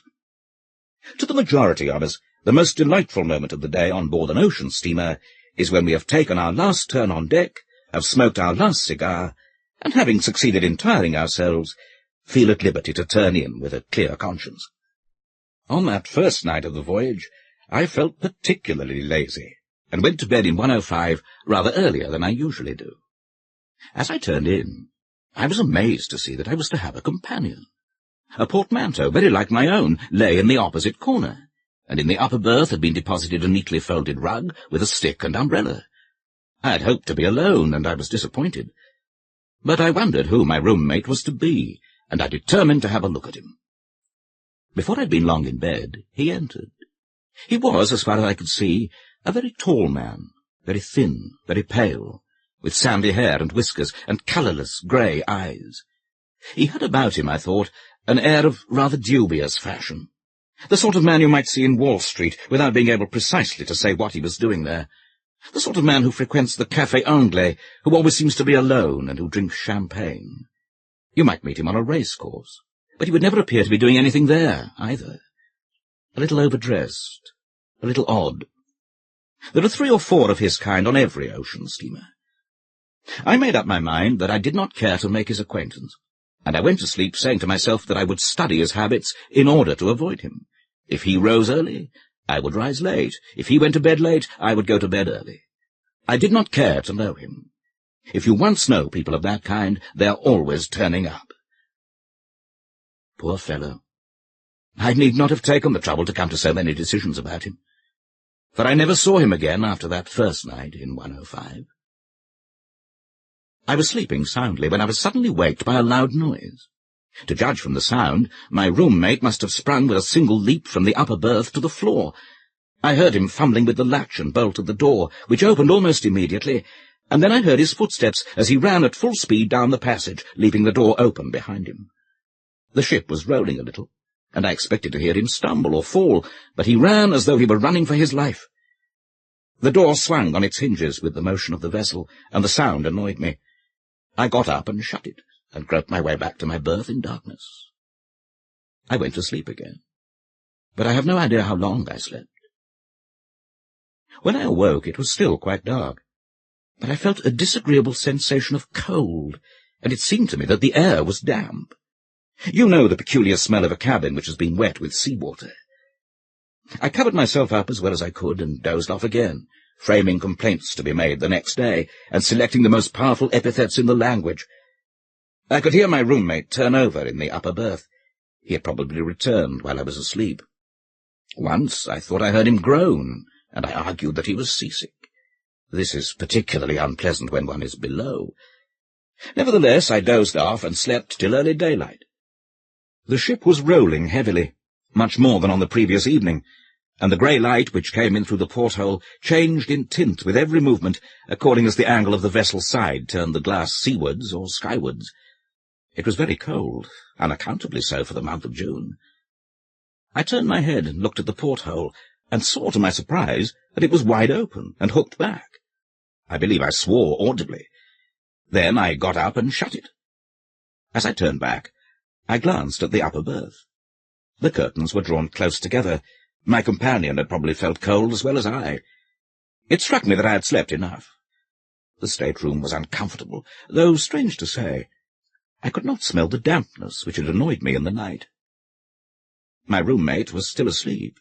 Excellent opportunity for avoiding him, so I dressed at once and went on deck. The day was warm and cloudy, with an oily smell on the water. It was 7 o'clock as I came out, much later than I had imagined. I came across the doctor, who was taking his first sniff of the morning air. He was a young man from the west of Ireland, a tremendous fellow with black hair and blue eyes, already inclined to be stout.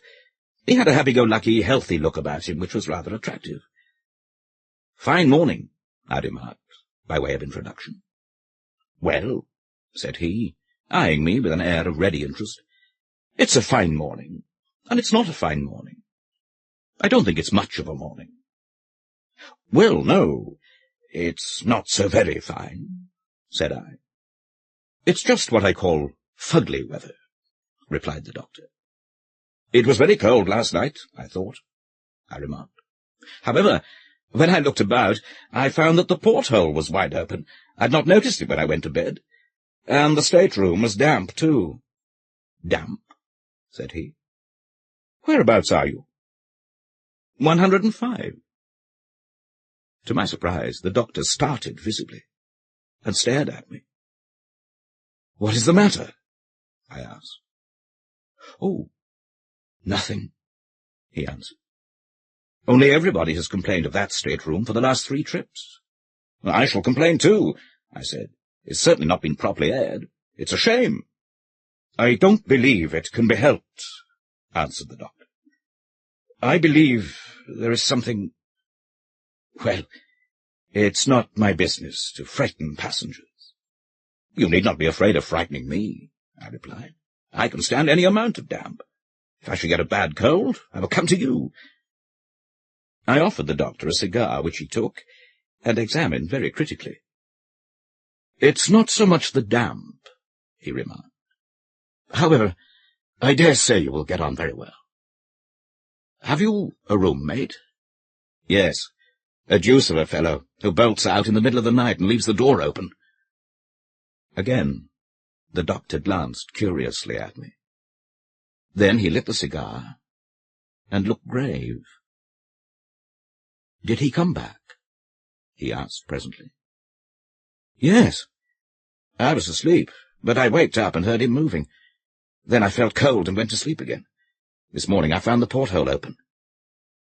Look here, said the doctor quietly. I don't care much for this ship. I don't care a rap for her reputation. I'll tell you what I will do. I have a good-sized place up here. I will share it with you, though I don't know you from Adam. I was very much surprised at the proposition. I could not imagine why he should take such a sudden interest in my welfare. However, his manner as he spoke of the ship was peculiar. You are very good, Doctor, I said, but really, I believe even now the cabin could be aired or cleaned out or something. Why do you not care for the ship? We are not superstitious in our profession, sir, replied the doctor. But the sea makes people so. I don't want to prejudice you, and I don't want to frighten you. But if you'll take my advice, you will move in here. I would as soon see you overboard, he added earnestly, as know that you, or any other man, was to sleep in 105. Good gracious! Why? I asked. Just because, on the last 3 trips, the people who have slept there actually have gone overboard, he answered gravely. The intelligence was startling and exceedingly unpleasant, I confess.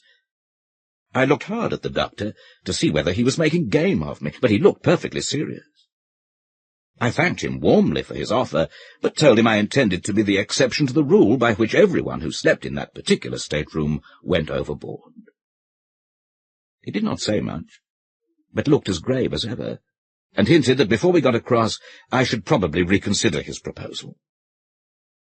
In the course of time we went to breakfast, at which only an inconsiderable number of passengers assembled. I noticed that 1 or 2 of the officers who breakfasted with us looked grave.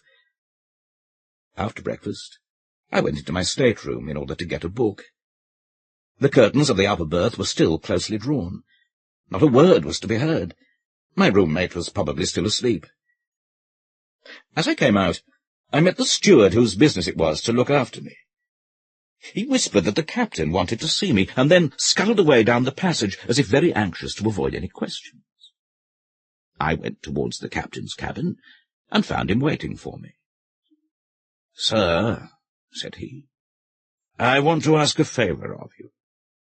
I answered that I would do anything to oblige him.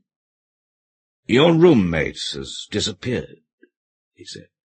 "He is known to have turned in early last night.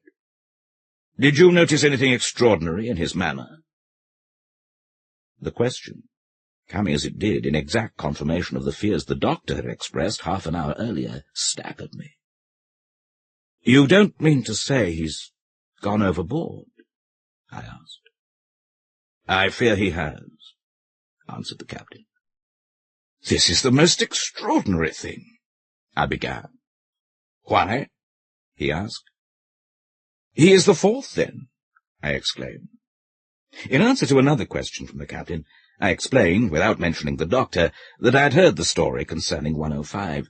He seemed very much annoyed at hearing that I knew of it. I told him what had occurred in the night. "What you say," he replied, "coincides almost exactly with what was told me by the roommates of 2 of the other 3. They bolt out of bed and run down the passage. 2 of them were seen to go overboard by the watch. We stopped and lowered boats, but they were not found. Nobody, however, saw or heard the man who was lost last night, if he is really lost. The steward, who was a superstitious fellow perhaps, and expected something to go wrong, went to look for him this morning, and found his berth empty, but his clothes lying about just as he had left them. The steward was the only man on board who knew him by sight, and he's been searching everywhere for him. He has disappeared. Now, sir, I want to beg you not to mention the circumstance to any of the passengers. I don't want the ship to get a bad name, and nothing hangs about an ocean-goer like stories of suicides. You shall have your choice of any one of the officers' cabins you like, including my own, for the rest of the passage. Is that a fair bargain?" "Very," said I, "and I'm much obliged to you, but since I'm alone and have the stateroom to myself, I would rather not move. If the steward will take out that unfortunate man's things, I would as lief stay where I am. I will not say anything about the matter, and I think I can promise you that I will not follow my roommate." The captain tried to dissuade me from my intention, that I preferred having a stateroom alone to being the chum of any officer on board. I do not know whether I acted foolishly, but if I'd taken his advice, I should have had nothing more to tell. There would have remained the disagreeable coincidence of several suicides occurring among men who had slept in the same cabin, but that would have been all. That was not the end of the matter, however, by any means. I obstinately made up my mind that I would not be disturbed by such tales, and I even went so far as to argue the question with the captain. There was something wrong about the stateroom, I said. It was rather damp. The porthole had been left open last night. My roommate might have been ill when he came on board, and he might have become delirious after he went to bed. He might even now be hiding somewhere on board and might be found later. The place ought to be aired, and the fastening of the port looked to. If the captain would give me leave, I would see that what I thought necessary were done immediately. "Of course, you have a right to stay where you are, if you please," he replied, rather petulantly. "But I wish you would turn out and let me lock the place up and be done with it." I did not see it in the same light, and left the captain after promising to be silent concerning the disappearance of my companion. The latter had had no acquaintances on board, and was not missed in the course of the day. Towards evening I met the doctor again, and he asked me whether I had changed my mind. I told him I had not. "Then you will, before long," he said, very gravely. Chapter 3. We played whist in the evening, and I went to bed late. I will confess now that I felt a disagreeable sensation when I entered my stateroom. I could not help thinking of the tall man I had seen on the previous night, who was now dead, drowned, tossing about in the long swell 200 or 300 miles astern. His face rose very distinctly before me as I undressed, and I even went so far as to draw back the curtains of the upper berth, as though to persuade myself that he was actually gone. I also bolted the door of the stateroom. Suddenly, I became aware that the porthole was open and fastened back. This was more than I could stand. I hastily threw on my dressing-gown and went in search of Robert, the steward of my passage.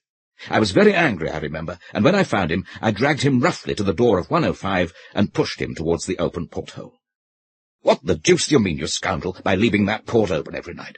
Don't you know it's against the regulations? Don't you know that if the ship heeled and the water began to come in, 10 men could not shut it? I will report you to the captain, you blackguard, for endangering the ship." I was exceedingly wroth. The man trembled and turned pale, and then began to shut the round glass plate with the heavy brass fittings. "Why don't you answer me?" I said roughly. "If you please, sir," faltered Robert, "there's nobody on board as can keep this here port shut at night. You can try it yourself, sir. I ain't a-going to stop any longer on board of this vessel, sir. I ain't indeed. But if I was you, sir, I'd just clear out and go and sleep with the surgeon or something. I would. Look here, sir. Is that fastened what you may call securely, or not, sir? Try it, sir. See if it'll move a hinge. I tried the port, and found it perfectly tight. Well, sir, continued Robert triumphantly, I wager my reputation as an A1 steward that in half an hour it'll be open again. Fasten back too, sir. That's the awful thing. Fasten back. I examined the great screw and the loop nut that ran on it. If I find it open in the night, Robert, I will give you a sovereign. It is not possible. You may go. Sovereign, did you say, sir? Very good, sir. Thank you, sir. Good night, sir. Pleasant repose, sir, and all manner of enchanting dreams, sir. Robert scuttled away, delighted at being released.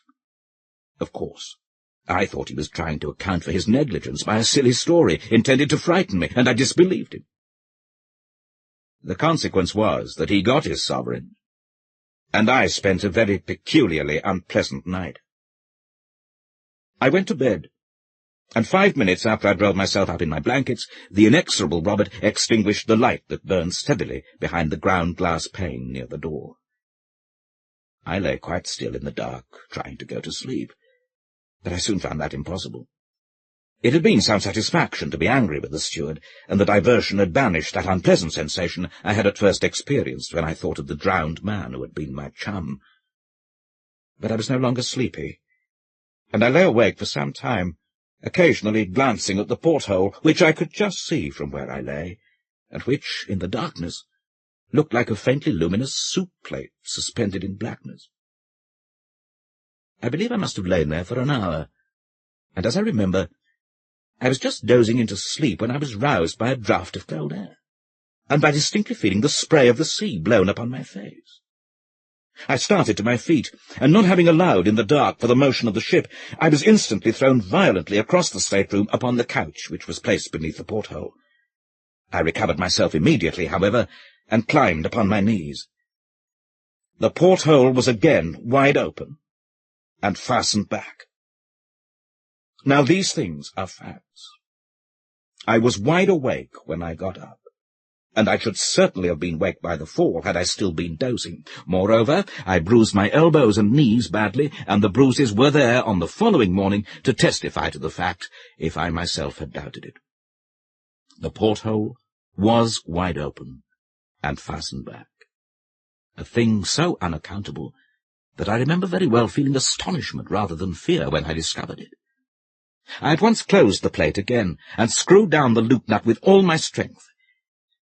It was very dark in the stateroom. I reflected that the port had certainly been opened within an hour after Robert had at first shut it in my presence, and I determined to watch it, and see whether it would open again. Those brass fittings are very heavy, and by no means easy to move. I could not believe that the clamp had been turned by the shaking of the screw. I stood, peering out through the thick glass at the alternate white and grey streaks of the sea that foamed beneath the ship's side. I must have remained there a quarter of an hour. Suddenly, as I stood, I distinctly heard something moving behind me in one of the berths, and a moment afterwards, just as I turned instinctively to look, though I could of course see nothing in the darkness, I heard a very faint groan. I sprang across the stateroom and tore the curtains of the upper berth aside, thrusting in my hands to discover if there were anyone there. There was someone.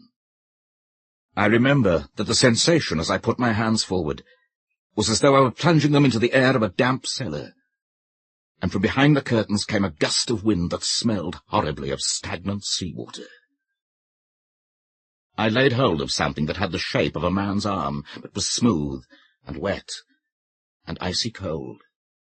But suddenly, as I pulled, the creature sprang violently forward against me, a clammy, oozy mass, as it seemed to me, heavy and wet, yet endowed with a sort of supernatural strength. I reeled across the stateroom, and in an instant the door opened and the thing rushed out. I had not had time to be frightened, and quickly recovering myself, I sprang through the door and gave chase at the top of my speed, but I was too late. 10 yards before me, I could see, I'm sure I saw it, a dark shadow moving in the dimly lighted passage, quickly as the shadow of a fast horse thrown before a dog-cart by the lamp on a dark night.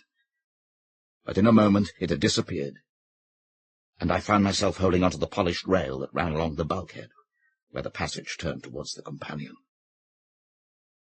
My hair stood on end, and the cold perspiration rolled down my face. I was not ashamed of it in the least.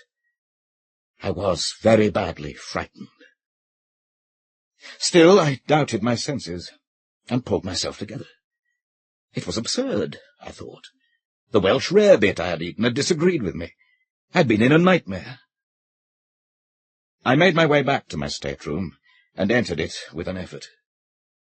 The whole place smelled of stagnant seawater, as it had when I'd waked on the previous evening. It required my utmost strength to go in and grope among my things for a box of wax lights.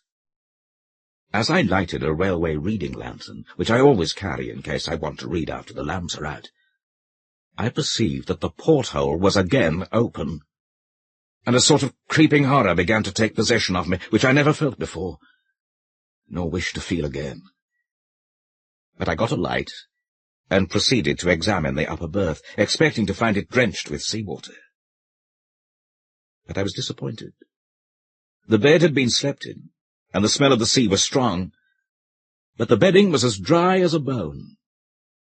I fancied that Roberts had not had the courage to make the bed after the accident of the previous night. It had all been a hideous dream. I drew the curtains back as far as I could, and examined the place very carefully. It was perfectly dry, but the porthole was open again. With a sort of dull bewilderment of horror, I closed it and screwed it down, and thrusting my heavy stick through the brass loop, wrenched it with all my might, till the thick metal began to bend under the pressure. Then I hooked my reading lantern into the red velvet at the head of the couch, and sat down to recover my senses, if I could. I sat there all night, unable to think of rest, hardly able to think at all. But the porthole remained closed, and I did not believe it would now open again without the application of a considerable force. The morning dawned at last, and I dressed myself slowly, thinking over all that had happened in the night. It was a beautiful day, and I went on deck, glad to get out into the early, pure sunshine, and to smell the breeze from the blue water, so different from the noisome, stagnant odour of my stateroom. Instinctively I turned aft, towards the surgeon's cabin. There he stood, with a pipe in his mouth, taking his morning airing precisely as on the preceding day. "Good morning," said he quietly, but looking at me with evident curiosity. "Doctor, you were quite right," said I. "There is something wrong about that place." "I thought you would change your mind," he answered, rather triumphantly. "You've had a bad night, eh? Shall I make you a pick-me-up? I have a capital recipe." "No, thanks," I cried. "But I would like to tell you what happened." I then tried to explain as clearly as possible precisely what had occurred, not omitting to state that I'd been scared as I'd never been scared in my whole life before. I dwelt particularly on the phenomenon of the porthole, which was a fact to which I could testify even if the rest had been an illusion. I had closed it twice in the night, and the second time I'd actually bent the brass in wrenching it with my stick. I believe I insisted a good deal on this point. "You seem to think I'm likely to doubt the story," said the doctor, smiling at the detailed account of the state of the porthole. "I do not doubt in the least. I renew my invitation to you. Bring your traps here and take half my cabin." "Come and take half of mine for one night," I said. "Help me to get at the bottom of this thing." "You will get to the bottom of something else if you try," answered the doctor. "What?" I asked. "The bottom of the sea. I'm going to leave this ship. It is not canny." "Then you will not help me to find out?" "Not I," said the doctor quickly. "It's my business to keep my wits about me, not to go fiddling about with ghosts and things." "Do you really believe it is a ghost?" I inquired, rather contemptuously. But as I spoke, I remembered very well the horrible sensation of the supernatural which had got possession of me during the night. The doctor turned sharply on me. "Have you any reasonable explanation of these things to offer?" he asked. "No, you have not." "Well, you say you will find an explanation. I say that you won't, sir, simply because there is not any." "But, my dear sir," I retorted, "do you, a man of science, mean to tell me that such things cannot be explained?" "I do," he answered stoutly. "And if they could, I would not be concerned in the explanation." I did not care to spend another night alone in the stateroom, and yet I was obstinately determined to get at the root of the disturbances. I do not believe there are many men who would have slept there alone after passing 2 such nights, but I made up my mind to try it if I could not get anyone to share a watch with me. The doctor was evidently not inclined for such an experiment. He said he was a surgeon, and that in case any accident occurred on board, he must always be in readiness. He could not afford to have his nerves unsettled. Perhaps he was quite right, but I am inclined to think that his precaution was prompted by his inclination. On inquiry, he informed me that there was no one on board who would be likely to join me in my investigations, and after a little more conversation, I left him. A little later I met the captain, and told him my story. I said that if no one would spend the night with me, I would ask leave to have the light burning all night, and would try it alone. "Look here," said he, "I will tell you what I will do. I will share your watch myself, and we will see what happens. It is my belief that we can find out between us. There may be some fellow skulking on board who steals a passage by frightening the passengers. It is just possible that there may be something queer in the carpentering of that berth." I suggested taking the ship's carpenter below and examining the place, but I was overjoyed at the captain's offer to spend the night with me. He accordingly sent for the workman, and ordered him to do anything I required. We went below at once.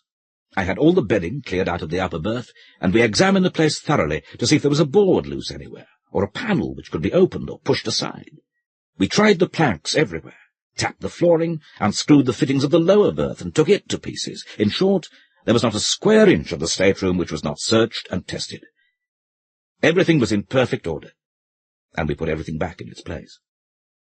As we were finishing our work, Robert came to the door and looked in. "Well, sir, find anything, sir?" he asked, with a ghastly grin. "You were right about the porthole, Robert," I said, and I gave him the promised sovereign. The carpenter did his work silently and skilfully, following my directions. When he had done, he spoke. "I'm a plain man, sir," he said, "but it's my belief you'd better just turn out your things, and let me run 6 4-inch screws through the door of this cabin. There's no good never came of this cabin yet, sir, and that's all about it. There's been 4 lives lost out of here to my own remembrance, and that in 4 trips. Better give it up, sir. Better give it up." "I will try it for 1 night more," I said. "Better give it up, sir. Better give it up. It's a precious bad job," repeated the workman, putting his tools in his bag and leaving the cabin. But my spirits had risen considerably at the prospect of having the captain's company, and I made up my mind not to be prevented from going to the end of the strange business.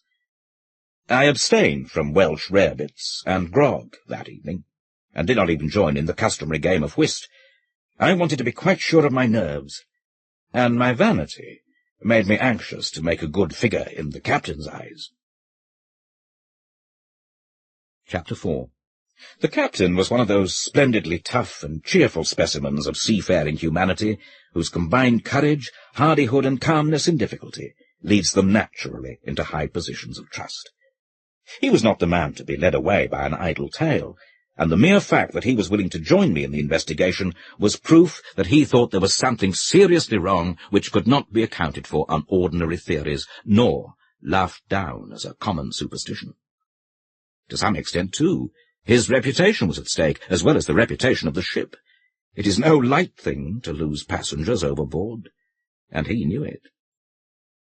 About 10 o'clock that evening, As I was smoking the last cigar, he came up to me and drew me aside from the beat of the other passengers who were patrolling the deck in the warm darkness. "This is a serious matter, Mr. Brisbane," he said. "We must make up our minds either way, to be disappointed or to have a pretty rough time of it. You see, I cannot afford to laugh at the affair, and I will ask you to sign your name to a statement of whatever occurs. If nothing happens tonight, we will try it again tomorrow and next day. Are you ready?" So we went below and entered the stateroom. As we went in, I could see Robert, the steward, who stood a little further down the passage watching us with his usual grin, as though certain that something dreadful was about to happen. The captain closed the door behind us and bolted it. "Supposing we put your portmanteau before the door," he suggested. "One of us can sit on it. Nothing can get out then. Is the port screwed down?" I found it as I had left it in the morning. Indeed, without using the lever, as I had done, no one could have opened it. I drew back the curtains of the upper berth so that I could see well into it. By the captain's advice, I lighted my reading lantern and placed it so that it shone upon the white sheets above. He insisted upon sitting on the portmanteau, declaring that he wished to be able to swear that he had sat before the door. Then he requested me to search the stateroom thoroughly, an operation very soon accomplished, as it consisted merely in looking beneath the lower berth and under the couch below the porthole. The spaces were quite empty. "It is impossible for any human being to get in," I said, "or for any human being to open the port." "Very good," said the captain calmly. "If we see anything now, it must be either imagination or something supernatural." I sat down on the edge of the lower berth. "The first time it happened," said the captain, crossing his legs and leaning back against the door, "was in March. The passenger who slept here in the upper berth turned out to have been a lunatic. At all events, he was known to have been a little touched, and he had taken his passage without the knowledge of his friend. He rushed out in the middle of the night and threw himself overboard before the officer who had the watch could stop him. We stopped and lowered a boat. It was a quiet night, just before that heavy weather came on. But we could not find him. Of course, his suicide was afterwards accounted for on the ground of his insanity." "I suppose that often happens," I remarked, rather absently. "Not often, no," said the captain. "Never before, in my experience, though I have heard of it happening on board of other ships. Well, as I was saying, that occurred in March. On the very next trip—" "What are you looking at?" he asked, stopping suddenly in his narration. I believe I gave no answer. My eyes were riveted upon the porthole. It seemed to me that the brass loop nut was beginning to turn very slowly upon the screw, so slowly, however, that I was not sure it moved at all. I watched it intently, fixing its position in my mind and trying to ascertain whether it changed. Seeing where I was looking, the captain looked too. "It moves," he exclaimed, in a tone of conviction. "No, it does not," he added after a minute. "If it were the jarring of the screw," said I, "it would have opened during the day. But I found it this evening jammed tight as I left it this morning." I rose and tried the nut. It was certainly loosened, for by an effort I could move it with my hands. "The queer thing," said the captain, "is that the second man who was lost is supposed to have got through that very port. We had a terrible time over it. It was in the middle of the night, and the weather was very heavy. There was an alarm that one of the ports was open and the sea running in. I came below and found everything flooded, the water pouring in every time she rolled, and the whole port swinging from the top bolts, not the porthole in the middle. Well, we managed to shut it, but the water did some damage. Ever since that, the place smells of seawater from time to time. We supposed the passenger had thrown himself out, though the Lord only knows how he did it. The steward kept telling me that he cannot keep anything shut here. Upon my word, I can smell it now. Cannot you? He inquired, sniffing the air suspiciously. Yes. Distinctly, I said. And I shuddered as that same odour of stagnant seawater grew stronger in the cabin. Now, to smell like this, the place must be damp, I continued. And yet, when I examined it with the carpenter this morning, everything was perfectly dry. It's most extraordinary. Hello? My reading lantern, which had been placed in the upper berth, was suddenly extinguished. There was still a good deal of light from the pane of ground glass near the door, behind which loomed the regulation lamp. The ship rolled heavily, and the curtain of the upper berth swung far out into the stateroom and back again. I rose quickly from my seat on the edge of the bed, and the captain at the same moment started to his feet with a loud cry of surprise. I had turned with the intention of taking down the lantern to examine it, when I heard his exclamation, and immediately afterwards his call for help. I sprang towards him. He was wrestling with all his might with the brass loop of the port. It seemed to turn against his hands in spite of all his efforts. I caught up my cane, a heavy oak stick that I always used to carry, and thrust it through the ring and bore on it with all my strength. But the strong wood snapped suddenly, and I fell upon the couch. When I rose again, the port was wide open, and the captain was standing with his back against the door, pale to the lips. "There is something in that berth," he cried, in a strange voice, his eyes almost starting from his head. "Hold the door, while I look. It shall not escape us, whatever it is." But instead of taking his place, I sprang upon the lower bed, and seized something which lay in the upper berth. It was something ghostly, horrible beyond words, and it moved in my grip. It was like the body of a man long drowned, and yet it moved, and had the strength of 10 men living. But I gripped it with all my might, the slippery, oozy, horrible thing. The dead white eyes seemed to stare at me out of the dusk. The putrid odour of rank seawater was about it, and its shiny hair hung in foul, wet curls over its dead face. I wrestled with the dead thing. It thrust itself upon me, and forced me back, and nearly broke my arms. It wound its corpse's arms about my neck, the living death, and overpowered me, so that I at last cried aloud, and fell, and left my hold. As I fell, the thing sprang across me, and seemed to throw itself upon the captain. When I last saw him on his feet, his face was white and his lips set. It seemed to me that he struck a violent blow at the dead being, and then he, too, fell forward upon his face with an inarticulate cry of horror. The thing paused an instant, seeming to hover over his prostrate body, and I could have screamed again for very fright, but I had no voice left. The thing vanished suddenly, and it seemed, to my disturbed senses, that it made its exit through the open port, though how that was possible, considering the smallness of the aperture, is more than anyone can tell. I lay a long time upon the floor, and the captain lay beside me. At last, I partially recovered my senses and moved, and instantly I knew that my arm was broken, the small bone of the left forearm near the wrist.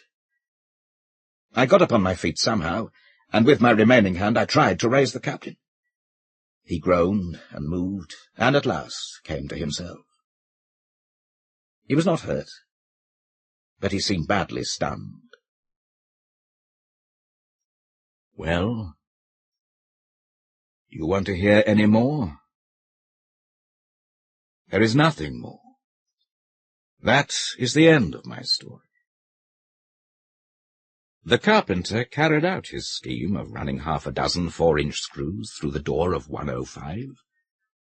And if ever you take a passage in the Kamtschatka, you may ask for a berth in that stateroom. You will be told that it is engaged, Yes. It is engaged. By that dead thing. I finished the trip in the surgeon's cabin. He doctored my broken arm, and advised me not to fiddle about with ghosts and things any more. The captain was very silent, and never sailed again in that ship, though it is still running. And I will not sail in her either. It was a very disagreeable experience, and I was very badly frightened, which is a thing I do not like. That is all. That is how I saw a ghost. If it was a ghost. It was dead. Anyhow. A Wicked Voice by Vernon Lee. To M.W. in remembrance of the last song at Palazzo Barbaro. Ci ha inteso, intenda. They have been congratulating me again today upon being the only composer of our days, of these days of deafening orchestral effects and poetical quackery, who has despised the new-fangled nonsense of Wagner and returned boldly to the traditions of Handel and Gluck and the divine Mozart, to the supremacy of melody and the respect of the human voice. O cursed human voice!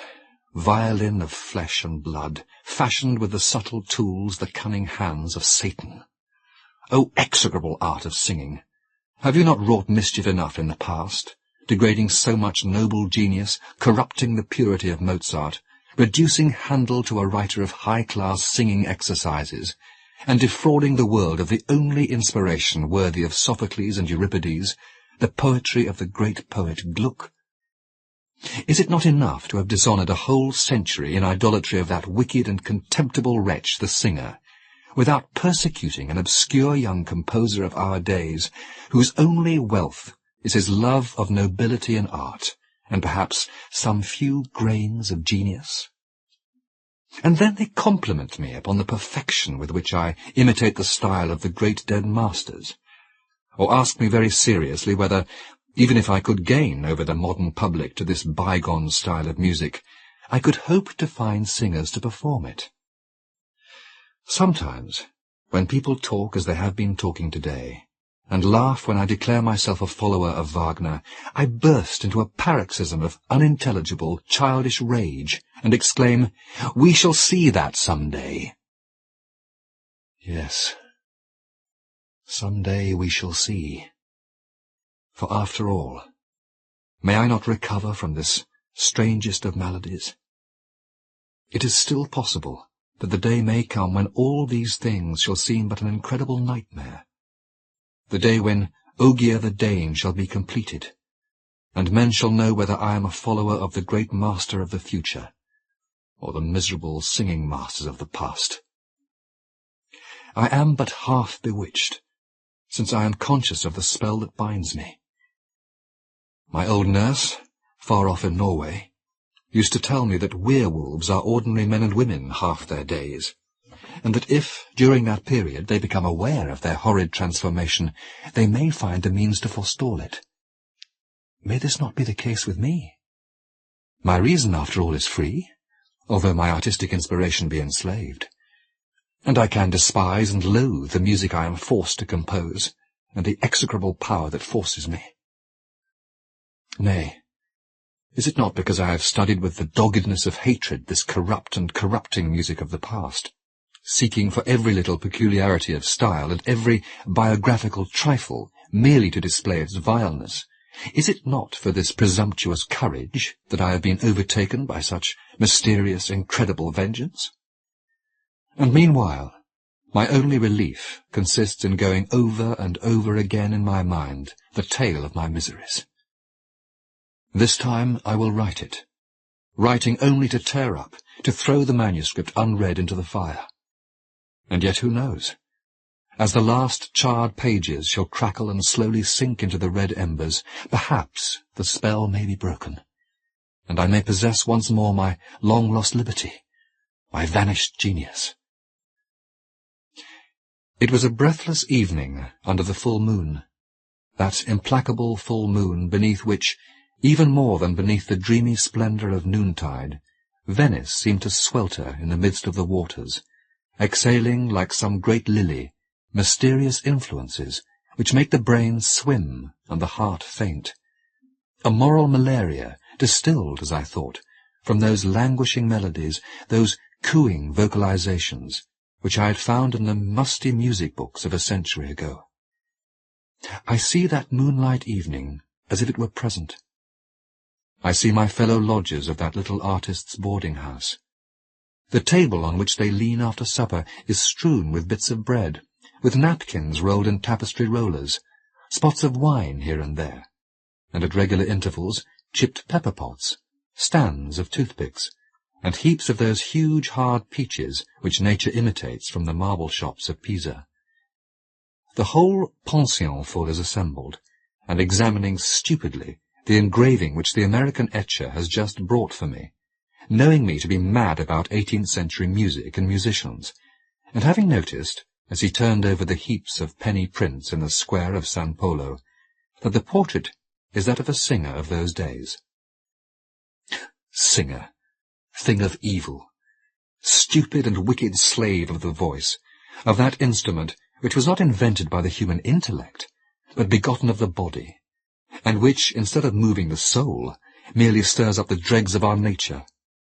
For what is the voice but the beast calling, awakening that other beast sleeping in the depths of mankind, the beast which all great art has ever sought to chain up, as the archangel chains up in old pictures the demon with his woman's face? How could the creature attached to this voice, its owner and its victim, the singer, the great, the real singer who once ruled over every heart, be otherwise than wicked and contemptible? But let me try and get on with my story.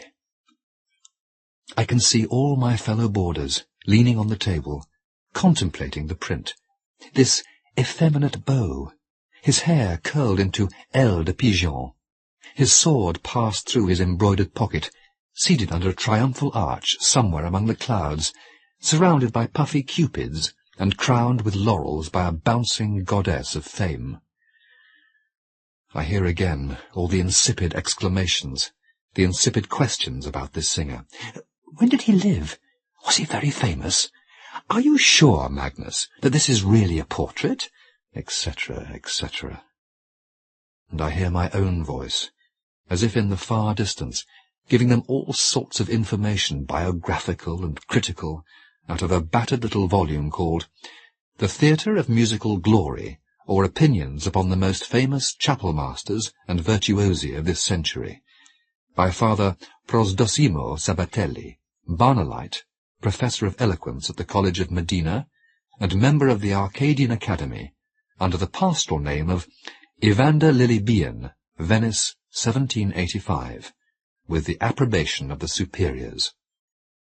I tell them all how this singer, this Balthazar Cesari, was nicknamed Zafirino, because of a sapphire engraved with cabalistic signs presented to him one evening by a masked stranger, in whom wise folk recognized that great cultivator of the human voice, the devil. How much more wonderful had been this Zafirino's vocal gifts than those of any singer of ancient or modern times. How his brief life had been but a series of triumphs, petted by the greatest kings, sung by the most famous poets, and finally, adds Father Prosdosimo, courted, if the grave muse of history may incline her ear to the gossip of gallantry, by the most charming nymphs, even of the very highest quality. My friends glance once more at the engraving. More insipid remarks are made. I am requested, especially by the American young ladies, to play or sing one of this Zafirino's favourite songs. For of course you know them, dear Maestro Magnus, you who have such a passion for all old music. Do be good and sit down to the piano. I refuse, rudely enough, rolling the print in my fingers. How fearfully this cursed heat, these cursed moonlight nights must have unstrung me. This Venice would certainly kill me in the long run. Why, the sight of this idiotic engraving, the mere name of that coxcomb of a singer, have made my heart beat and my limbs turn to water like a lovesick hobbledehoy. After my gruff refusal, the company begins to disperse. They prepare to go out, some to have a row on the lagoon, others to saunter before the cafes at St. Mark's. Family discussions arise, gruntings of fathers, murmurs of mothers, peals of laughing from young girls and young men. And the moon, pouring in by the wide-open windows, turns this old palace ballroom, nowadays an inn dining-room, into a lagoon, scintillating, undulating like the other lagoon, the real one, which stretches out yonder, furrowed by invisible gondolas, betrayed by the red prow-lights. At last, the whole lot of them are on the move. I shall be able to get some quiet in my room, and to work a little at my opera of Ogier the Dane. But no. Conversation revives, and of all things about that singer, that Zafirino, whose absurd portrait I'm crunching in my fingers. The principal speaker is Count Alvise, an old Venetian with dyed whiskers, a great check tie fastened with 2 pins and a chain, a threadbare patrician who is dying to secure for his lanky son that pretty American girl, whose mother is intoxicated by all his mooning anecdotes about the past glories of Venice in general, and of his illustrious family in particular. Why in heaven's name must he pitch upon Zafirino for his mooning, this old duffer of a patrician? Zafirino? Ah, yes, to be sure. Balthazar Cesari, called Zafirino, snuffles the voice of Count Alvise, who always repeats the last word of every sentence at least 3 times. Yes, Zafirino, to be sure. A famous singer of the days of my forefathers. Yes, of my forefathers, dear lady. Then a lot of rubbish about the former greatness of Venice, the glories of old music, the former conservatoires, all mixed up with anecdotes of Rossini and Donizetti, whom he pretends to have known intimately. Finally, a story, of course containing plenty about his illustrious family. My great-grandaunt, the Procuratessa Vendramin, from whom we have inherited our estate at Mistra, on the Brenta. Oh, a hopelessly muddled story, apparently, full of digressions, but of which that singer Zafirino is the hero.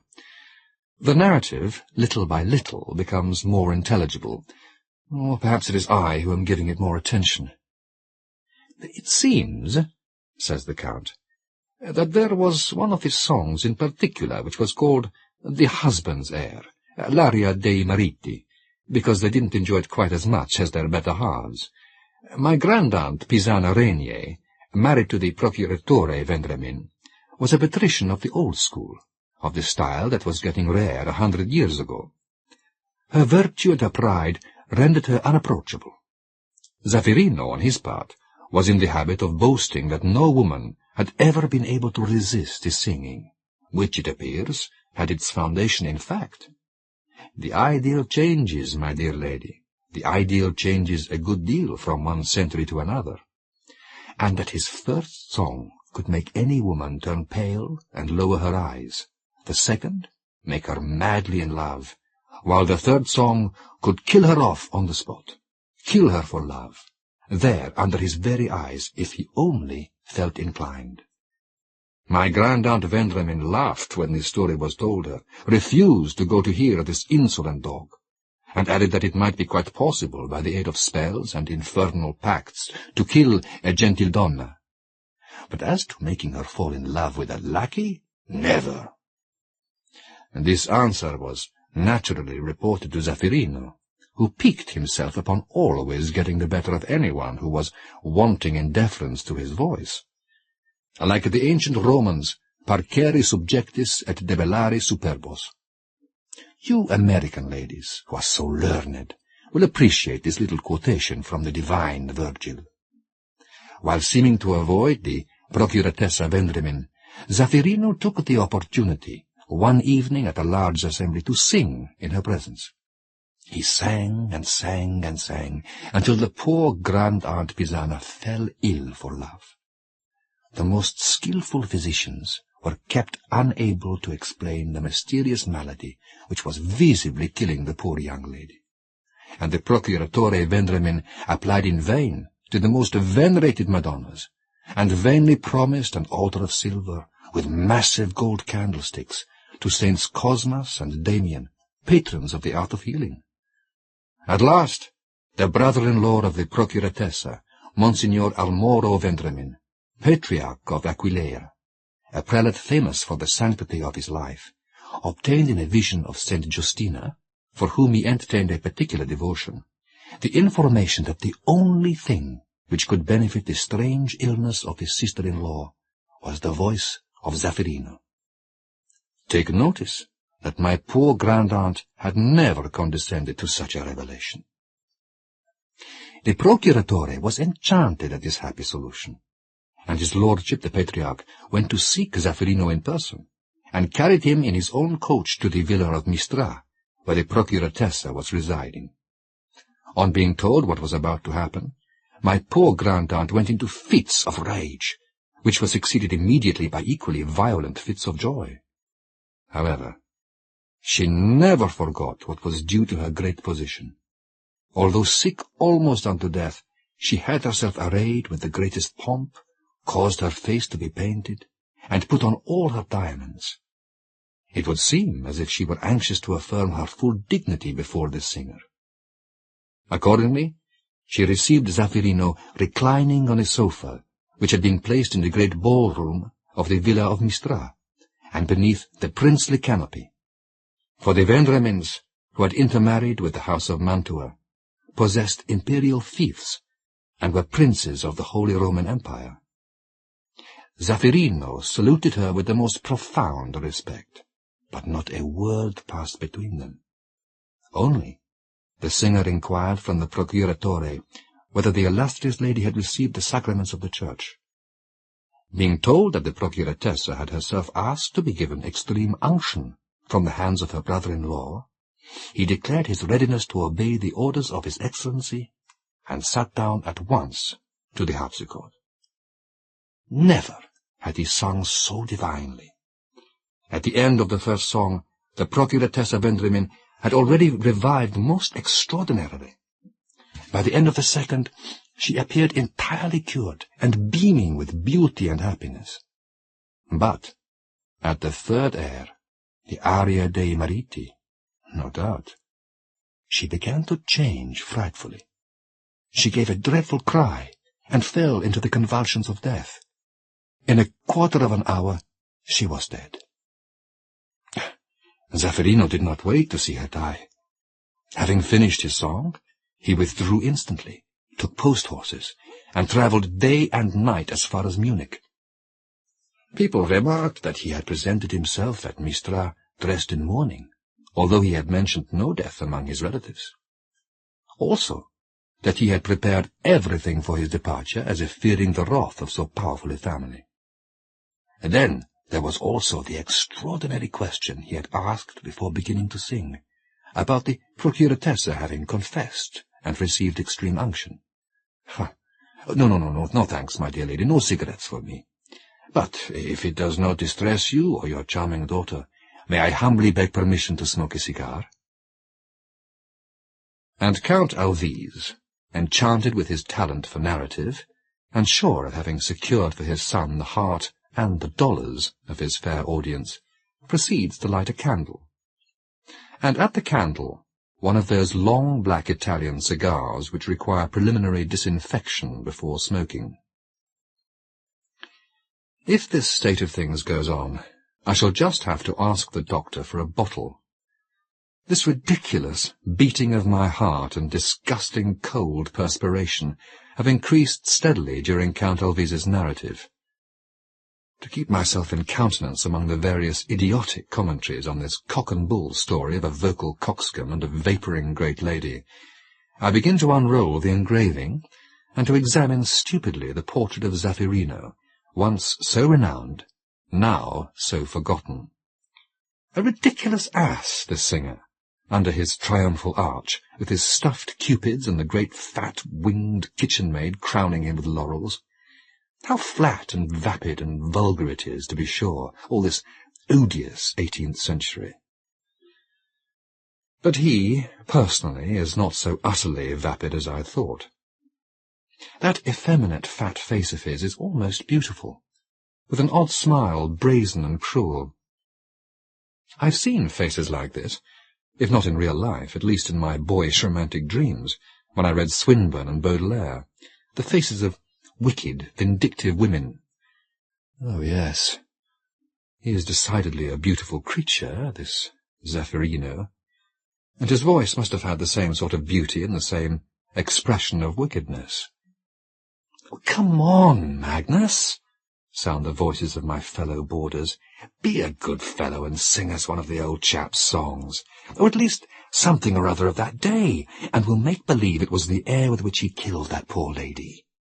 Oh, yes, the aria dei mariti, the husband's air, mumbles old Alvise between the puffs at his impossible black cigar. My poor grand-aunt Pisana Vendramin, he went and killed her with those songs of his, with that aria dei mariti. Oh, I feel senseless rage overcoming me. Is it that horrible palpitation? Oh, by the way, there is a Norwegian doctor, my fellow countryman at Venice just now, which is sending the blood to my brain and making me mad? The people around the piano, the furniture, everything together seems to get mixed and turn into moving blobs of colour. I set to singing, the only thing which remains distinct before my eyes being the portrait of Zeffirino on the edge of that boarding-house piano. The sensual, effeminate face, with its wicked, cynical smile, keeps appearing and disappearing, as the print wavers about in the draught that makes the candles smoke and gutter. And I set to singing madly, singing I don't know what. Yes, I begin to identify it. 'Tis the Biondina in Gondoletta, the only song of the 18th century which is still remembered by the Venetian people. I sing it, mimicking every old-school grace, shakes, cadences, languishingly swelled and diminished notes, and adding all manner of buffooneries, until the audience, recovering from its surprise, begins to shake with laughing, until I begin to laugh myself, madly, frantically, between the phrases of the melody, my voice finally smothered in this dull, brutal laughter. And then, to crown it all, I shake my fist at this long-dead singer, looking at me with his wicked woman's face, with his mocking, fatuous smile. "Ah, you would like to be revenged on me also," I exclaim. "You would like me to write you nice roulades and flourishes, another nice aria dei mariti, my fine Zeffirino." That night, I dreamed a very strange dream. Even in the big, half-furnished room, the heat and closeness were stifling. The air seemed laden with the scent of all manner of white flowers, faint and heavy in their intolerable sweetness. Tuberoses, gardenias, and jasmines drooping I know not where in neglected vases. The moonlight had transformed the marble floor around me into a shallow, shining pool. On account of the heat, I had exchanged my bed for a big, old-fashioned sofa of light wood, painted with little nosegays and sprigs, like an old silk. And I lay there, not attempting to sleep, and letting my thoughts go vaguely to my opera of Ogier the Dane, of which I had long finished writing the words, and for whose music I had hoped to find some inspiration in this strange Venice, floating, as it were, in the stagnant lagoon of the past. But Venice had merely put all my ideas into hopeless confusion. It was as if there arose out of its shallow waters a miasma of long-dead melodies, which sickened but intoxicated my soul. I lay on my sofa, watching that pool of whitish light, which rose higher and higher, little trickles of light meeting it here and there, wherever the moon's rays struck upon some polished surface, while huge shadows waved to and fro in the draught of the open balcony. I went over and over that old Norse story, how the paladin, Ogier, one of the knights of Charlemagne, was decoyed during his homeward wanderings from the Holy Land by the arts of an enchantress, the same who once held in bondage the great Emperor Caesar, and given him King Oberon for a son. how Ogier had tarried in that island only 1 day and 1 night, and yet, when he came home to his kingdom, he found all changed, his friends dead, his family dethroned, and not a man who knew his face, until at last, driven hither and thither like a beggar, a poor minstrel had taken compassion on his sufferings, and given him all he could, a song of the prowess of a hero dead for hundreds of years, the paladin Ogier the Dane. The story of Ogier ran into a dream, as vivid as my waking thoughts had been vague.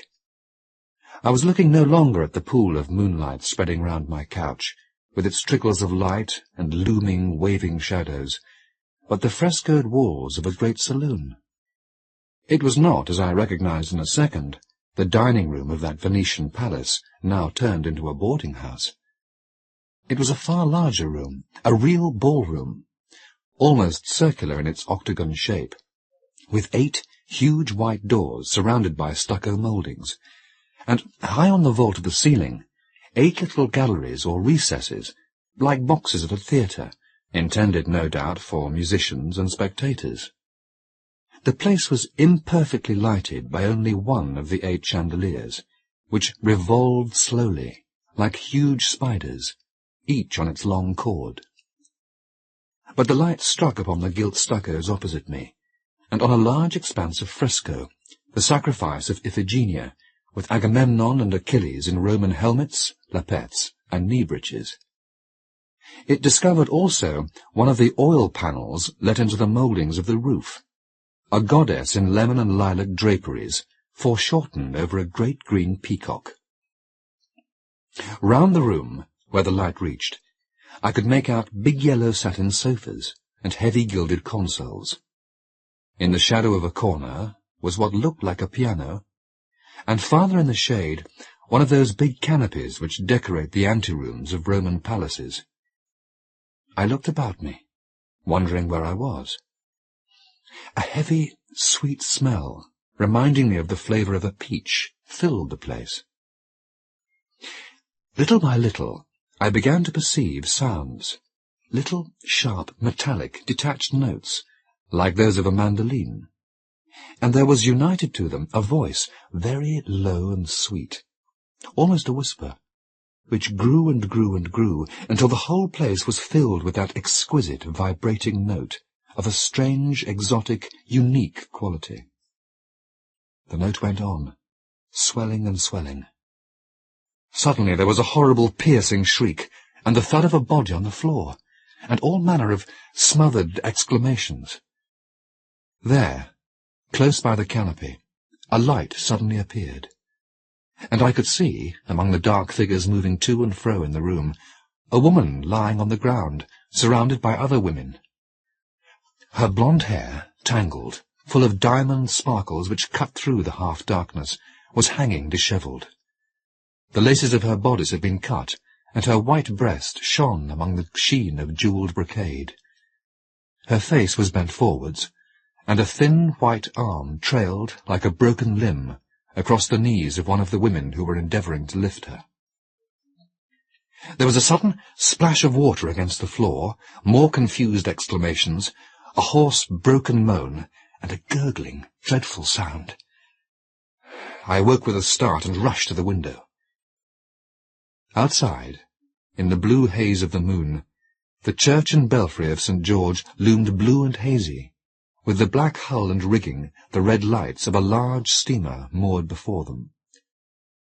From the lagoon rose a damp sea breeze. What was it all? Ah, I began to understand. That story of old Count Alvise's, the death of his grand-aunt, Pisana Vendramin. Yes, it was about that I had been dreaming. I returned to my room. I struck a light and sat down to my writing table. Sleep had become impossible.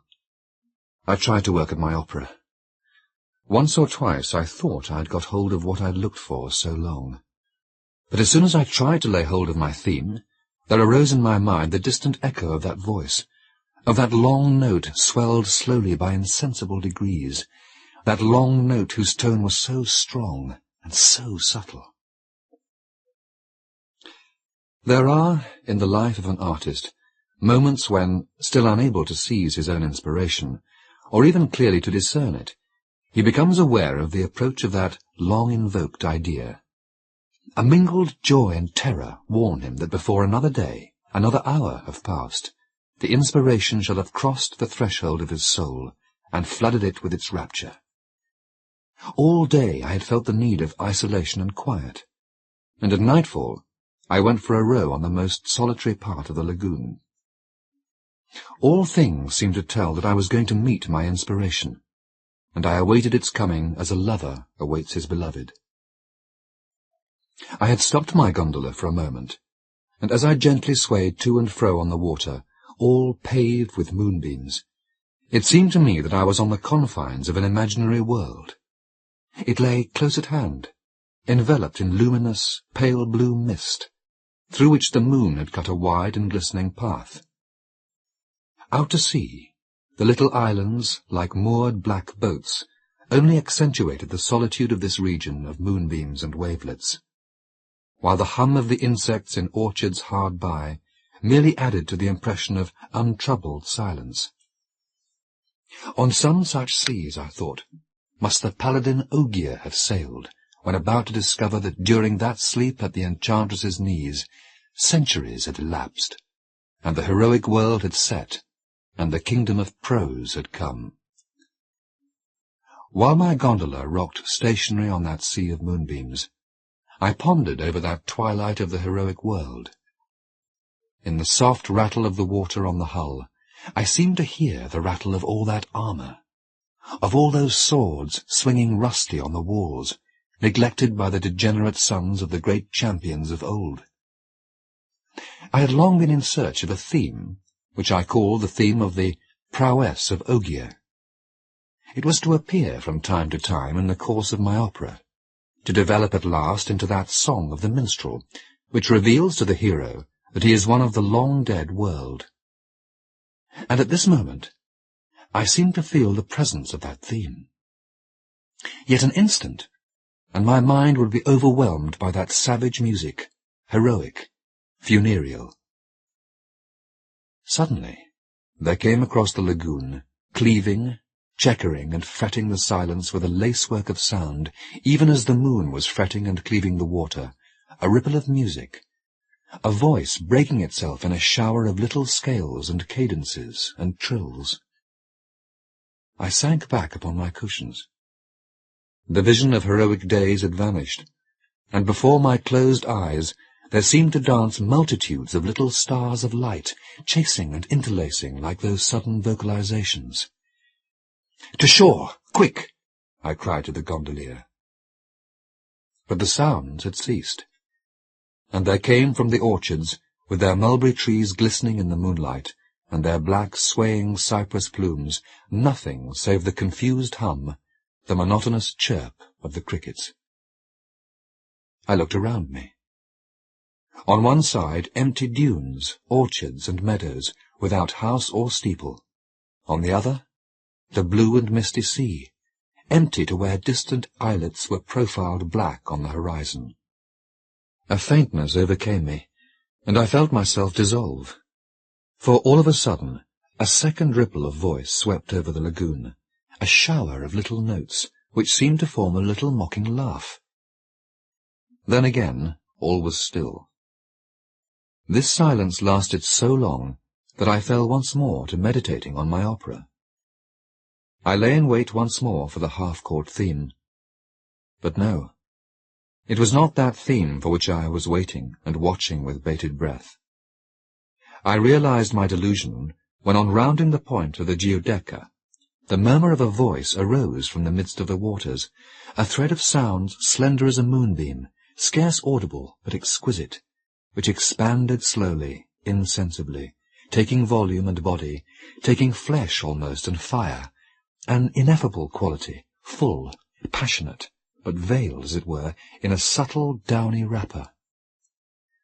The note grew stronger and stronger, and warmer and more passionate, until it burst through that strange and charming veil, and emerged beaming, to break itself in the luminous facets of a wonderful shake, long, superb, triumphant, there was a dead silence.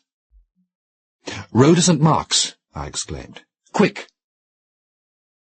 The gondola glided through the long, glittering track of moonbeams, and rent the great band of yellow reflected light, mirroring the cupolas of St. Mark's, the lace-like pinnacles of the palace, and the slender pink belfry which rose from the lit-up water to the pale and bluish evening sky.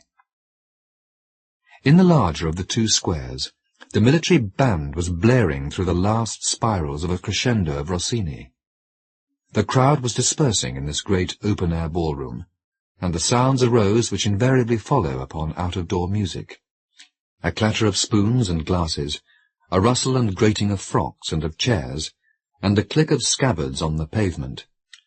I pushed my way among the fashionable youths contemplating the ladies while sucking the knob of their sticks, through the serried ranks of respectable families, marching arm in arm with their white-frocked young ladies close in front. I took a seat before Florian's, among the customers stretching themselves before departing, and the waiters hurrying to and fro, clattering their empty cups and trays. Two imitation Neapolitans were slipping their guitar and violin under their arms, ready to leave the place. "Stop!" I cried to them. "Don't go yet. Sing me something. Sing La Camasella or Funiculi Funicular, no matter what, provided you make a row." And as they screamed and scraped their utmost, I added, "But can't you sing louder, damn you? Sing louder, do you understand?" I felt the need of noise, of yells and false notes, of something vulgar and hideous to drive away that ghost voice which was haunting me. Again and again I told myself that it had been some silly prank of a romantic amateur, hidden in the gardens of the shore or gliding unperceived on the lagoon, and that the sorcery of moonlight and sea-mist had transfigured for my excited brain mere humdrum roulades out of exercises of Bordogni or Crescentini. But all the same, I continued to be haunted by that voice. My work was interrupted ever and anon by the attempt to catch its imaginary echo, and the heroic harmonies of my Scandinavian legend were strangely interwoven with voluptuous phrases and florid cadences, in which I seemed to hear again that same accursed voice. To be haunted by singing exercises, it seemed too ridiculous for a man who professedly despised the art of singing. And still, I preferred to believe in that childish amateur, amusing himself with warbling to the moon. One day, while making these reflections the 100th time over, my eyes chanced to light upon the portrait of Zeffirino, which my friend had pinned against the wall. I pulled it down and tore it into 6 shreds. Then, already ashamed of my folly, I watched the torn pieces float down from the window, wafted hither and thither by the sea breeze. One scrap got caught in a yellow blind below me. The others fell into the canal, and were speedily lost to sight in the dark water. I was overcome with shame. My heart beat like bursting. What a miserable, unnerved worm I had become in this cursed Venice, with its languishing moonlights, its atmosphere as of some stuffy boudoir long unused, full of old stuffs and pot-pourri. That night, however, things seemed to be going better. I was able to settle down to my opera, and even to work at it. In the intervals my thoughts returned, not without a certain pleasure, to those scattered fragments of the torn engraving fluttering down to the water. I was disturbed at my piano by the hoarse voices and the scraping of violins, which rose from one of those music boats that station at night under the hotels of the Grand Canal. The moon had set. Under my balcony, the water stretched black into the distance, its darkness cut by the still darker outlines of the flotilla of gondolas in attendance on the music boat, where the faces of the singers and the guitars and violins gleamed reddish under the unsteady light of the Chinese lanterns. "Jammo, jammo, jammo, jammo, ja," sang the loud, hoarse voices, then a tremendous scrape and twang, and the yelled-out burden, "Funiculi, funicula, funiculi, funicula, jammo, jammo, jammo, jammo, jammo, jammo, ja." Oh! Then came a few cries of "Bis! Bis!" from a neighbouring hotel, a brief clapping of hands, the sound of a handful of coppers rattling into the boat, and the oar-stroke of some gondolier making ready to turn away. "Sing the Camasella," ordered some voice with a foreign accent. No, Santa Lucia. I want the Camasella." "No, Santa Lucia, aye, sing Santa Lucia, do you hear?" The musicians, under their green and yellow and red lamps, held a whispered consultation on the manner of conciliating these contradictory demands. Then, after a minute's hesitation, the violins began the prelude of that once famous air, which has remained popular in Venice, the words written some 100 years ago by the patrician Gritti, the music by an unknown composer, La Biondina in Gondoletta. That cursed 18th century! It seemed a malignant fatality that made these brutes choose just this piece to interrupt me. At last, the long prelude came to an end, and above the cracked guitars and squeaking fiddles there arose not the expected nasal chorus, but a single voice singing below its breath. My arteries throbbed. How well I knew that voice! It was singing, as I have said, below its breath, yet nonetheless it sufficed to fill all that reach of the canal with its strange quality of tone, exquisite, far-fetched. They were long, drawn-out notes, of intense but peculiar sweetness, a man's voice, which had much of a woman's, but more even of a chorister's, but a chorister's voice without its limpidity and innocence. Its youthfulness was veiled, muffled, as it were, in a sort of downy vagueness, as if a passion of tears withheld. There was a burst of applause, and the old palaces re-echoed with the clapping. "Bravo! Bravo! Thank you! Thank you! Sing again! Please sing again! Who can it be?" And then a bumping of hulls, a splashing of oars, and the oaths of gondoliers trying to push each other away, as the red prow-lamps of the gondolas pressed round the gaily lit singing boat. But no one stirred on board. It was to none of them that this applause was due.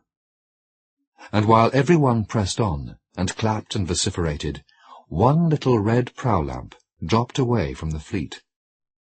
For a moment, a single gondola stood forth black upon the black water, and then was lost in the night. For several days, the mysterious singer was the universal topic. The people of the music boat swore that no one besides themselves had been on board, and that they knew as little as ourselves about the owner of that voice.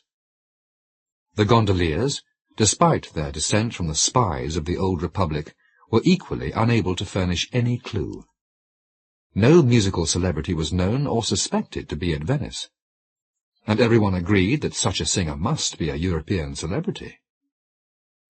The strangest thing in this strange business was that even among those learned in music there was no agreement on the subject of this voice. It was called by all sorts of names, and described by all manner of incongruous adjectives. People went so far as to dispute whether the voice belonged to a man or to a woman. Every one had some new definition. In all these musical discussions, I alone brought forward no opinion. I felt a repugnance, an impossibility almost of speaking about that voice, and the more or less commonplace conjectures of my friend had the invariable effect of sending me out of the room. Meanwhile, my work was becoming daily more difficult, and I soon passed from utter impotence to a state of inexplicable agitation.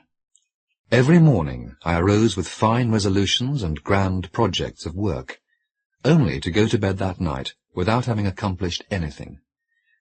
I spent hours leaning on my balcony, or wandering through the network of lanes with their ribbon of blue sky, endeavouring vainly to expel the thought of that voice, or endeavouring in reality to reproduce it in my memory. For the more I tried to banish it from my thoughts, the more I grew to thirst for that extraordinary tone, for those mysteriously downy, veiled notes.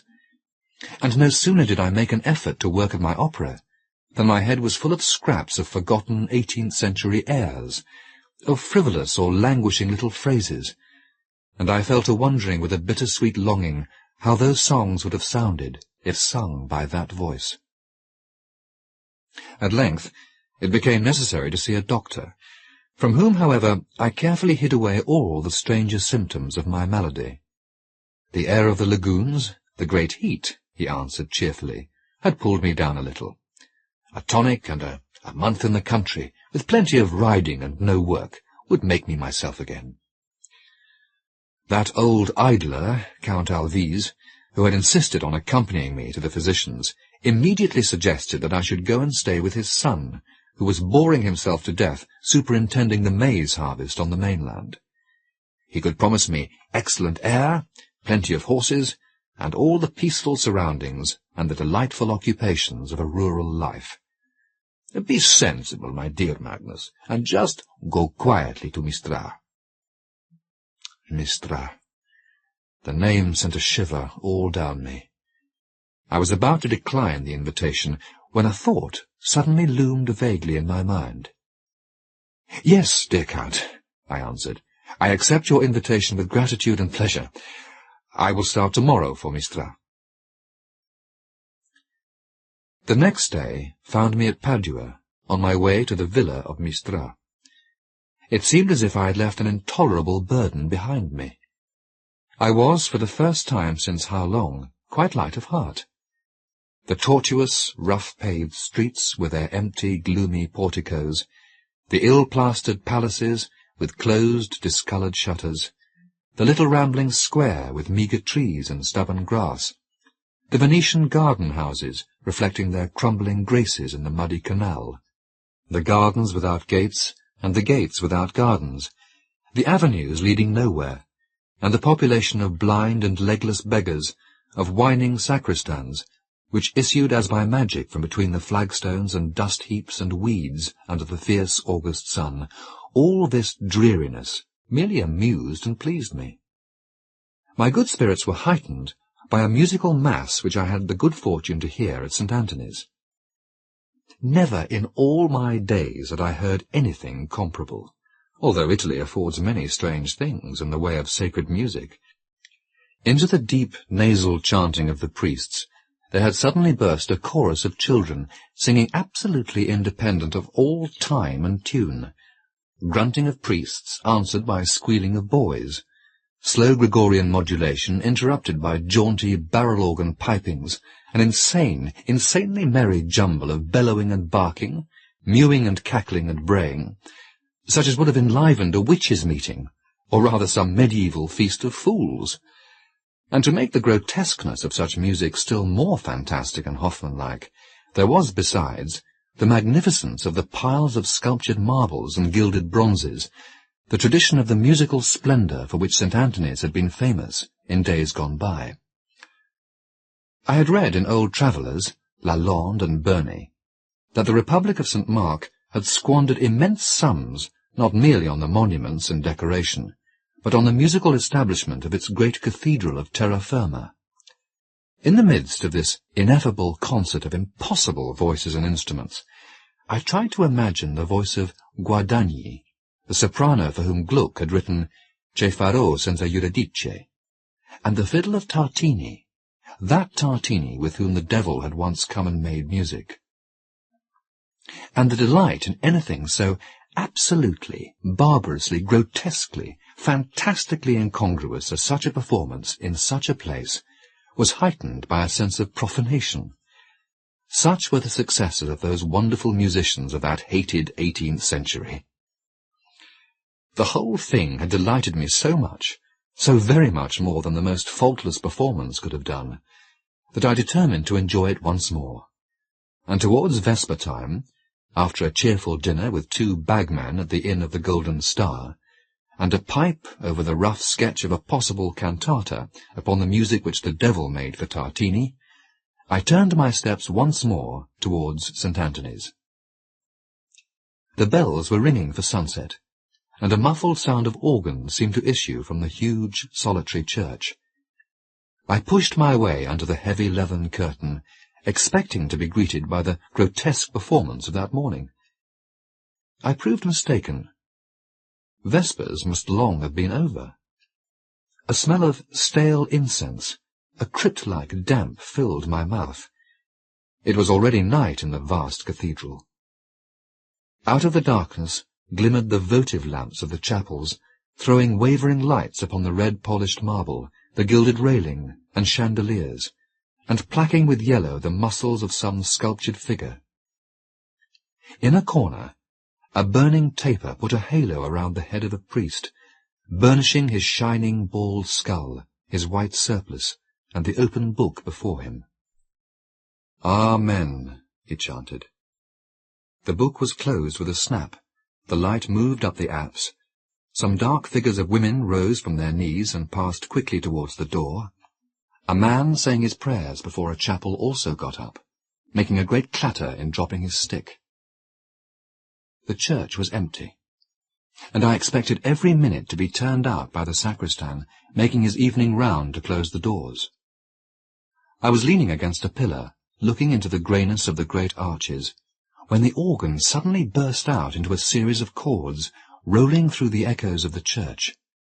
It seemed to be the conclusion of some service, and above the organ rose the notes of a voice, high, soft, enveloped in a kind of downiness, like a cloud of incense, and which ran through the mazes of a long cadence.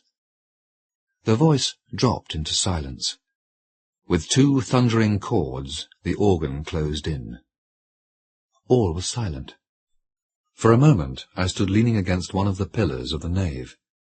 My hair was clammy, my knees sank beneath me. An enervating heat spread through my body. I tried to breathe more largely, to suck in the sounds with the incense-laden air. I was supremely happy, and yet as if I were dying. Then suddenly a chill ran through me, and with it a vague panic. I turned away and hurried out into the open. The evening sky lay pure and blue along the jagged line of roofs. The bats and swallows were wheeling about, and from the belfries all around, half drowned by the deep bell of St. Anthony's, jangled the peal of the Ave Maria. "You really don't seem well," young Count Alvise had said the previous evening, as he welcomed me in the light of a lantern held up by a peasant in the weedy back garden of the villa of Mistra. Everything had seemed to me like a dream.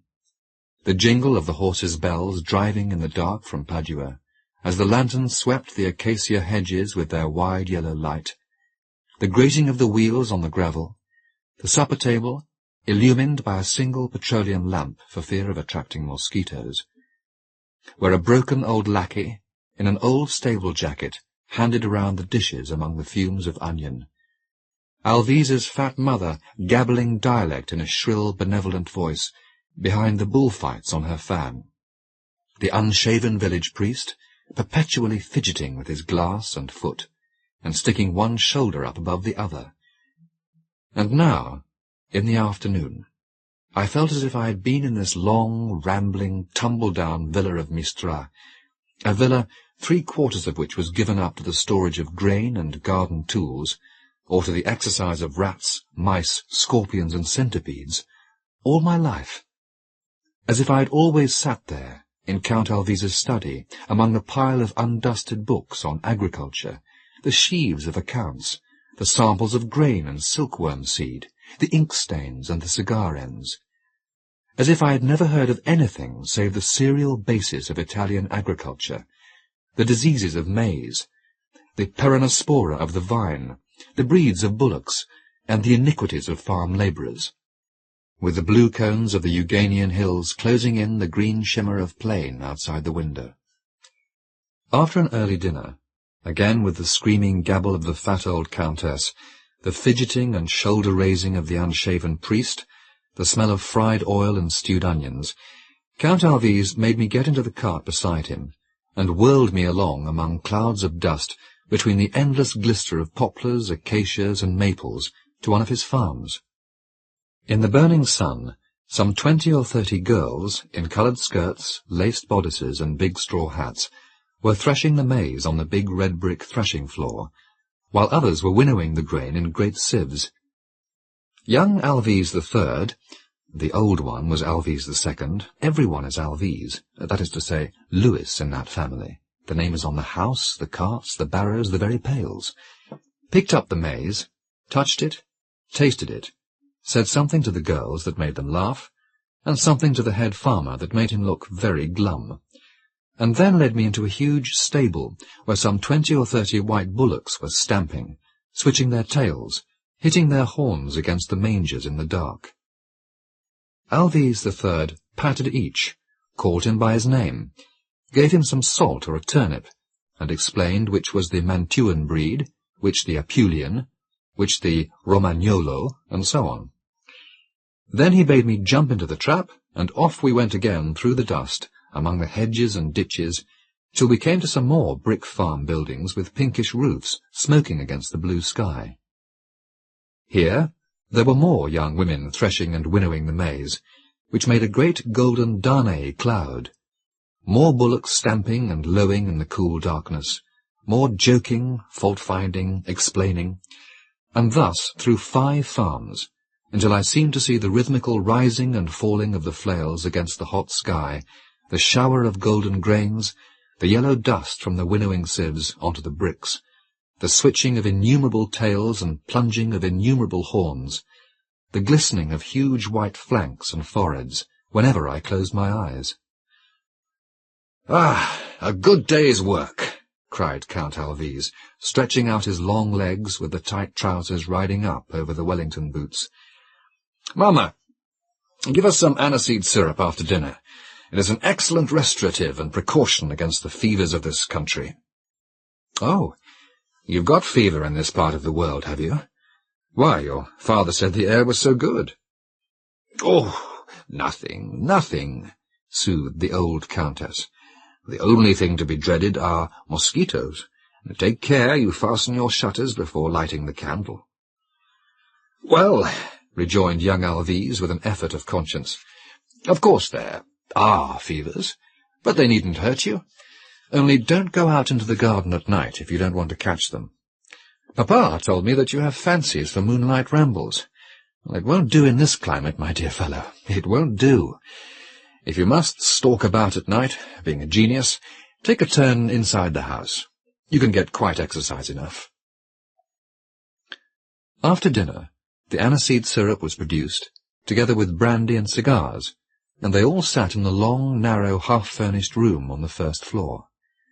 The old countess knitting a garment of uncertain shape and destination, the priest reading out the newspaper, Count Alves puffing at his long, crooked cigar, and pulling the ears of a long, lean dog, with a suspicion of mange and a stiff eye.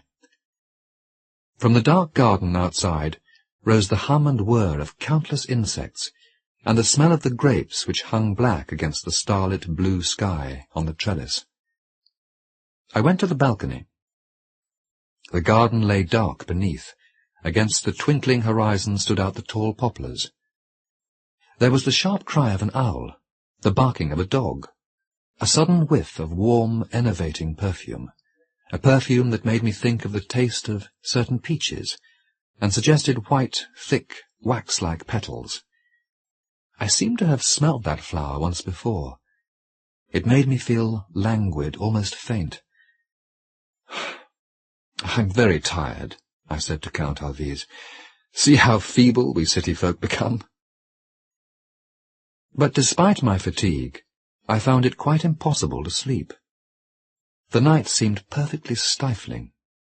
I had felt nothing like it at Venice. Despite the injunctions of the Countess, I opened the solid wooden shutters, hermetically closed against mosquitoes, and looked out.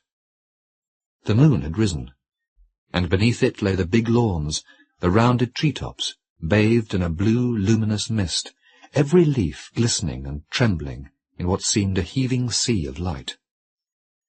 Beneath the window was the long trellis, with the white, shining piece of pavement under it. It was so bright that I could distinguish the green of the vine leaves, the dull red of the catalpa flowers.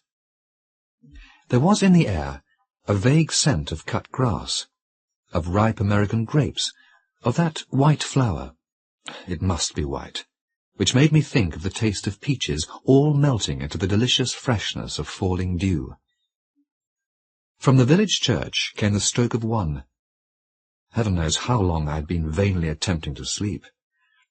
A shiver ran through me, and my head suddenly filled as with the fumes of some subtle wine. I remembered all those weedy embankments, those canals full of stagnant water, the yellow faces of the peasants. The word malaria returned to my mind. No matter. I remained leaning on the window, with a thirsty longing to plunge myself into this blue moon mist, this dew and perfume and silence, which seemed to vibrate and quiver like the stars that strewed the depths of heaven. What music, even Wagner's, or of that great singer of starry nights, the divine Schumann, what music could ever compare with this great silence, with this great concert of voiceless things that sing within one's soul? As I made this reflection, a note, high, vibrating and sweet, rent the silence which immediately closed around it. I leaned out of the window, my heart beating as though it must burst. After a brief space, the silence was cloven once more by that note, as the darkness is cloven by a falling star, or a firefly rising slowly like a rocket. But this time it was plain that the voice did not come, as I had imagined, from the garden, but from the house itself, from some corner of this rambling old villa of Mistra. Mistra, Mistra. The name rang in my ears, and I began at length to grasp its significance, which seems to have escaped me till then. Yes, I said to myself, 'tis quite natural. And with this odd impression of naturalness was mixed a feverish, impatient pleasure. It was as if I had come to Mistra on purpose, and that I was about to meet the object of my long and weary hopes. Grasping the lamp with its singed green shade, I gently opened the door and made my way through a series of long passages and of big, empty rooms, in which my steps re-echoed as in a church, and my light disturbed whole swarms of bats. I wandered at random, farther and farther from the inhabited part of the buildings. This silence made me feel sick. I gasped as under a sudden disappointment. All of a sudden there came a sound. Chords, metallic, sharp, rather like the tone of a mandolin, close to my ear. Yes, quite close. I was separated from the sounds only by a partition. I fumbled for a door. The unsteady light of my lamp was insufficient for my eyes, which were swimming like those of a drunkard. At last I found a latch, and after a moment's hesitation, I lifted it and gently pushed open the door. At first, I could not understand what manner of place I was in. It was dark all round me, but a brilliant light blinded me, a light coming from below and striking the opposite wall. It was as if I had entered a dark box in a half-lighted theatre. I was, in fact, in something of the kind, a sort of dark hole with a high balustrade, half hidden by an updrawn curtain. I remembered those little galleries or recesses for the use of musicians or lookers-on, which exist under the ceiling of the ballrooms in certain old Italian palaces. Yes, it must have been one like that. Opposite me was a vaulted ceiling covered with gilt mouldings, which framed great time-blackened canvases, and lower down, in the light thrown up from below, stretched a wall covered with faded frescoes. Where had I seen that goddess in lilac and lemon draperies, foreshortened over a big green peacock? For she was familiar to me, and the stucco tritons also who twisted their tails round her gilded frame.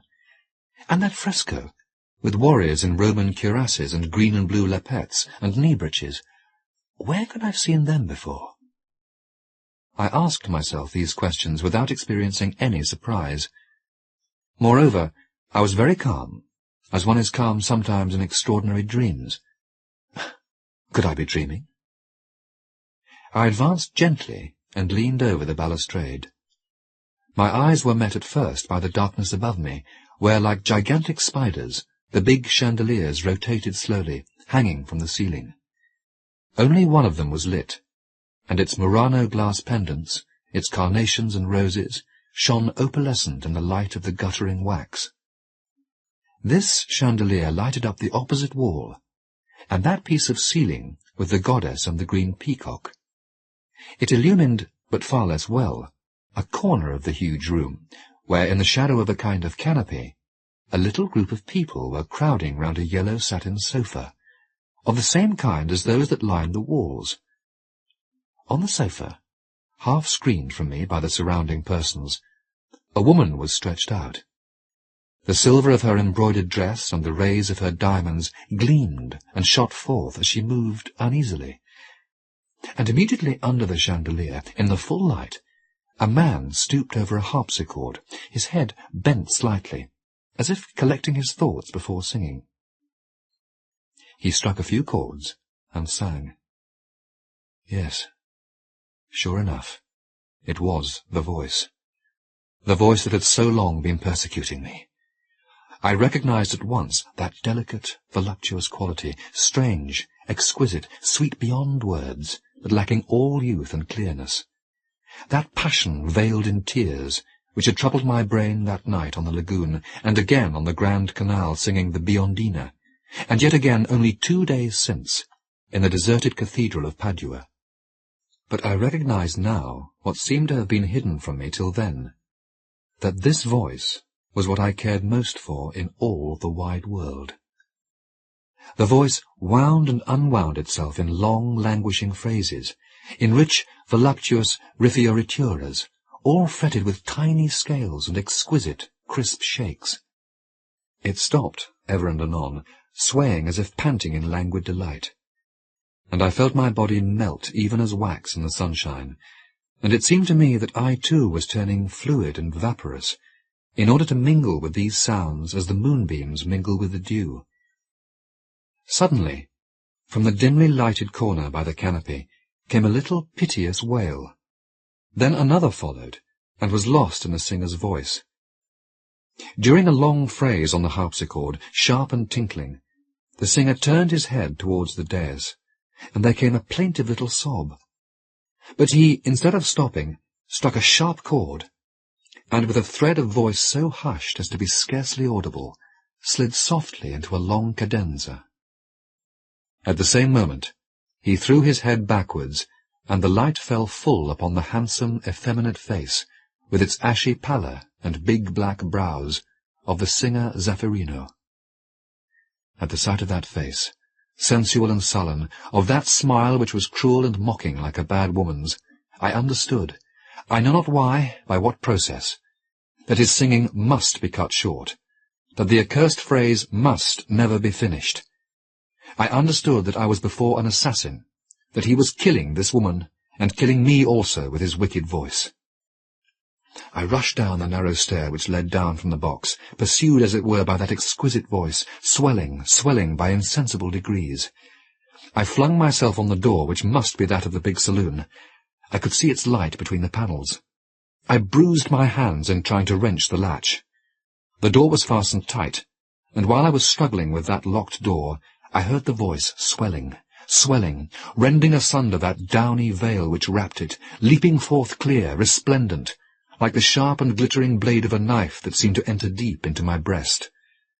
Then, once more, a wail, a death groan, and that dreadful noise, that hideous gurgle of breath strangled by a rush of blood. And then a long shake, acute, brilliant, triumphant. The door gave way beneath my weight. One half crashed in. I entered. I was blinded by a flood of blue moonlight.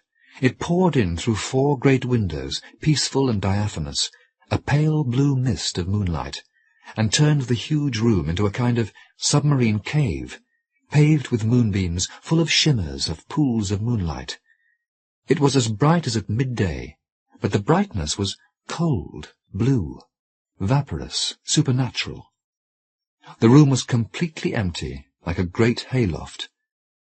Only there hung from the ceiling the ropes which had once supported a chandelier, and in a corner, among stacks of wood and heaps of Indian corn, whence spread a sickly smell of damp and mildew, there stood a long, thin harpsichord with spindle legs, and its cover cracked from end to end. I felt, all of a sudden, very calm. The one thing that mattered was the phrase that kept moving in my head, the phrase of that unfinished cadence which I had heard but an instant before. I opened the harpsichord, and my fingers came down boldly upon its keys. A jingle-jangle of broken strings, laughable and dreadful, was the only answer. Then an extraordinary fear overtook me. I clambered out of one of the windows. I rushed up the garden and wandered through the fields, among the canals and the embankments, until the moon had set and the dawn began to shiver, followed, pursued forever by that jangle of broken strings. People expressed much satisfaction at my recovery. It seems that one dies of those fevers. Recovery? But have I recovered? I walk and eat and drink and talk. I can even sleep. I live the life of other living creatures. But I am wasted by a strange and deadly disease. I can never lay hold of my own inspiration. My head is filled with music which is certainly by me, since I have never heard it before, but which still is not my own, which I despise and abhor. Little tripping flourishes and languishing phrases, and long-drawn echoing cadences. Oh, wicked, wicked voice! Violin of flesh and blood, made by the evil one's hand. May I not even execrate thee in peace? But is it necessary that, at the moment when I curse, the longing to hear thee again should parch my soul like hell-thirst? And since I have satiated thy lust for revenge, since thou hast withered my life and withered my genius, is it not time for pity? May I not hear one note, only one note of thine, O singer, O wicked and contemptible wretch? The Judge's House, by Bram Stoker.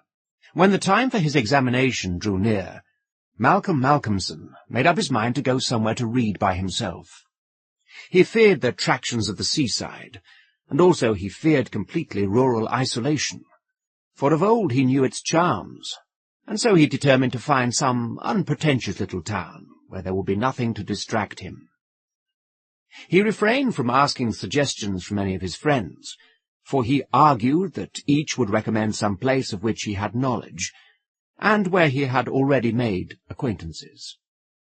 As Malcolmson wished to avoid friends, he had no wish to encumber himself with the attention of friends' friends, and so he determined to look out for a place for himself. He packed a portmanteau with some clothes and all the books he required, and then took ticket for the first name on the local timetable, which he did not know. When at the end of 3 hours' journey he alighted at Benchurch, he felt satisfied that he had so far obliterated his tracks as to be sure of having a peaceful opportunity of pursuing his studies. He went straight to the one inn which the sleepy little place contained, and put up for the night. Benchurch was a market town, and once in 3 weeks was crowded to excess, but for the remainder of the 21 days it was as attractive as a desert. Malcolmson looked around the day after his arrival to try to find quarters more isolated than even so quiet an inn as the Good Traveller afforded. There was only one place which took his fancy, and it certainly satisfied his wildest ideas regarding quiet. In fact, quiet was not the proper word to apply to it. Desolation was the only term conveying any suitable idea of its isolation. It was an old, rambling, heavy-built house of the Jacobean style, with heavy gables and windows, unusually small, and set higher than was customary in such houses, and was surrounded with a high brick wall massively built. Indeed, on examination, it looked more like a fortified house than an ordinary dwelling. But all these things pleased Malcolmson. Here, he thought, is the very spot I have been looking for, and if I can only get an opportunity of using it, I shall be happy. His joy was increased when he realized beyond doubt that it was not at present inhabited. From the post office he got the name of the agent, who was rarely surprised at the application to rent a part of the old house. Mr. Carnford, the local lawyer and agent, was a genial old gentleman, and frankly confessed his delight at anyone being willing to live in the house. "To tell you the truth," said he, "I should be only too happy on behalf of the owners to let anyone have the house rent-free for a term of years, if only to accustom the people here to see it inhabited. It has been so long empty that some kind of absurd prejudice has grown up about it, and this can best be put down by its occupation. If only," he added with a sly glance at Malcolmson, "by a scholar like yourself, who wants it quiet for a time." Malcolmson thought it needless to ask the agent about the absurd prejudice. He knew he would get more information, if he should require it, on that subject from other quarters. He paid his 3 months' rent, got a receipt, and the name of an old woman who would probably undertake to do for him, and came away with the keys in his pocket. He then went to the landlady of the inn, who was a cheerful and most kindly person, and asked her advice as to such stores and provisions as he would be likely to require. She threw up her hands in amazement when he told her where he was going to settle himself. "Not in the judge's house," she said, and grew pale as she spoke. He explained the locality of the house, saying that he did not know its name. When he had finished, she answered, "Aye, sure enough, the very place. It is the judge's house, sure enough." He asked her to tell him about the place, why so called, and what there was against it. She told him that it was so called locally, because it had been many years before. How long she could not say, as she was herself from another part of the country, but she thought it must have been 100 years or more, the abode of a judge who was held in great terror on account of his harsh sentences and his hostility to prisoners at assizes. As to what there was against the house itself, she could not tell. She had often asked, but no one could inform her.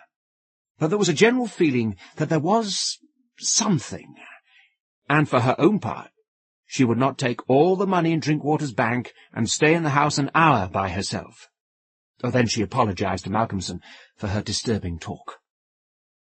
"It's too bad of me, sir, and you, and a young gentleman too, if you will pardon me saying it, going to live there all alone. If you were my boy, and you'll excuse me for saying it, you wouldn't sleep there a night, not if I had to go there myself and pull the big alarm bell that's on the roof." The good creature was so manifestly in earnest, and was so kindly in her attentions, that Malcolmson, although amused, was touched. He told her kindly how much he appreciated her interest in him, and added, "But, my dear Mrs. Witham, indeed you need not be concerned about me. A man who is reading for the mathematical tripos has too much to think of to be disturbed by any of these mysterious somethings, and his work is of too exact and prosaic a kind to allow of his having any corner in his mind for mysteries of any kind. Harmonical progression, permutations and combinations, and elliptic functions have sufficient mysteries for me." Mrs. Witham kindly undertook to see after his commissions, and he went himself to look for the old woman who had been recommended to him. When he returned to the judge's house with her, after an interval of a couple of hours, he found Mrs. Witham herself waiting with several men and boys carrying parcels, and an upholsterer's man with a bed and a cart, for she said, though tables and chairs might be all very well, a bed that hadn't been aired for mayhap 50 years was not proper for young bones to lie on. She was evidently curious to see inside of the house, and though manifestly so afraid of the somethings, that at the slightest sound she clutched on to Malcolmson, whom she never left for a moment, and went over the whole place. After his examination of the house, Malcolmson decided to take up his abode in the great dining-room, which was big enough to serve for all his requirements. And Mrs. Witham, with the aid of the charwoman, Mrs. Dempster, proceeded to arrange matters. When the hampers were brought in and unpacked, Malcolmson saw that, with much kind forethought, she had sent from her own kitchen sufficient provisions to last for a few days. Before going she expressed all sorts of kind wishes, and at the door turned and said, "And perhaps, sir, as the room is big and draughty, it might be well to have one of those big screens put round your bed at night, though, truth to tell, I would die myself if I were to be shut in with all kinds of things that put their heads round the sides or over the top and look on me. The image which she had called up was too much for her nerves, and she fled incontinently. Mrs. Dempster sniffed in a superior manner as the landlady disappeared, and remarked that for her own part she wasn't afraid of all the bogies in the kingdom. "I'll tell you what it is, sir," she said. "Bogies is all kinds and sorts of things, except bogies. Rats and mice and beetles and creaky doors and loose slates and broken panes and stiff drawer handles that stay out when you pull them and then fall down in the middle of the night. Look at the wainscot of the room. It is old, hundreds of years old. Do you think there's no rats and beetles there? And do you imagine, sir, that you won't see none of them? Rats is bogies, I tell you, and bogies is rats, and don't you get to think anything else." "Mrs. Dempster," said Malcolmson gravely, making her a polite bow, "you know more than a senior wrangler, and let me say that, as a mark of esteem for your indubitable soundness of head and heart, I shall, when I go, give you possession of this house, and let you stay here by yourself for the last 2 months of my tenancy, for 4 weeks will serve my purpose." "Thank you kindly, sir," she answered, "but I couldn't sleep away from home a night. I am in greenhouse charity, and if I slept a night away from my rooms, I should lose all I have got to live on. The rules is very strict, and there's too much watching for a vacancy for me to run any risks in the matter. Only for that, sir, I'd gladly come here and attend on you altogether during your stay." "My good woman," said Malcolmson hastily, "I have come here on purpose to obtain solitude, and believe me that I am grateful to the late Greenhow for having so organized his admirable charity, whatever it is, that I am perforce denied the opportunity of suffering from such a form of temptation. St. Anthony himself could not be more rigid on the point." The old woman laughed harshly. "Ah, you young gentleman," she said, "you don't fear for naught, and belike you'll get all the solitude you want here." She set to work with her cleaning, and by nightfall, when Malcolmson returned from his walk — he always had one of his books to study as he walked — he found the room swept and tidied, a fire burning in the old hearth, the lamp lit, and the table spread for supper with Mrs. Whittam's excellent fare. "This is comfort indeed," he said, as he rubbed his hands. When he had finished his supper and lifted the tray to the other end of the great oak dining-table, he got out his books again, put fresh wood on the fire, trimmed his lamp, and set himself down to a spell of real hard work. He went on without pause till about 11 o'clock, when he knocked off for a bit to fix his fire and lamp, and to make himself a cup of tea. He had always been a tea-drinker, and during his college life had sat late at work and had taken tea late. The rest was a great luxury to him, and he enjoyed it with a sense of delicious, voluptuous ease. The renewed fire leapt and sparkled, and threw quaint shadows through the great old room, and as he sipped his hot tea, he revelled in the sense of isolation from his kind. Then it was that he began to notice for the first time what a noise the rats were making. Surely, he thought, they cannot have been at it all the time I was reading. Had they been, I must have noticed it. Presently, when the noise increased, he satisfied himself that it was really new.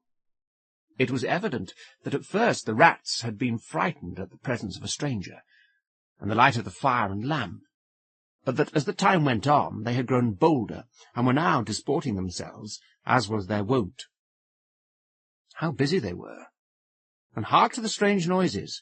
Up and down behind the old wainscot, over the ceiling and under the floor they raced, and gnawed and scratched. Malcolmson smiled to himself as he recalled to mind the saying of Mrs. Dempster, "Bogies is rats, and rats is bogies." The tea began to have its effect of intellectual and nervous stimulus.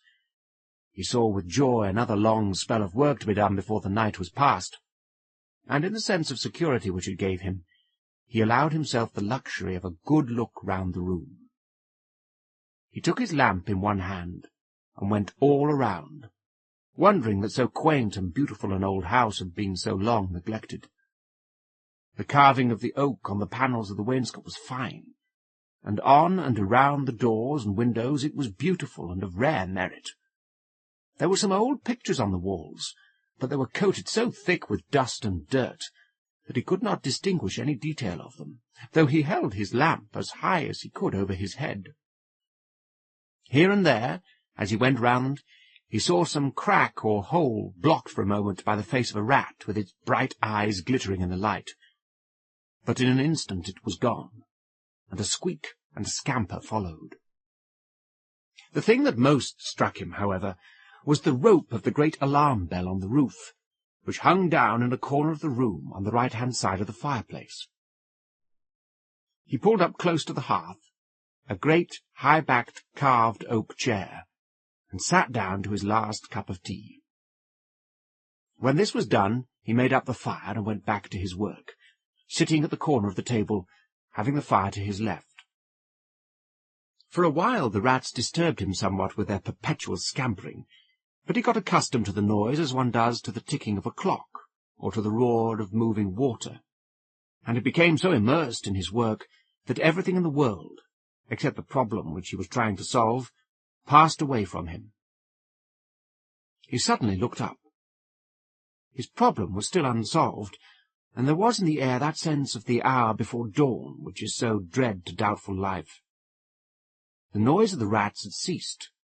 Indeed, it seemed to him that it must have ceased but lately, and that it was the sudden cessation which had disturbed him. The fire had fallen low, but still it threw out a deep red glow. As he looked, he started in spite of his sang-froid. There, on the great high-backed carved oak chair by the right side of the fireplace, sat an enormous rat, steadily glaring at him with baleful eyes. He made a motion to it, as though to hunt it away, but it did not stir. Then he made the motion of throwing something. Still it did not stir, but showed its great white teeth angrily, and its cruel eyes shone in the lamplight with an added vindictiveness. Malcolmson felt amazed, and seizing the poker from the hearth, ran at it to kill it. Before, however, he could strike it, the rat, with a squeak that sounded like the concentration of hate, jumped upon the floor, and running up the rope of the alarm bell, disappeared in the darkness beyond the range of the green-shaded lamp.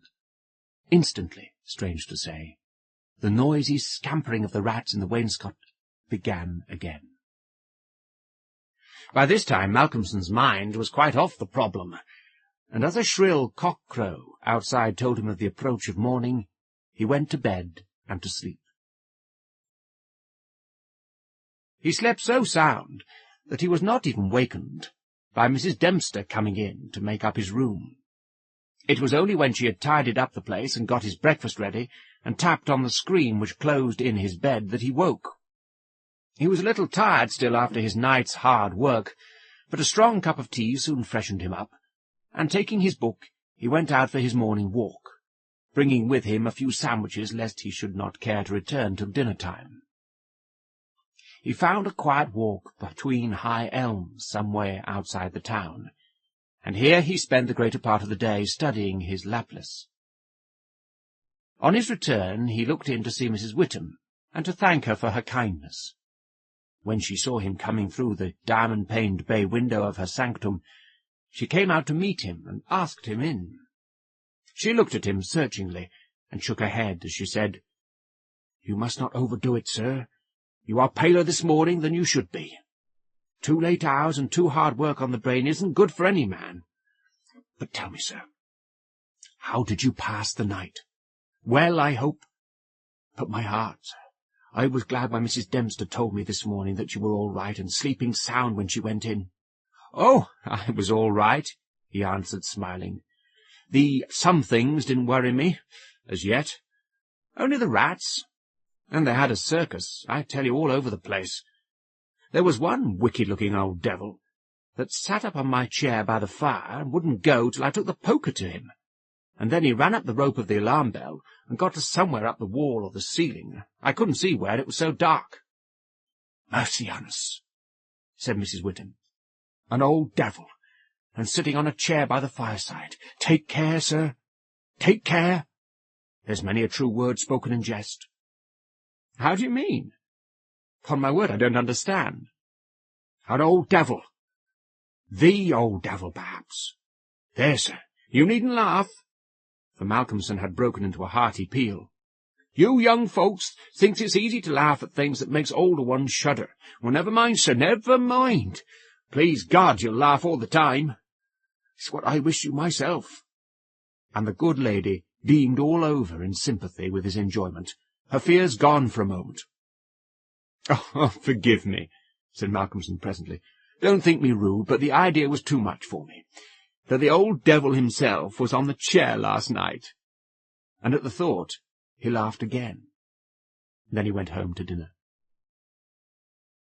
This evening, the scampering of the rats began earlier.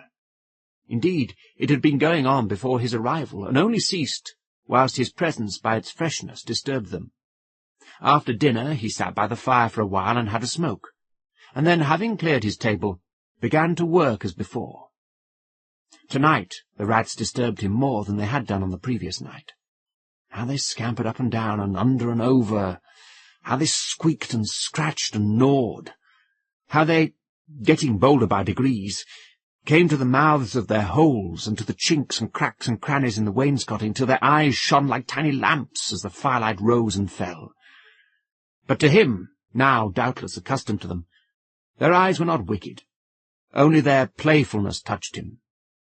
Sometimes the boldest of them made sallies out onto the floor or along the mouldings of the wainscot. Now and again, as they disturbed him, Malcolmson made a sound to frighten them, smiting the table with his hand or giving a fierce shh, so that they fled straight away to their holes. And so the early part of the night wore on, and despite the noise Malcolmson got more and more immersed in his work. All at once he stopped, as on the previous night, being overcome by a sudden sense of silence. There was not the faintest sound of gnaw, or scratch, or squeak. The silence was as of the grave. He remembered the odd occurrence of the previous night, and instinctively he looked at the chair standing close by the fireside, and then a very odd sensation thrilled through him. There, on the great old high-backed carved oak chair beside the fireplace, sat the same enormous rat, steadily glaring at him with baleful eyes. Instinctively he took the nearest thing to his hand, a book of logarithms, and flung it at it. The book was badly aimed, and the rat did not stir, so again the poker performance of the previous night was repeated, and again the rat, being closely pursued, fled up the rope of the alarm bell. Strangely, too, the departure of this rat was instantly followed by the renewal of the noise made by the general rat community. On this occasion, as on the previous one, Malcolmson could not see at what part of the room the rat disappeared, for the green shade of his lamp left the upper part of the room in darkness, and the fire had burned low.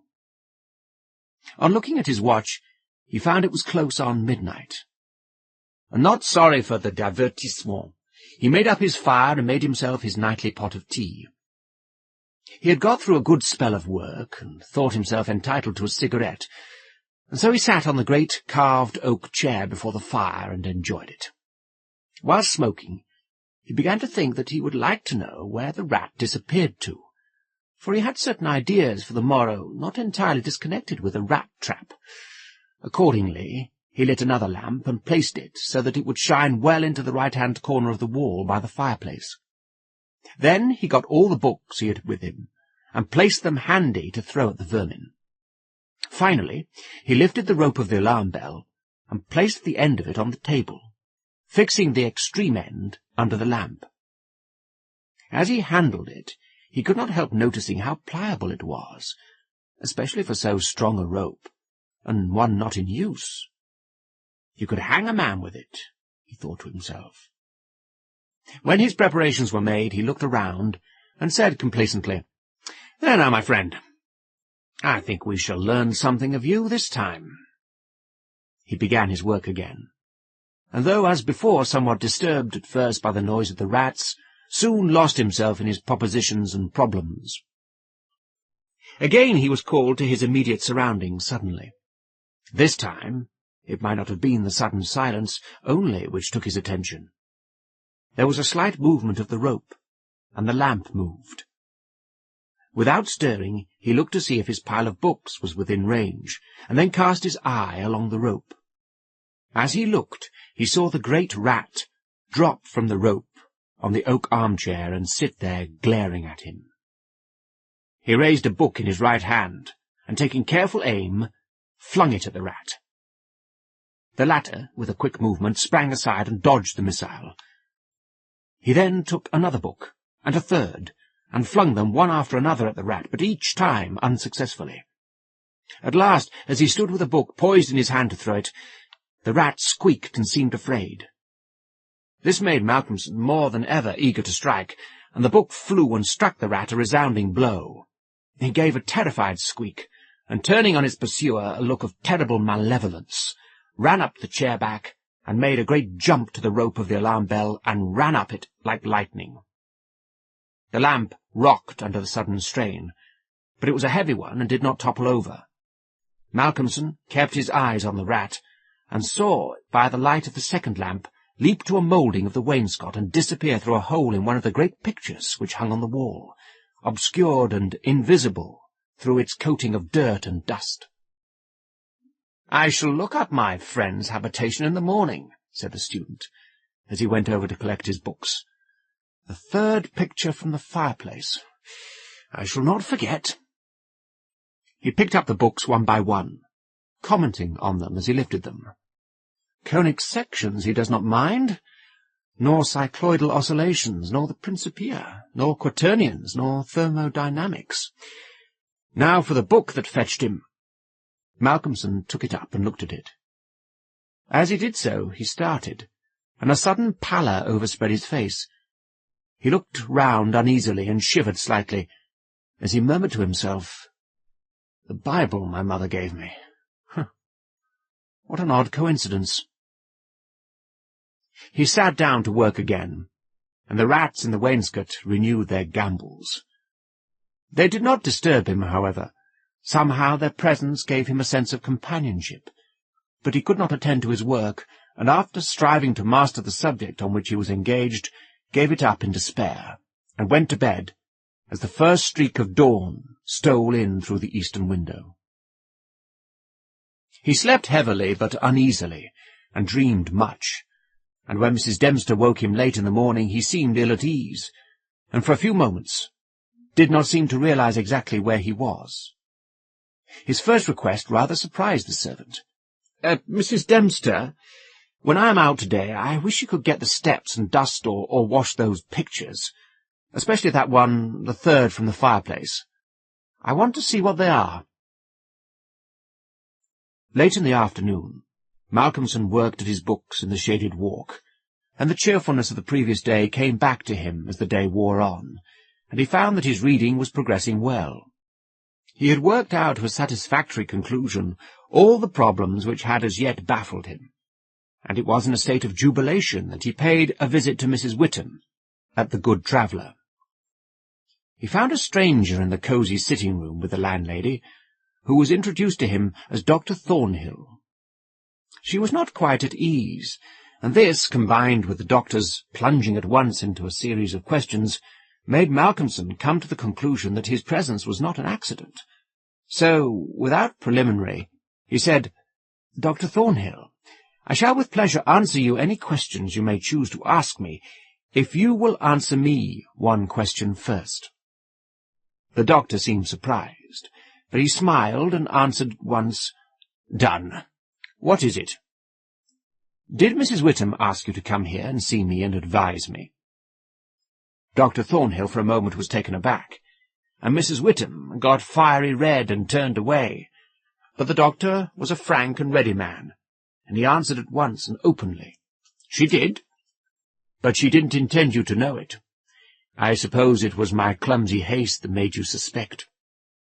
She told me that she did not like the idea of your being in that house all by yourself, and that she thought you took too much strong tea. In fact, she wants me to advise you, if possible, to give up the tea and the very late hours. I was a keen student in my time, so I suppose I may take the liberty of a college man, and without offence, advise you not quite as a stranger." Malcolmson, with a bright smile, held out his hand. "Shake, as they say in America," he said. "I must thank you for your kindness, and Mrs. Whittam too, and your kindness deserves a return on my part. I promise to take no more strong tea, no tea at all till you let me, and I shall go to bed tonight at 1 o'clock at latest. Will that do?" "Capital," said the doctor. "Now, tell us all that you noticed in the old house." And so Malcolmson then and there told in minute detail all that had happened in the last 2 nights. He was interrupted every now and then by some exclamation from Mrs. Whittam, till finally, when he told of the episode of the Bible, the landlady's pent-up emotions found vent in a shriek, and it was not till a stiff glass of brandy and water had been administered that she grew composed again. Dr. Thornhill listened with a face of growing gravity, and when the narrative was complete, and Mrs. Whittam had been restored, he asked, "The rat always went up the rope of the alarm bell?" "Always." "I suppose you know," said the doctor after a pause, "what the rope is?" "No." "It is," said the doctor slowly, "the very rope which the hangman used for all the victims of the judge's judicial rancour." Here he was interrupted by another scream from Mrs. Whittam, and steps had to be taken for her recovery. Malcolmson, having looked at his watch and found that it was close to his dinner hour, had gone home before her complete recovery. When Mrs. Whittam was herself again, she almost assailed the doctor with angry questions as to what he meant by putting such horrible ideas into the poor young man's mind. "He was quite enough there already to upset him," she added. Dr. Thornhill replied, "My dear madam, I had a distinct purpose in it. I wanted to draw his attention to the bell-rope, and to fix it there. It may be that he is in a highly overwrought state, and has been studying too much, although I am bound to say that he seems as sound and healthy young man, mentally and bodily, as ever I saw. But then the rats, and that suggestion of the devil." The doctor shook his head and went on. "I would have offered to go and stay the first night with him, but that I felt sure it would have been a cause of offence. He may get in the night some strange fright or hallucination, and if he does, I want him to pull that rope. All alone as he is, it will give us warning, and we may reach him in time to be of service. I shall be sitting up pretty late tonight, and shall keep my ears open. Do not be alarmed if Benchurch gets a surprise before morning." "Oh, doctor, what do you mean? What do you mean?" "I mean this, that possibly, nay, more probably, we shall hear the great alarm bell from the judge's house tonight." And the doctor made about as effective an exit as could be thought of. When Malcolmson arrived home, he found that it was a little after his usual time, and Mrs. Dempster had gone away. The rules of greenhouse charity were not to be neglected. He was glad to see that the place was bright and tidy, with a cheerful fire and a well-trimmed lamp. The evening was colder than might have been expected in April, and a heavy wind was blowing with such rapidly increasing strength that there was every promise of a storm during the night. For a few minutes after his entrance, the noise of the rats ceased, but so soon as they became accustomed to his presence they began again. He was glad to hear them, for he felt once more the feeling of companionship in their noise, and his mind ran back to the strange fact that they only ceased to manifest themselves when that great rat with the baleful eyes, came upon the scene. The reading lamp only was lit, and its green shade kept the ceiling and the upper part of the room in darkness, so that the cheerful light from the hearth, spreading over the floor and shining on the white cloth laid over the end of the table, was warm and cheery. Malcolmson sat down to his dinner with a good appetite and a buoyant spirit. After his dinner and a cigarette, he sat steadily down to work, determined not to let anything disturb him, for he remembered his promise to the doctor, and made up his mind to make the best of the time at his disposal. For an hour or so he worked all right, and then his thoughts began to wander from his books. The actual circumstances around him, the calls on his physical attention, and his nervous susceptibility were not to be denied. By this time the wind had become a gale, and the gale a storm. The old house, solid though it was, seemed to shake to its foundations, and the storm roared and raged through its many chimneys and its queer old gables, producing strange, unearthly sounds in the empty rooms and corridors. Even the great alarm bell on the roof must have felt the force of the wind, for the rope rose and fell slightly, as though the bell were moved a little from time to time, and the limber rope fell on the oak floor with a hard and hollow sound. As Malcolmson listened to it, he bethought himself of the doctor's words, "It is the rope which the hangman used for the victims of the judge's judicial rancour." And he went over to the corner of the fireplace and took it in his hand to look at it.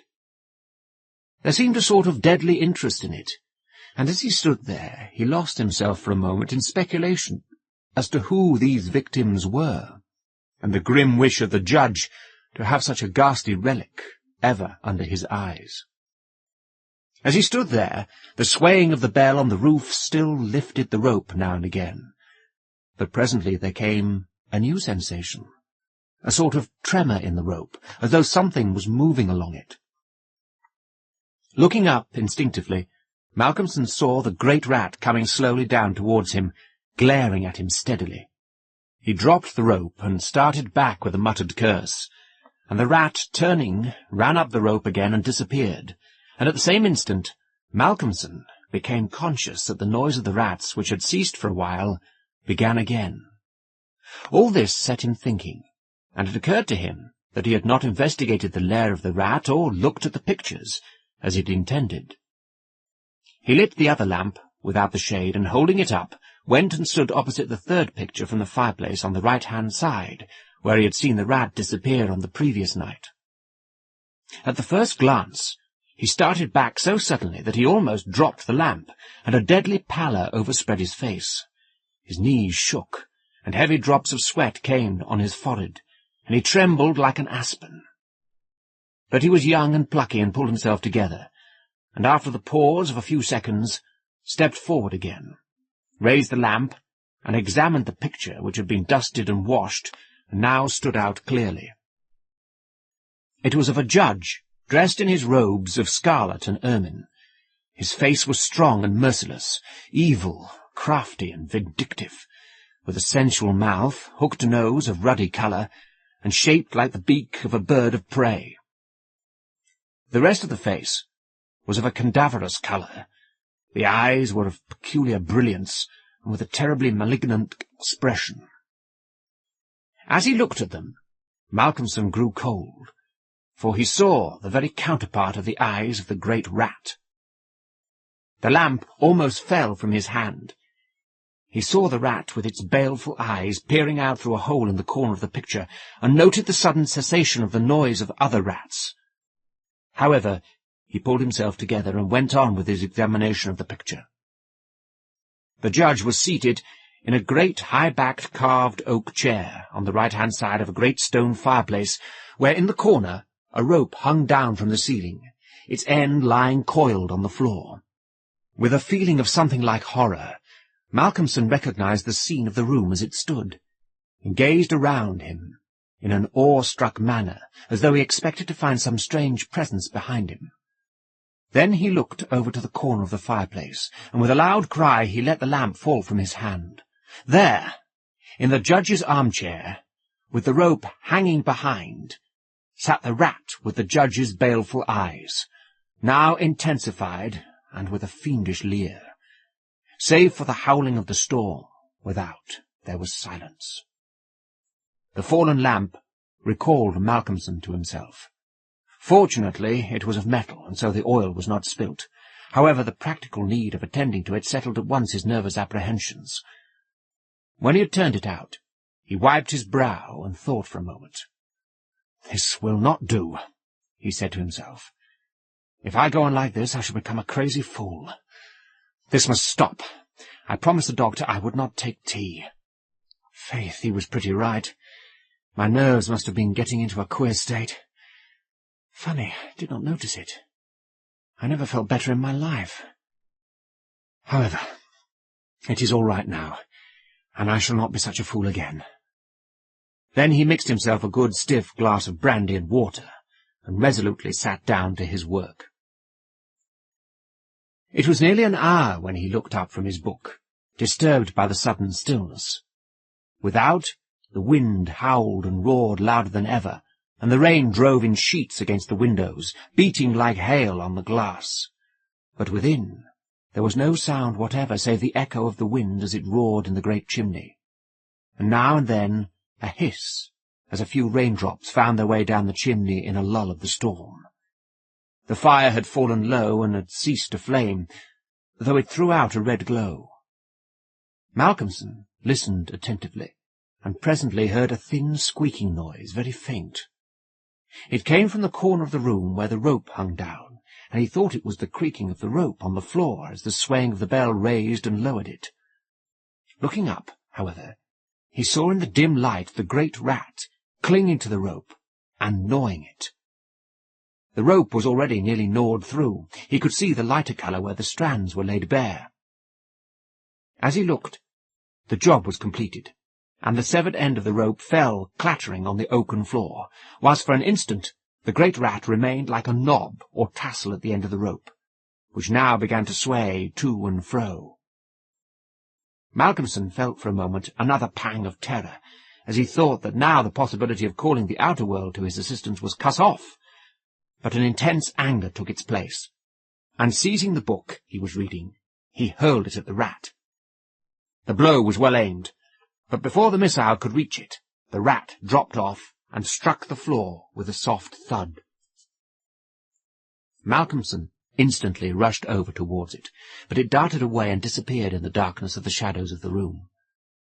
Malcolmson felt that his work was over for the night, and determined then and there to vary the monotony of the proceedings by a hunt for the rat, and took off the green shade of the lamp so as to ensure a wider, spreading light.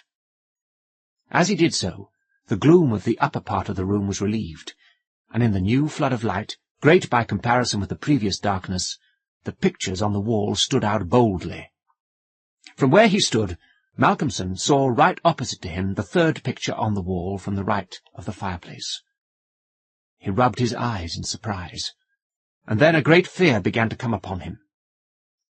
In the centre of the picture was a great irregular patch of brown canvas, as fresh as when it was stretched on the frame. The background was as before, with chair and chimney-corner and rope, but the figure of the judge had disappeared. Malcolmson, almost in a chill of horror, turned slowly round, and then he began to shake and tremble like a man in a palsy. His strength seemed to have left him, and he was incapable of action or movement, hardly even of thought. He could only see and hear.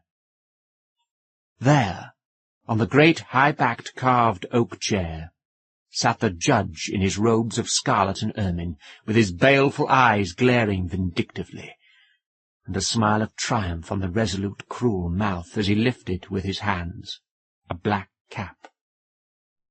Malcolmson felt as if the blood was running from his heart, as one does in moments of prolonged suspense. There was a singing in his ears. Without he could hear the roar and howl of the tempest, and through it, swept on the storm, came the striking of midnight by the great chimes in the market-place. He stood for a space of time that seemed to him endless, still as a statue, and with wide-open, horror-struck eyes, breathless. As the clock struck, so the smile of triumph on the judge's face intensified, and at the last stroke of midnight he placed the black cap on his head. Slowly and deliberately the judge rose from his chair and picked up the piece of rope of the alarm bell which lay on the floor, drew it through his hands as if he enjoyed its touch, and then deliberately began to knot one end of it, fashioning it into a noose. This he tightened and tested with his foot, pulling hard at it till he was satisfied, and then making a running noose of it, which he held in his hand. Then he began to move along the table on the opposite side of Malcolmson, keeping his eyes on him until he had passed him, when with a quick movement he stood in front of the door.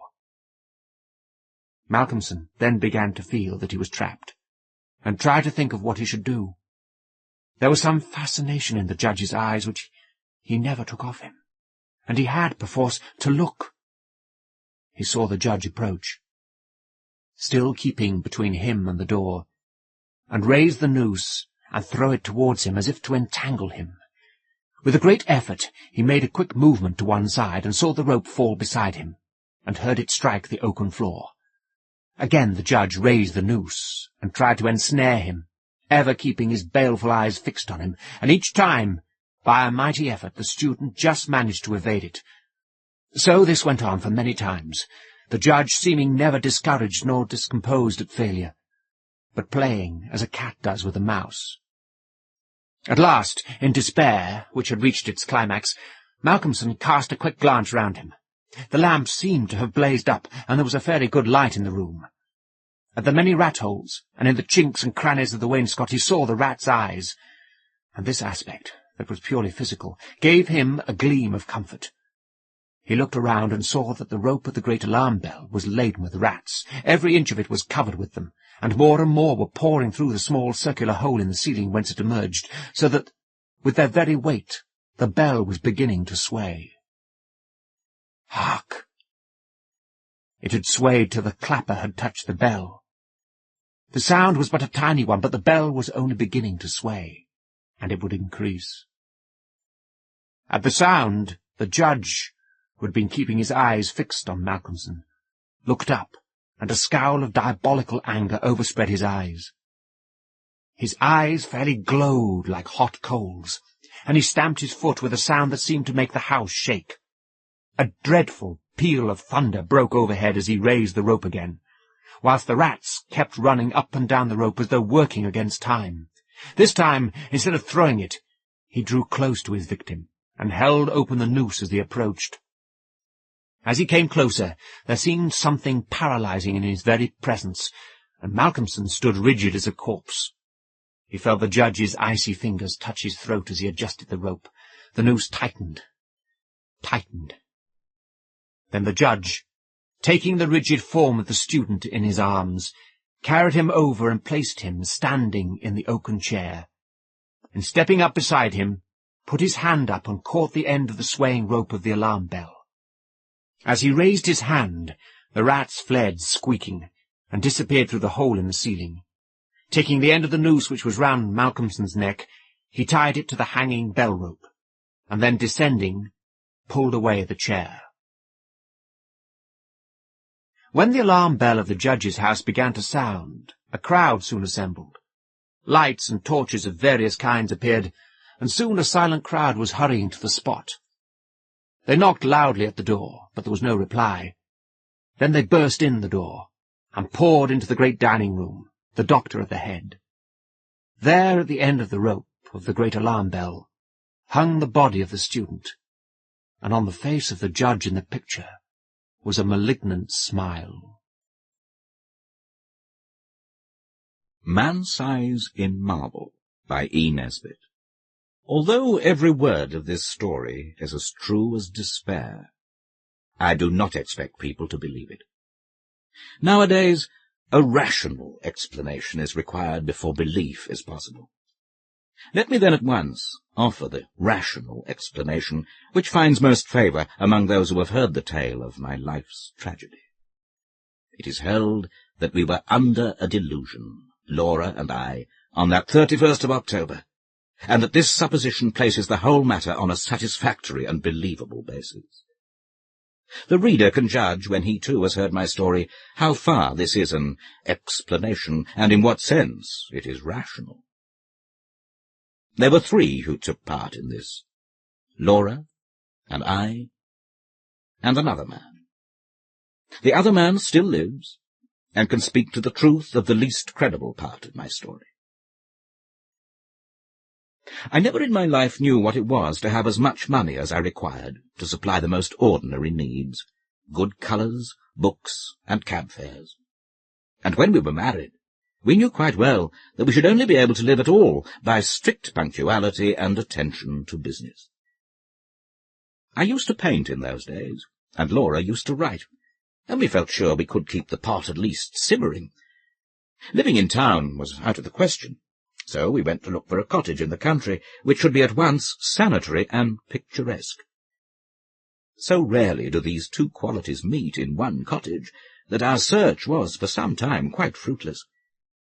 We tried advertisements, but most of the desirable rural residences which we did look at proved to be lacking in both essentials, and when a cottage chanced to have drains, it always had stucco as well, and was shaped like a tea-caddy, and if we found a vine or rose-covered porch, corruption invariably lurked within.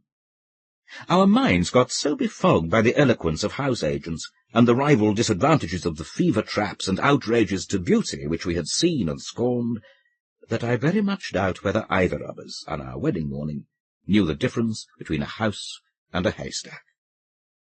But when we got away from friends and house-agents on our honeymoon, our wits grew clear again, and we knew a pretty cottage when we at last saw one. It was at Brenzett, a little village set on a hill over against the southern marshes. We had gone there from the seaside village where we were staying to see the church, and 2 fields from the church we found this cottage. It stood quite by itself, about 2 miles from the village. It was a long, low building, with rooms sticking out in unexpected places. There was a bit of stonework, ivy-covered and moss-grown, just 2 old rooms, all that was left of a big house that had once stood there, and round this stonework the house had grown up. Stripped of its roses and jasmine, it would have been hideous. As it stood, it was charming, and after a brief examination we took it. It was absurdly cheap. The rest of our honeymoon we spent in grubbing about in second-hand shops in the county town, picking up bits of old oak and Chippendale chairs for our furnishing. We wound up with a run-up to town and a visit to Liberty's, and soon the low, oak-beamed, lattice-windowed rooms began to be home. There was a jolly, old-fashioned garden, with grass paths, and no end of hollyhocks, and sunflowers, and big lilies. From the window you could see the marsh pastures, and beyond them the blue, thin line of the sea. We were as happy as the summer was glorious, and settled down into work sooner than we ourselves expected. I was never tired of sketching the view and the wonderful cloud effects from the open lattice, and Laura would sit at the table and write verses about them, in which I mostly played the part of foreground. We got a tall old peasant woman to do for us. Her face and figure were good, though her cooking was of the homeliest.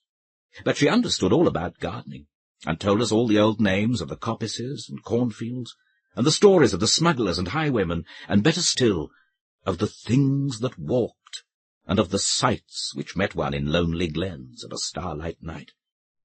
She was a great comfort to us, because Laura hated housekeeping as much as I loved folklore, and we soon came to leave all the domestic business to Mrs. Dorman, and to use her legends in little magazine stories which brought in the jingling guinea. We had 3 months of married happiness, and did not have a single quarrel. One October evening I had been down to smoke a pipe with the doctor, our only neighbour, a pleasant young Irishman. Laura had stayed at home to finish a comic sketch of a village episode for the monthly Marplot. I left her laughing over her own jokes, and came in to find her a crumpled heap of pale muslin weeping on the window-seat. "Good heavens, my darling, what's the matter?" I cried, taking her in my arms. She leaned her little dark head against my shoulder, and went on crying. I'd never seen her cry before. We'd always been so happy, you see, and I felt sure some frightful misfortune had happened. "What is the matter? Do speak." "It's Mrs. Dorman," she sobbed. "Oh, what has she done?" I inquired, immensely relieved. "She says she must go before the end of the month, and she says her niece is ill. She's gone to see her now, but I don't believe that's the reason, because her niece is always ill. I believe someone has been setting her against us. Her manner was so queer." "Never mind, pussy," I said. "Whatever you do, don't cry, or I shall have to cry too to keep you in countenance, and then you'll never respect your man again." She dried her eyes obediently on my handkerchief, and even smiled faintly. "But you see, she went on. "It is really serious, because these village people are so sheepy, and if one won't do a thing, you may be quite sure none of the others will. And I shall have to cook the dinners and wash up the hateful greasy plates, and you'll have to carry cans of water about and clean the boots and knives, and we shall never have any time for work, or earn any money or anything. We shall have to work all day, and only be able to rest when we're waiting for the kettle to boil." I represented to her that even if we had to perform these duties, the day would still present some margin for other toils and recreations, but she refused to see the matter in any but the greyest light. She was very unreasonable, my Laura, but I could not have loved her any more if she'd been as reasonable as Whately. "I'll speak to Mrs. Dorman when she comes back, and see if I can't come to terms with her," I said. "Perhaps she wants a rise in her screw. It'll be all right. Let's walk up to the church." The church was a large and lonely one, and we loved to go there, especially upon bright nights. The path skirted a wood, cut through it once, and ran along the crest of the hill through 2 meadows and round the churchyard wall, over which the old yews loomed in black masses of shadow. This path, which was partly paved, was called the bier balk, for it had long been the way by which the corpses had been carried to burial. The churchyard was richly treed, and was shaded by great elms which stood just outside and stretched their majestic arms in benediction over the happy dead. A large, low porch let one into the building by a Norman doorway and a heavy oak door studded with iron. Inside, the arches rose into darkness, and between them the reticulated windows which stood out white in the moonlight. In the chancel, the windows were of rich glass, which showed in faint light their noble colouring, and made the black oak of the choir pews hardly more solid than the shadows. But on each side of the altar lay a grey marble figure of a knight in full plate armour, lying upon a low slab, with hands held up in everlasting prayer. And these figures, oddly enough, were always to be seen, if there was any glimmer of light in the church. Their names were lost, but the peasants told of them that they had been fierce and wicked men, marauders by land and sea, who had been the scourge of their time, and had been guilty of deeds so foul that the house they had lived in, the big house, by the way, that had stood on the site of our cottage, had been stricken by lightning and the vengeance of heaven. But for all that, the gold of their heirs had bought them a place in the church. Looking at the bad, hard faces reproduced in the marble, this story was easily believed. The church looked its best and weirdest on that night, for the shadows of the yew trees fell through the windows upon the floor of the nave, and touched the pillars with tattered shade. We sat down together without speaking, and watched the solemn beauty of the old church, with some of that awe which inspired its early builders. We walked to the chancel and looked at the sleeping warriors. Then we rested some time on the stone seat in the porch, looking out over the stretch of quiet, moonlit meadows, feeling in every fibre of our being the peace of the night and of our happy love, and came away at last with a sense that even scrubbing and blackleading were but small troubles at their worst. Mrs. Dorman had come back from the village, and I at once invited her to a tete-a-tete. "Now, Mrs. Dorman," I said, when I'd got her into my painting room, "what's all this about your not staying with us?"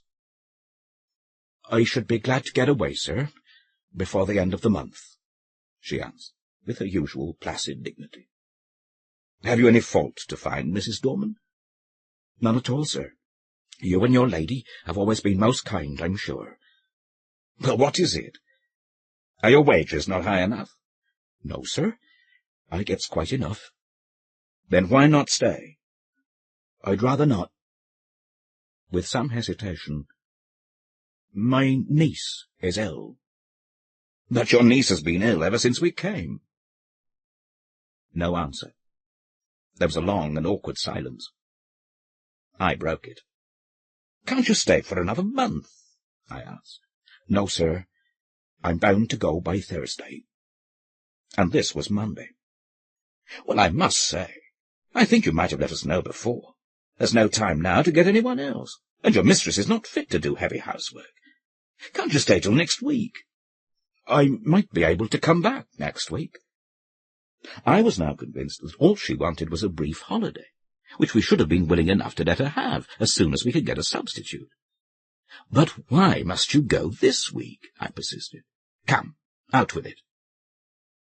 Mrs. Dorman drew the little shawl which she always wore tightly across her bosom, as though she were cold.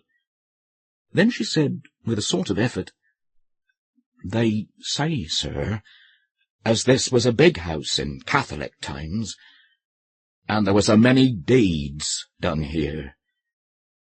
The nature of the deeds might be vaguely inferred from the inflection of Mrs. Dorman's voice, which was enough to make one's blood run cold. I was glad that Laura was not in the room. She was always nervous, as highly strung natures are, and I felt that these tales about our house, told by this old peasant woman, with her impressive manner and contagious credulity, might have made our home less dear to my wife. "Tell me all about it, Mrs. Dorman," I said. "You needn't mind about telling me. I'm not like the young people who make fun of such things." Which was partly true. "Well, sir," she sank her voice, "you may have seen in the church, beside the altar, 2 shapes." "You mean the effigies of the knights in armour?" I said cheerfully. "I mean them 2 bodies, drawed out man's size in marble," she returned, and I had to admit that her description was 1,000 times more graphic than mine, to say nothing of a certain weird force and uncanniness about the phrase, "drawed out man's size in marble." "They do say, as on All Saints' Eve, them 2 bodies sits up on their slabs, and gets off of them, and then walks down the aisle, in their marble." Another good phrase, Mrs. Dorman. "And as the church clock strikes 11, they walks out of the church door, and over the graves, and along the bier balk. And if it's a wet night, there's the marks of their feet in the morning." "And where do they go?" I asked, rather fascinated. "They comes back here to their home, sir. And if anyone meets them—" "Well, what then?" I asked. But no, not another word could I get from her, save that her niece was ill, and she must go. After what I had heard, I scorned to discuss the niece, and tried to get from Mrs. Dorman more details of the legend. I could get nothing but warnings. "Whatever you do, sir, lock the door early on All Saints' Eve, and make the cross sign over the doorstep and on the windows." "But has anyone ever seen these things?" I persisted. "That's not for me to say. I know what I know, sir." "Well, who was here last year?" "No one, sir. The lady as owned the house only stayed here in the summer, and she always went to London a full month before the night. And I'm sorry to inconvenience you and your lady, but my niece is ill, and I must go on Thursday." I could have shaken her for her absurd reiteration of that obvious fiction after she had told me her real reasons. She was determined to go, nor could our united entreaties move her in the least. I did not tell Laura the legend of the shapes that walked in their marble, partly because the legend concerning our house might perhaps trouble my wife, and partly, I think, from some more occult reason. This was not quite the same to me as any other story, and I did not want to talk about it till the day was over. I very soon ceased to think of the legend, however. I was painting a portrait of Laura against the lattice window, and I could not think of much else. I'd got a splendid background of yellow and grey sunset, and was working away with enthusiasm at her face. On Thursday, Mrs. Dorman went. She relented at parting so far as to say, "Don't put yourself about too much, ma'am, and if there's any little thing I can do next week, I'm sure I shan't mind." From which I inferred that she wished to come back to us after Halloween. Up to the last, she adhered to the fiction of the niece with touching fidelity. Thursday passed off pretty well. Laura showed marked ability in the matter of steak and potatoes, and I confessed that my knives and the plates, which I insisted upon washing, were better done than I dared to expect. Friday came. It is about what happened on that Friday that this is written. I wonder if I should have believed it, if anyone had told it to me. I shall write the story of it as quickly and plainly as I can. Everything that happened on that day is burnt into my brain. I shall not forget anything, nor leave anything out. I got up early, I remember, and lighted the kitchen fire, and had just achieved a smoky success when my little wife came running down as sunny and sweet as the clear October morning itself. We prepared breakfast together, and found it very good fun. The housework was soon done, and when brushes and brooms and pails were quiet again, the house was still indeed. It is wonderful what a difference one makes in a house. We really missed Mrs. Dorman, quite apart from considerations concerning pots and pans. We spent the day in dusting our books and putting them straight, and dined gaily on cold steak and coffee. Laura was, if possible, brighter and gayer and sweeter than usual, and I began to think that a little domestic toil was really good for her. We'd never been so merry since we were married, and the walk we had that afternoon was, I think, the happiest time of all my life. When we watched the deep scarlet clouds slowly pale into leaden grey against a pale green sky, and saw the white mists curl up along the hedgerows in the distant marsh, we came back to the house, silently, hand in hand. "You are sad, my darling," I said, half-jestingly, as we sat down together in our little parlour. I expected a disclaimer, for my own silence had been the silence of complete happiness. To my surprise, she said, "Yes, I think I am sad. Or rather, I am uneasy. I don't think I'm very well. I've shivered 3 or 4 times since we came in, and it is not cold, is it?" "No," I said, and hoped it was not a chill caught from the treacherous mists that roll up from the marshes in the dying light. "No," she said she did not think so. Then, after a silence, she spoke suddenly. "Do you ever have presentiments of evil?" "No," I said, smiling, "and I shouldn't believe in them if I had." "I do," she went on. "The night my father died, I knew it, though he was right away in the north of Scotland." I did not answer in words. She sat looking at the fire for some time in silence, gently stroking my hand. At last she sprang up, came behind me, and drawing my head back, kissed me. "There, it's over now," she said. "What a baby I am! Come, light the candles, and we'll have some of these new Rubinstein duets." And we spent a happy hour or 2 at the piano.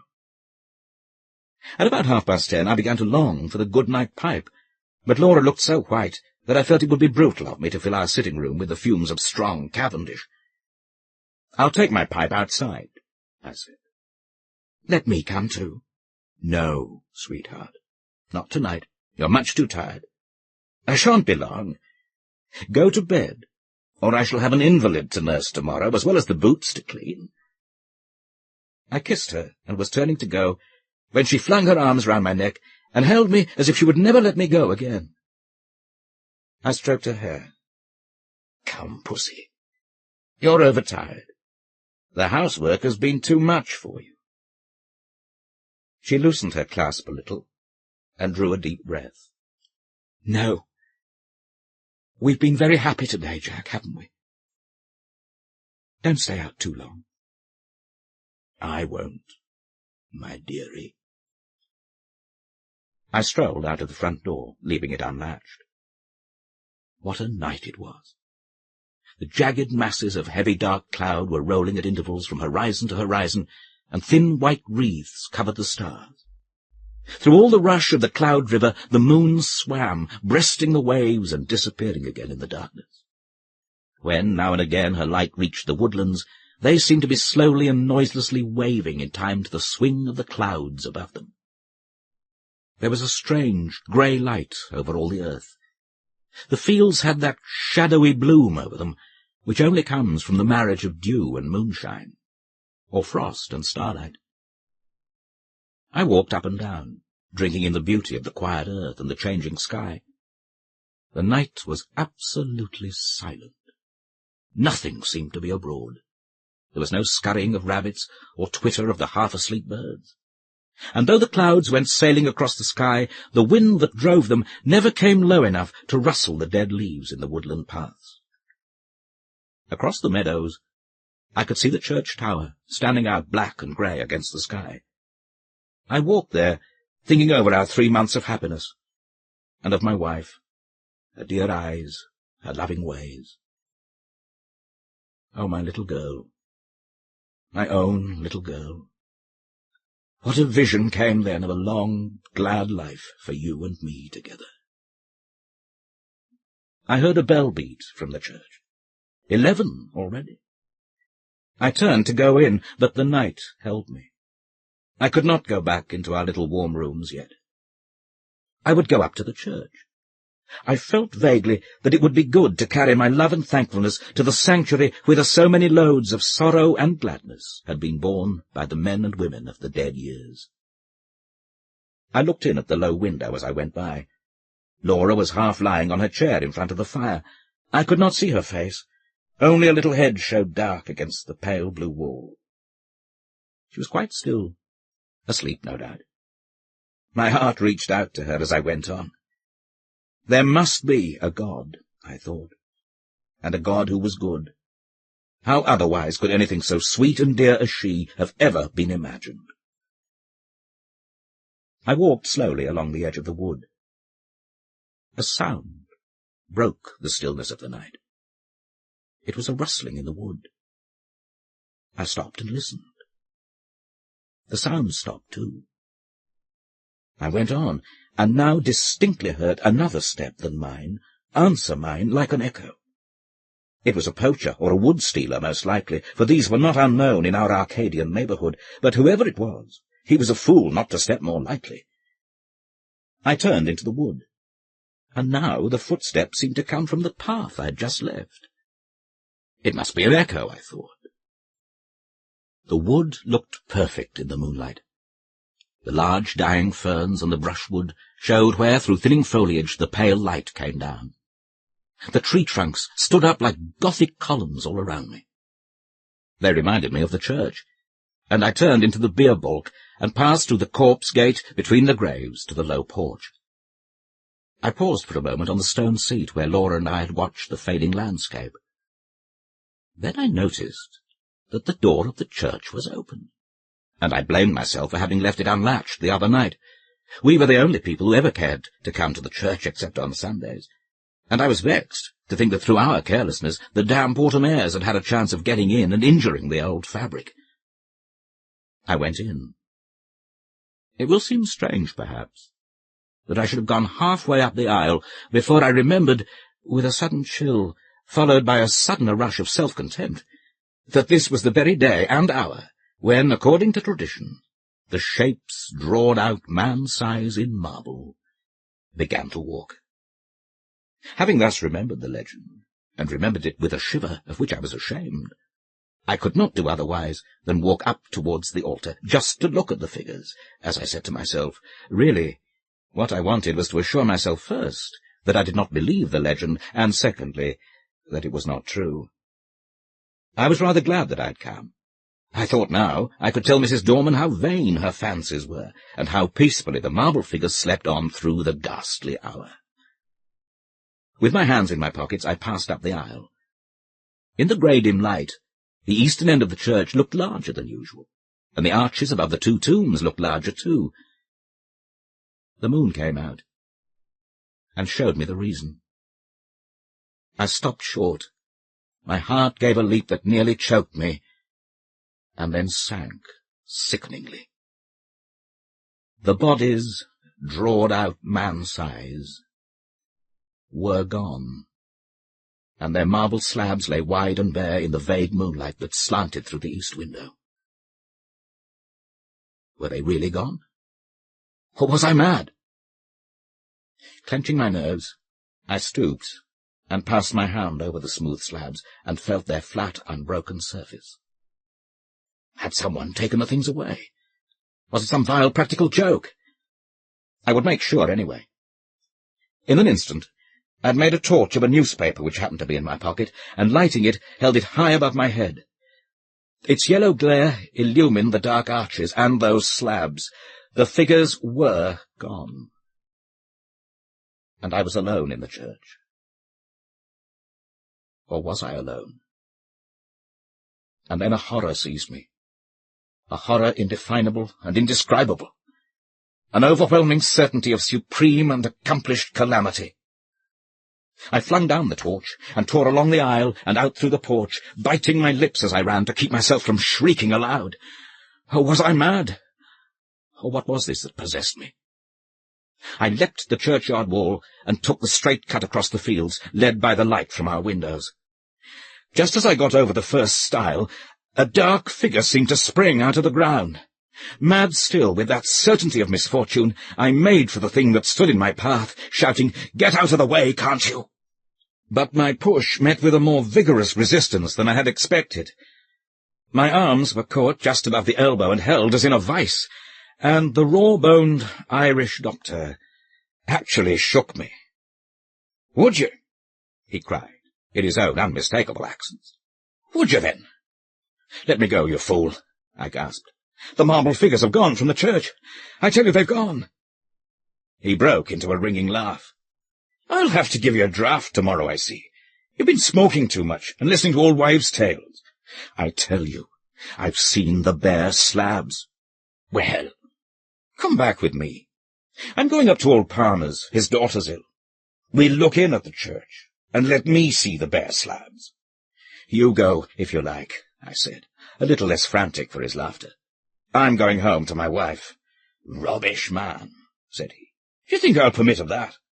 Are you to go saying all your life that you've seen solid marble endowed with vitality, and me to go all my life saying you're a coward? No, sir, you shan't do it." The night air, a human voice, and I think also the physical contact with this 6 feet of solid common sense, brought me back a little to my ordinary self, and the word coward was a mental shower bath. "Come on, then," I said sullenly. "Perhaps you're right." He still held my arm tightly. We got over the stile and back to the church. All was still as death. The place smelt very damp and earthy. We walked up the aisle. I'm not ashamed to confess that I shut my eyes. I knew the figures would not be there. I heard Kelly strike a match. "Here they are, you see, right enough. You've been dreaming or drinking, asking your pardon for the imputation." I opened my eyes. By Kelly's expiring vesta, I saw 2 shapes lying in their marble on the slabs. I drew a deep breath and caught his hand. "I'm awfully indebted to you," I said. "It must have been some trick of light, or I have been working rather hard, perhaps that's it. Do you know, I was quite convinced they were gone." "I'm aware of that," he answered rather grimly. "You'll have to be careful of that brain of yours, my friend, I assure you." He was leaning over and looking at the right-hand figure, whose stony face was the most villainous and deadly in expression. "By Jove," he said, "something's been afoot here. This hand is broken." And so it was. I was certain that it had been perfect the last time Laura and I had been there. "Perhaps someone has tried to remove them," said the young doctor.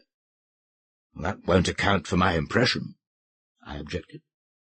"Too much painting and tobacco will account for that well enough." "Come along," I said, "or my wife will be getting anxious. You'll come in and have a drop of whiskey and drink confusion to ghosts and better sense to me." "I ought to go up to Palmer's, but it's so late now, I'd best leave it till the morning," he replied. "I was kept late at the Union, and I've had to see a lot of people since." "All right, I'll come back with you." I think he fancied I needed him more than did Palmer's girl. So, discussing how such an illusion could have been possible, and deducing from this experience large generalities concerning ghostly apparitions, we walked up to our cottage. We saw, as we walked up the garden path, that bright light streamed out of the front door, and presently saw that the parlour door was open too. Had she gone out? "Come in," I said, and Dr. Kelly followed me into the parlour. It was all ablaze with candles, not only the wax ones, but at least a dozen guttering, glaring tallow dips stuck in vases and ornaments in unlikely places. Light, I knew, was Laura's remedy for nervousness. Poor child! Why had I left her, brute that I was? We glanced round the room, and at first we did not see her. The window was open, and the draught set the candles flaring one way. Her chair was empty, and her handkerchief and book lay on the floor. I turned to the window. There, in the recess of the window, I saw her. Oh, my child, my love. Had she gone to that window to watch for me? And what had come into the room behind her? To what had she turned with that look of frantic fear and horror? Oh, my little one, had she thought that it was I whose step she heard and turned to meet? What? She had fallen back across a table in the window, and her body lay half on it and half on the window-seat, and her head hung down over the table, the brown hair loosened and fallen to the carpet. Her lips were drawn back, and her eyes wide, wide open. They saw nothing now. What had they seen last? The doctor moved towards her, but I pushed him aside and sprang to her, caught her in my arms, and cried, "It's all right, Laura. I've got you safe, wifey." She fell into my arms in a heap. I clasped her and kissed her and called her by all her pet names, but I think I knew all the time that she was dead. Her hands were tightly clenched. In one of them she held something fast. When I was quite sure that she was dead, and that nothing mattered at all any more, I let him open her hand to see what she held. It was a grey marble finger. The Roll Call of the Reef, by Sir Arthur Quiller-Couch. "Yes, sir," said my host the quarryman, reaching down the relics from their hook in the wall over the chimney-piece. "They've hung there all my time, and most of my father's. The women won't touch 'em. They're afraid of the story. So here they'll dangle and gather dust and smoke till another tenant comes and tosses 'em out of doors for rubbish. Phew! 'Tis coarse weather." He went to the door, opened it, and stood studying the gale that beat upon his cottage front, straight from the Manacle Reef. The rain drove past him into the kitchen, aslant like threads of gold silk in the shine of the wreckwood fire.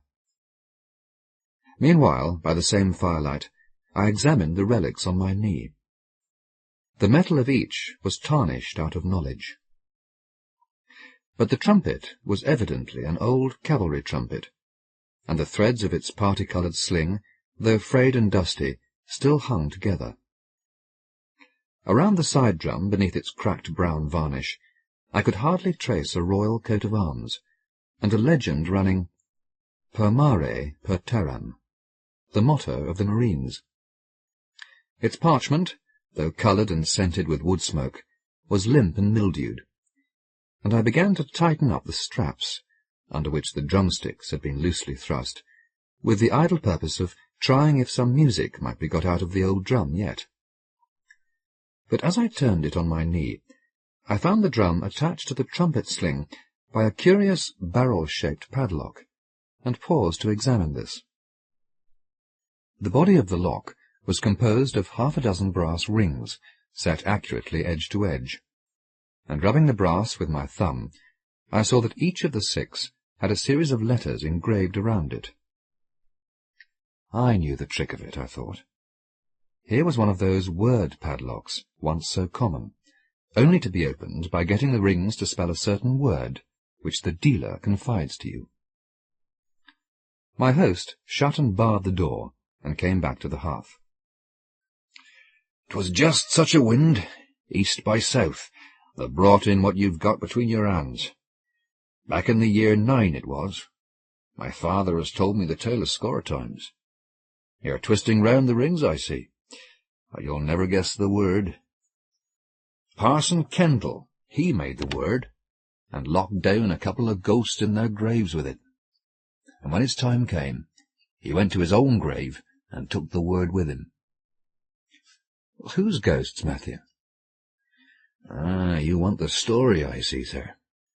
My father could tell it better than I can. He was a young man in the year 9, unmarried at the time, and living in this very cottage just as I be. And that's how he came to get mixed up with the tale. He took a chair, lit a short pipe, and unfolded the story in a low, musing voice, with his eyes fixed on the dancing violet flames.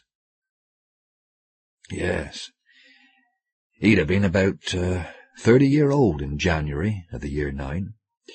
The storm got up in the night of the 21st of that month. My father was dressed and out long before daylight. He never was one to bide in bed. Let be that the gale by this time was pretty near lifting the thatch over his head. Besides which, he'd fenced a small tatty patch that winter, down by Lowland Point, and he wanted to see if it stood the night's work. He took the path across Gunner's Meadow, where they buried most of the bodies afterwards. The wind was right in his teeth at the time, and once, on the way, he's told me this often, a great strip of oarweed came flying through the darkness, and fetched him a slap on the cheek like a cold hand. But he made shift pretty well till he got to Lowland, and then had to drop upon his hands and knees and crawl, digging his fingers every now and then into the shingle to hold on, for he declared to me that the stones, some of them as big as a man's head, kept rolling and driving past, till it seemed the whole foreshore was moving westward under him. The fence was gone, of course, not a stick left to show where it stood, so that when first he came to the place, he thought he must have missed his bearings. My father, sir, was a very religious man, and if he reckoned the end of the world was at hand, there in the great wind and night among the moving stones, you may believe he was certain of it when he heard a gun fired, and with the same saw a flame shoot up out of the darkness to windward, making a sudden fierce light in all the place about. All he could find to think or say was, "The second coming, the second coming. The bridegroom cometh, and the wicked he will toss like a ball into a large country." And being already upon his knees, he just bowed his head and bided, saying this over and over. But by and by, between two squalls, he made bold to lift his head and look, and then by the light, a bluish colour 'twas, he saw all the coast clear away to Manacle Point, and off the Manacles, in the thick of the weather, a sloop of war with topgallants housed, driving stern foremost towards the reef. It was she, of course, that was burning the flare. My father could see the white streak and the ports of her quite plain as she rose to it, a little outside the breakers, and he guessed easy enough that her captain had just managed to wear ship, and was trying to force her nose to the sea with the help of her small bower anchor and the scrap or two of canvas that hadn't yet been blown out of her. But while he looked, she fell off, giving her broadside to it foot by foot, and drifting back on the breakers around Carn-Dew in the Varses.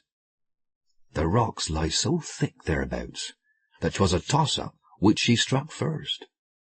At any rate, my father couldn't tell at the time, for just then the flare died down and went out. Well, sir, he turned then in the dark, and started back for Coverack to cry the dismal tidings, though well knowing ship and crew to be past any hope. And as he turned, the wind lifted him and tossed him forward, like a ball, as he'd been saying, and homeward along the foreshore. As you know, 'tis ugly work, even by daylight, picking your way among the stones there, and my father was prettily knocked about at first in the dark. But by this 'twas nearer 7 than 6 o'clock, and the day spreading. And by the time he reached North Corner, a man could see to read print. Howsever, he looked neither out to sea nor towards Coverack, but headed straight for the first cottage, the same that stands above North Corner today, A man named Billy Ede lived there then, and when my father burst into the kitchen bawling, "Wreck! Wreck!" he saw Billy Ede's wife, Anne, standing there in her clogs, with a shawl over her head and her clothes wringing wet. "Save the chap," says Billy Ede's wife, Anne. "What do you mean by crying stale fish at that rate?" "But 'tis a wreck, I tell 'ee. I've a Eden." "Why, so 'tis," says she, "and I've a Eden too, and so was everyone with an eye in his head." And with that she pointed straight over my father's shoulder, and he turned. And there, close under Dollar Point, at the end of Coverack town, he saw another wreck washing, and the point black with people, like emmets, running to and fro in the morning light. While we stood staring at it, he heard a trumpet sounded on board, the notes coming in little jerks, like a bird rising against the wind, but faintly, of course, because of the distance and the gale blowing, though this had dropped a little. "She's a transport," said Billy Ede's wife, Anne, "and full of horse soldiers, fine long men. When she struck, they must have pitched the hosses over first to lighten the ship, for a score of dead hosses had washed in afore I left, half an hour back, and 3 or 4 soldiers too. Fine long corpses in white breeches and jackets of blue and gold. I held a lantern to one, such a straight young man." My father asked her about the trumpeting. "That's the queerest bit of all. She was burning a light when me and my man joined the crowd down there. All her mast had gone. Whether they carried away or cut away to ease her, I don't rightly know. Anyway, there she lay upon the rocks with her decks bare. Her keelson was broke under her, and her bottom sagged and stove, and she'd just settled down like a sitting hen, just the leastest list to starboard. But a man could stand there easy.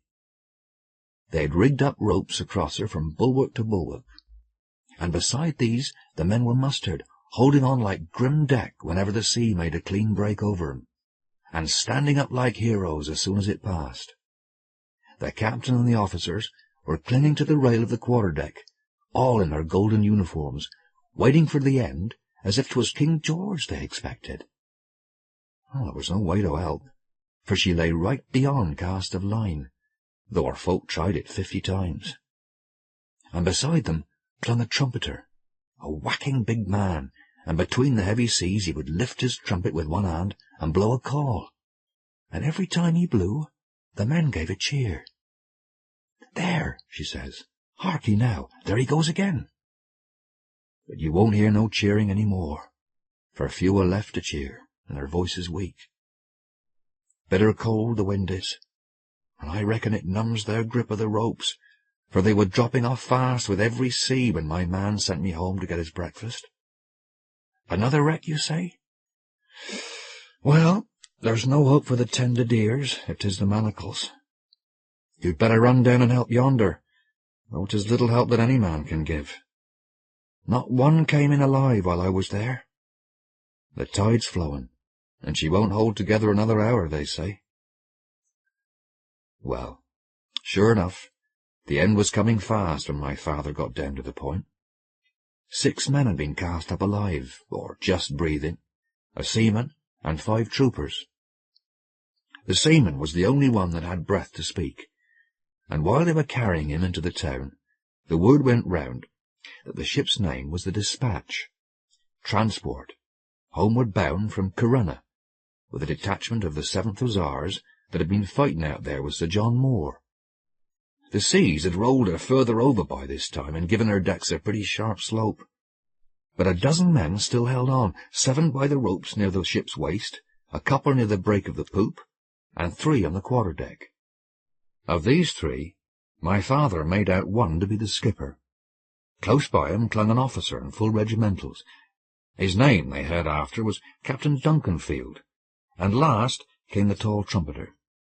And, if you'll believe me, the fellow was making shift there at the very last to blow God Save the King. What's more, he got to send us victorious before an extra big sea came bursting across and washed them off the deck. every man but one of the pair beneath the poop, and he dropped his hole before the next wave, being stunned, I reckon. The others went out of sight at once, but the trumpeter, being, as I said, a powerful man, as well as a tough swimmer, rose like a duck, rode out a couple of breakers, and came in on the crest of the third. The folks looked to see him broke like an egg at their feet. But when the smother cleared, there he was, lying face downward on a ledge below them. And one of the men that happened to have a rope round him, I forget the fellow's name if I ever heard it, jumped down and grabbed him by the ankle as he began to slip back. Before the next big sea, the pair were hauled high enough to be out of harm, and another heave brought them up to grass. It was quick work. But Master Trumpeter wasn't quite dead. Nothing worse than a cracked head and 3 staved ribs.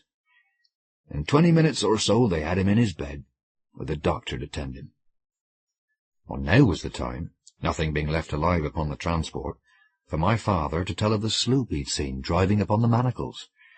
And when he got a hearing, though the most were set upon salvage, and believed a wreck in the hand, so to say, to be worth half a dozen they couldn't see, a good few volunteered to start off with him and have a look. Well, they crossed Lowland Point. No ship to be seen on the manacles, nor anywhere upon the sea. 1 or 2 was for calling my father a liar. "Now wait till we come to Dean Point," said he. And sure enough, on the far side of Dean Point, they found the sloop's mainmast washing about with half a dozen men lashed to it, men in red jackets, every mother's son drowned and staring. And a little farther on, just under the Dean, 3 or 4 bodies cast up on the shore, one of them a small drummer boy, side drum and all. And nearby, part of a ship's gig, with HMS Primrose cut on the sternboard. From this point on, the shore was littered thick with wreckage and dead bodies, and most of them Marines in uniform, and in Godrevy Cove, in particular, a heap of furniture from the captain's cabin, and amongst it a watertight box, not much damaged, and full of papers by which, when it came to be examined next day, the wreck was easily made out to be the Primrose, of 18 guns, outward bound from Portsmouth, with a fleet of transports for the Spanish War. 30 sail, I've heard, but I've never heard what became of 'em.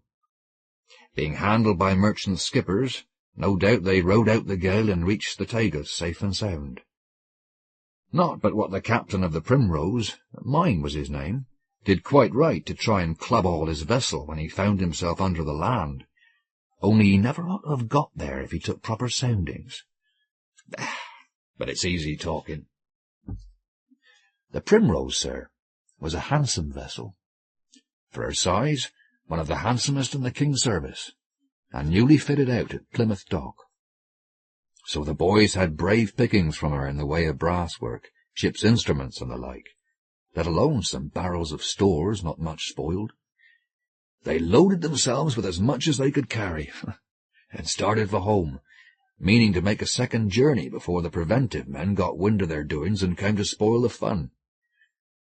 But as my father was passing back under the Dean, he happened to take a look over his shoulder at the bodies there. "Hullo," says he, and dropped his gear.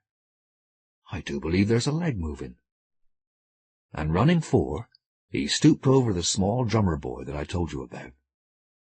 The poor little chap was lying there, with his face a mass of bruises and his eyes closed. But he'd shifted one leg an inch or 2 and was still breathing. So my father pulled out a knife and cut him free from his drum, that was lashed on to him with a double turn of manila rope, and took him up and carried him along here, to this very room that we're sitting in. He lost a good deal by this, for when he went back to fetch his bundle, the preventive men had got hold of it, and were thick as thieves along the foreshore. So that 'twas only by paying 1 or 2 to look the other way that he picked up anything worth carrying off, which you'll allow to be hard, seeing that he was the first man to give news of the wreck. Well, the inquiry was held, and my father gave evidence. And for the rest, they had to trust to the sloop's papers, for not a soul was saved besides the drummer boy, and he was raging in a fever brought on by the cold and the fright. and the seamen and the 5 troopers gave evidence about the loss of the dispatch.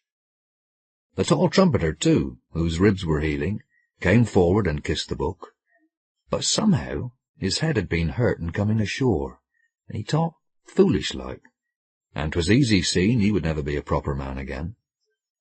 The others were taken up to Plymouth, and so went their ways, but the trumpeters stayed on in Coverack, and King George, finding he was fit for nothing, sent him down a trifle of a pension after a while, enough to keep him in board and lodging, with a bit of tobacco over.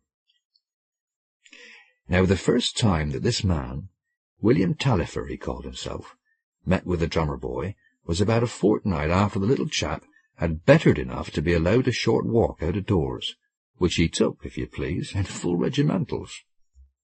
And never was a soldier so proud of his dress. His own suit had shrunk a brave bit with the salt water, but into ordinary frock and corduroys he declared he would not get, not if he had to go naked the rest of his life. So, my father, being a good-natured man and handy with the needle, turned to and repaired damages with a piece or two of scarlet cloth cut from the jacket of one of the drowned marines. Well, the poor little chap chanced to be standing in this rig-out down by the gate of Gunner's Meadow, where they'd buried 20 and over of his comrades. The morning was a fine one, early in March month, and along came the cracked trumpeter likewise taking a stroll. "Hullo," says he, "good morning, and what might you be doing here?" "I was a-wishing," says the boy, "I had a pair of drumsticks. Our lads were buried yonder without so much as a drum tapped or a musket fired, and that's not Christian burial for British soldiers." "Pshaw," says the trumpeter, and spat on the ground, "a parcel of marines." The boy eyed him a second or two, and answered up, "If I'd a tab of turf handy, I'd bung it at your mouth, you greasy cavalryman, and learn you to speak respectful of your betters. The marines are the handiest body of men in the service." The trumpeter looked down on him from the height of 6'2" and asked, "Did they die well?" "They died very well. There was a lot of running to and fro at first, and some of the men began to cry, and a few to strip off their clothes. But when the ship fell off for the last time, Captain Mine turned and said something to Major Griffiths, the commanding officer on board, and the Major called out to me to beat to quarters. It might have been for a wedding, he sang it out so cheerful. We'd had word already that 'twas to be parade order, and the men fell in as trim and decent as if they were going to church. One or two even tried to shave at the last moment. The Major wore his medals. One of the seamen, seeing I had hard work to keep the drum steady, the sling being a bit loose for me and the wind what you remember, lashed it tight with a piece of rope, and that saved my life afterwards, a drum being as good as a cork until 'tis stove. I kept beating away until every man was on deck, and then the Major formed them up and told them to die like British soldiers, and the chaplain read a prayer or two, the boys standing all the while like rocks, each man's courage keeping up the others. The chaplain was in the middle of a prayer when she struck. In 10 minutes she was gone. Well, that was how they died, cavalryman. And that was very well done, drummer of the Marines. What's your name? John Christian.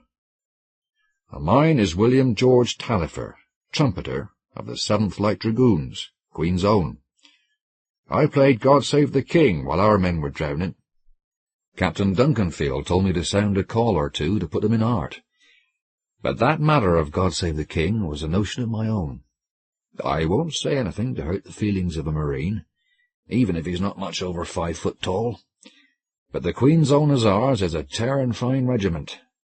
As between horse and foot, 'tis a question of which gets the chance. All the way from Sahagun to Corunna 'twas we that took and gave the knocks, at Majorga and Rueda and Beneventi. Now the reason, sir, I can speak the names so pat is that my father learnt 'em by heart afterwards from the trumpeter, who was always talking about Majorga and Rueda and Beneventi. We made the rear guard and the general paget, and drove the French every time, and all the infantry did was to sit about in wine-shops till we whipped 'em out, and steal and straggle and play the tomfool in general. And when it came to a stand-up fight at Corunna, 'twas the horse, or the best part of it, that had to stay seasick aboard the transports and watch the infantry in the thick of the caper. Very well they behaved too, especially the 4th Regiment, and the 42nd Highlanders, and the dirty 50. Oh, aye. They're decent regiments, all three, but the Queen's Own Hussars is a tearin' fine regiment. So, you played on your drum when the ship was going down. Drummer John Christian, I'll have to get you a new pair of drumsticks for that.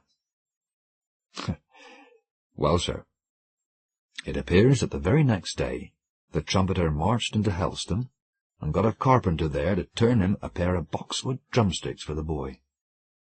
And this was the beginning of one of the most curious friendships you ever heard tell of. Nothing delighted the pair more than to borrow a boat off my father and pull out to the rocks where the Primrose and the Dispatch had struck and sunk. And on still days 'twas pretty to hear them out there off the manacles, the drummer playing his tattoo, for they always took their music with them, and the trumpeter practising calls and making his trumpet speak like an angel. But if the weather turned roughish, they'd be walking together and talking. Leastwise, the youngster listened while the other discoursed about Sir John's campaign in Spain and Portugal, telling how each little skirmish befell, and of Sir John himself, and General Baird, and General Paget, and Colonel Vivian, his own commanding officer, and what kind of men they were, and of the last bloody stand-up at Corunna, and so forth, as if neither could have enough. But all this had come to an end in the late summer, for the boy, John Christian, being now well and strong again, must go up to Plymouth to report himself. 'Twas his own wish, for I believe King George had forgotten all about him, but his friend wouldn't hold him back. As for the trumpeter, my father had made an arrangement to take him on as a lodger as soon as the boy left, and on the morning fixed for the start, he was up at the door here by 5 o'clock, with his trumpet slung by his side, and all the rest of his kit in a small valise. A Monday morning it was, and after breakfast he had fixed to walk with the boy some way on the road towards Helston, where the coach started. My father left them at breakfast together, and went out to meet the pig, and do a few odd morning jobs of that sort. When he came back, the boy was still at table, and the trumpeter standing here by the chimney-place with the drum and trumpet in his hands, hitched together, just as they be at this moment. "Look at this," he says to my father, showing him the lock. "I picked it up off a starving brass-worker in Lisbon, and it's not one of your common locks that one word of 6 letters will open at any time. There's genius in this lock, for you've only to make the ring spell any 6-letter word you please, and snap down the lock upon that, and never a soul can open it, not the maker even, until somebody comes along that knows the word you've snapped it on. Now, Johnny here's going, and he leaves his drum behind him, for though he can make pretty music on it, the parchment sags in wet weather, by reason of the sea-water getting at it, and if he carries it to Plymouth, they'll only condemn it and give him another. And as for me, I shan't have the heart to put lip to the trumpet any more when Johnny's gone. So we've chosen a word together, and locked 'em together upon that. And, by your leave, I'll hang 'em here together on the hook over your fireplace. Maybe Johnny'll come back, maybe not. Maybe if he comes, I'll be dead and gone, and he'll take 'em apart and try their music for old sake's sake. But if he never comes, nobody can separate 'em, for nobody besides knows the word. And if you marry and have sons, you can tell 'em that here are tied together the souls of Johnny Christian, drummer of the Marines, and William George Taillefer, once trumpeter of the Queen's Own Hussars. Amen." With that, he hung the 2 instruments upon the hook here, and the boy stood up and thanked my father and shook hands, and the pair went forth of the door towards Helston. Somewhere on the road they took leave of one another, but nobody saw the parting, nor heard what was said between them. About 3 in the afternoon the trumpeter came walking back over the hill, and by the time my father came home from the fishing, the cottage was tidied up and the tea ready, and the whole place shining like a new pin. From that time, for 5 years, he lodged here with my father, looking after the house and tilling the garden.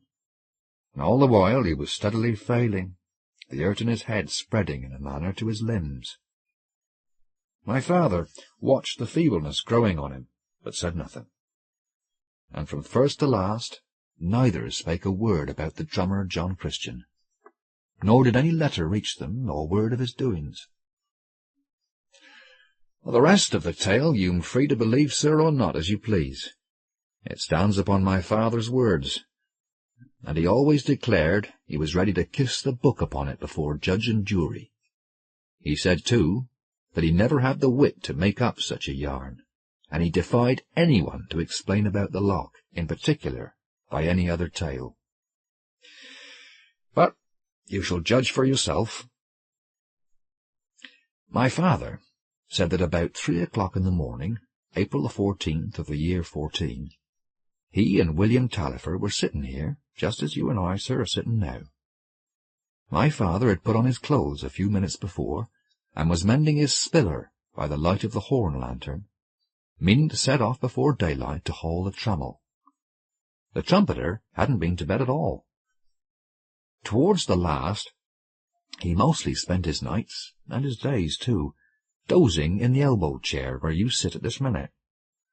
He was dozing then, my father said, with his chin dropped forward on his chest, when a knock sounded upon the door, and the door opened, and in walked an upright young man in scarlet regimentals. He had grown a brave bit, and his face was the colour of wood ashes, but it was the drummer, John Christian. Only his uniform were different from the one he used to wear, and the figures 38 shone in brass upon his collar. The drummer walked past my father as if he never saw him, and stood by the elbow chair and said, "Trumpeter, trumpeter, are you one with me?" And the trumpeter just lifted the lids of his eyes and answered, "How should I not be one with you, drummer Johnny, Johnny boy? The men are patient. Till you come, I count. While you march, I mark time, until the discharge comes." "The discharge has come tonight," said the drummer, "and the word is Corunna no longer." And stepping to the chimney-place, he unhooked the drum and trumpet, and began to twist the brass rings of the lock, spelling the word aloud so: C-O-R-U-N-A. When he had fixed the last letter, the padlock opened in his hand. "Did you know, trumpeter, that when I came to Plymouth they put me into a line regiment?" "The 38th is a good regiment," answered the old hussar, still in his dull voice. "I went back with them from Sahagun to Corunna. At Corunna they stood in General Fraser's division on the right. They behaved well." "But I'd fain see the Marines again," says the drummer, handing him the trumpet. "And you? You shall call once more for the Queen's Own. Matthew," he says suddenly, turning on my father, and when he turned, my father saw for the first time that his scarlet jacket had a round hole by the breastbone, and that the blood was welling there. "Matthew, we shall want your boat." Well, then my father rose on his legs like a man in a dream, while they two slung on, the one his drum and t'other his trumpet. He took the lantern and went quaking before them down to the shore, and they breathed heavily behind him, and they stepped into his boat, and my father pushed off. "Now row you first for Dollar Point," says the drummer. So my father rowed them out past the white houses of Coverack to Dollar Point, and there, at a word, lay on his oars. And the trumpeter, William Tallifer, put his trumpet to his mouth and sounded the reveille. Oh, the music of it was like rivers running. "They will follow," said the drummer. "Matthew, Pull you now for the manacles.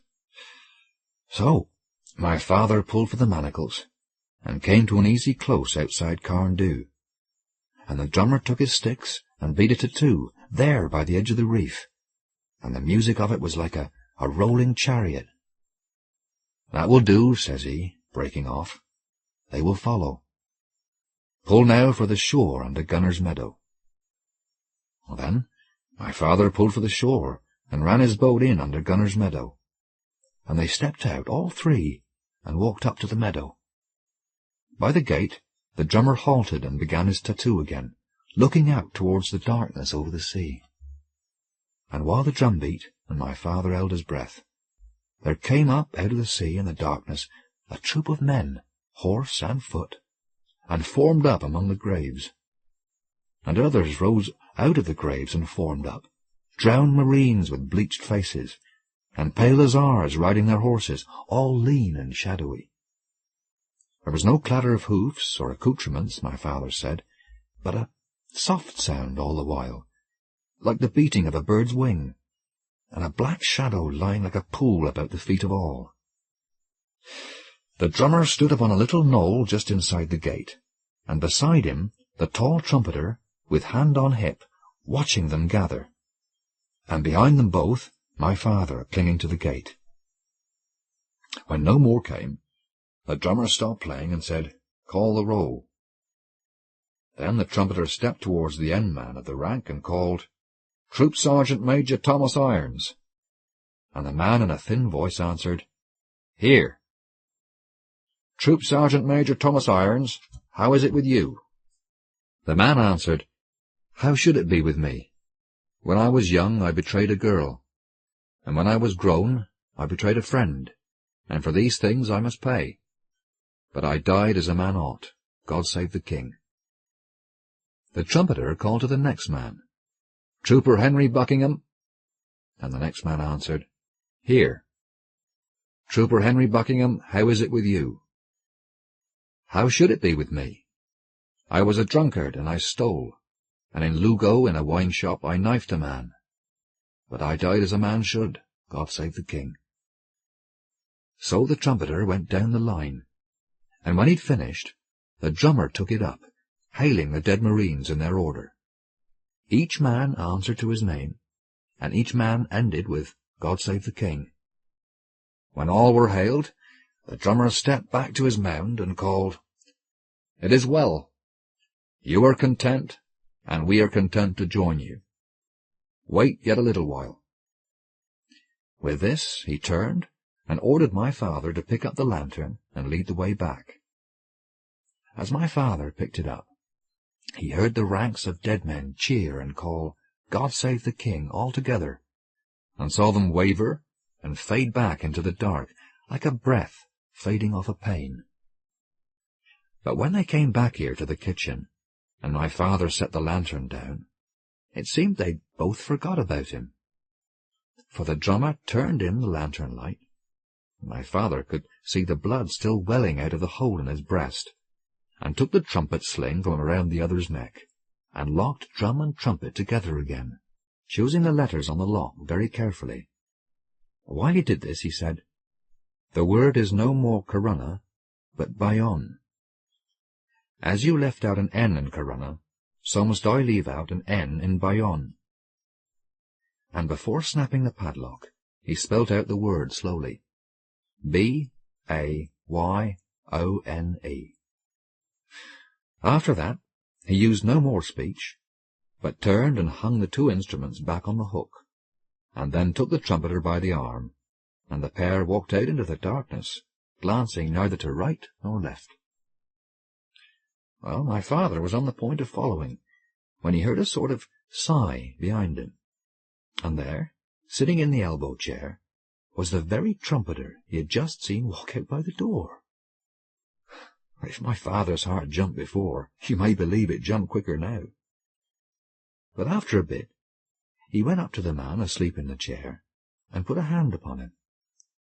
It was the trumpeter in flesh and blood that he touched, but though the flesh was warm, the trumpeter was dead. Well, sir, they buried him 3 days after, and at first my father was minded to say nothing about his dream, as he thought it. But the day after the funeral, he met Parson Kendall coming from Helston Market, and the parson called out, "Have ye heard the news the coach brought down this morning?" "What news?" says my father. "Why, that peace is agreed upon." "Well, none too soon," says my father. "Not soon enough for our poor lads at Bayonne," the parson answered. "Bayonne?" cries my father with a jump. "Why, yes." And the parson told him all about a great sally the French had made on the night of April the 13th. "Do you happen to know if the 38th Regiment was engaged?" my father asked. "Oh, come now," said Parson Kendall. "I didn't know you was so well up in the campaign. But as it happens, I do know that the 38th was engaged, for 'twas they that held the cottage and stopped the French advance." Still my father held his tongue, and when a week later he walked into Helston and bought a Mercury off the Sherborne rider, and got the landlord of the Angel to spell out the list of killed and wounded, sure enough, there among the killed was drummer John Christian of the 38th Foot. After this, there was nothing for a religious man but to make a clean breast. So my father went up to Parson Kendall and told the whole story. The parson listened, and put a question or two, and then asked, "Have you tried to open the lock since that night?" "I han't dared to touch it," says my father. "Then come along and try." When the parson came to the cottage here, he took the things off the hook and tried the lock. Did he say Bayonne? The word has 7 letters. "Well, not if you spell it with 1 N as he did," says my father. The parson spelt it out, Bayone. "Phew," says he, for the lock had fallen open in his hand. He stood considering it a moment, and then he says, "I tell you what, I shouldn't blab this all round the parish if I was you. You won't get no credit for truth-telling, and a miracle's wasted on a set of fools. But if you like, I'll shut down the lock again upon a holy word that no one but me shall know, and neither drummer nor trumpeter, dead nor alive, shall frighten the secret out of me." "I wish to gracious you would, parson," said my father. The parson chose the holy word there and then, and shut the lock back upon it, and hung the drum and trumpet back in their place. "He's gone long since, taking the word with him. Until the lock is broken by force, nobody will ever separate those twain."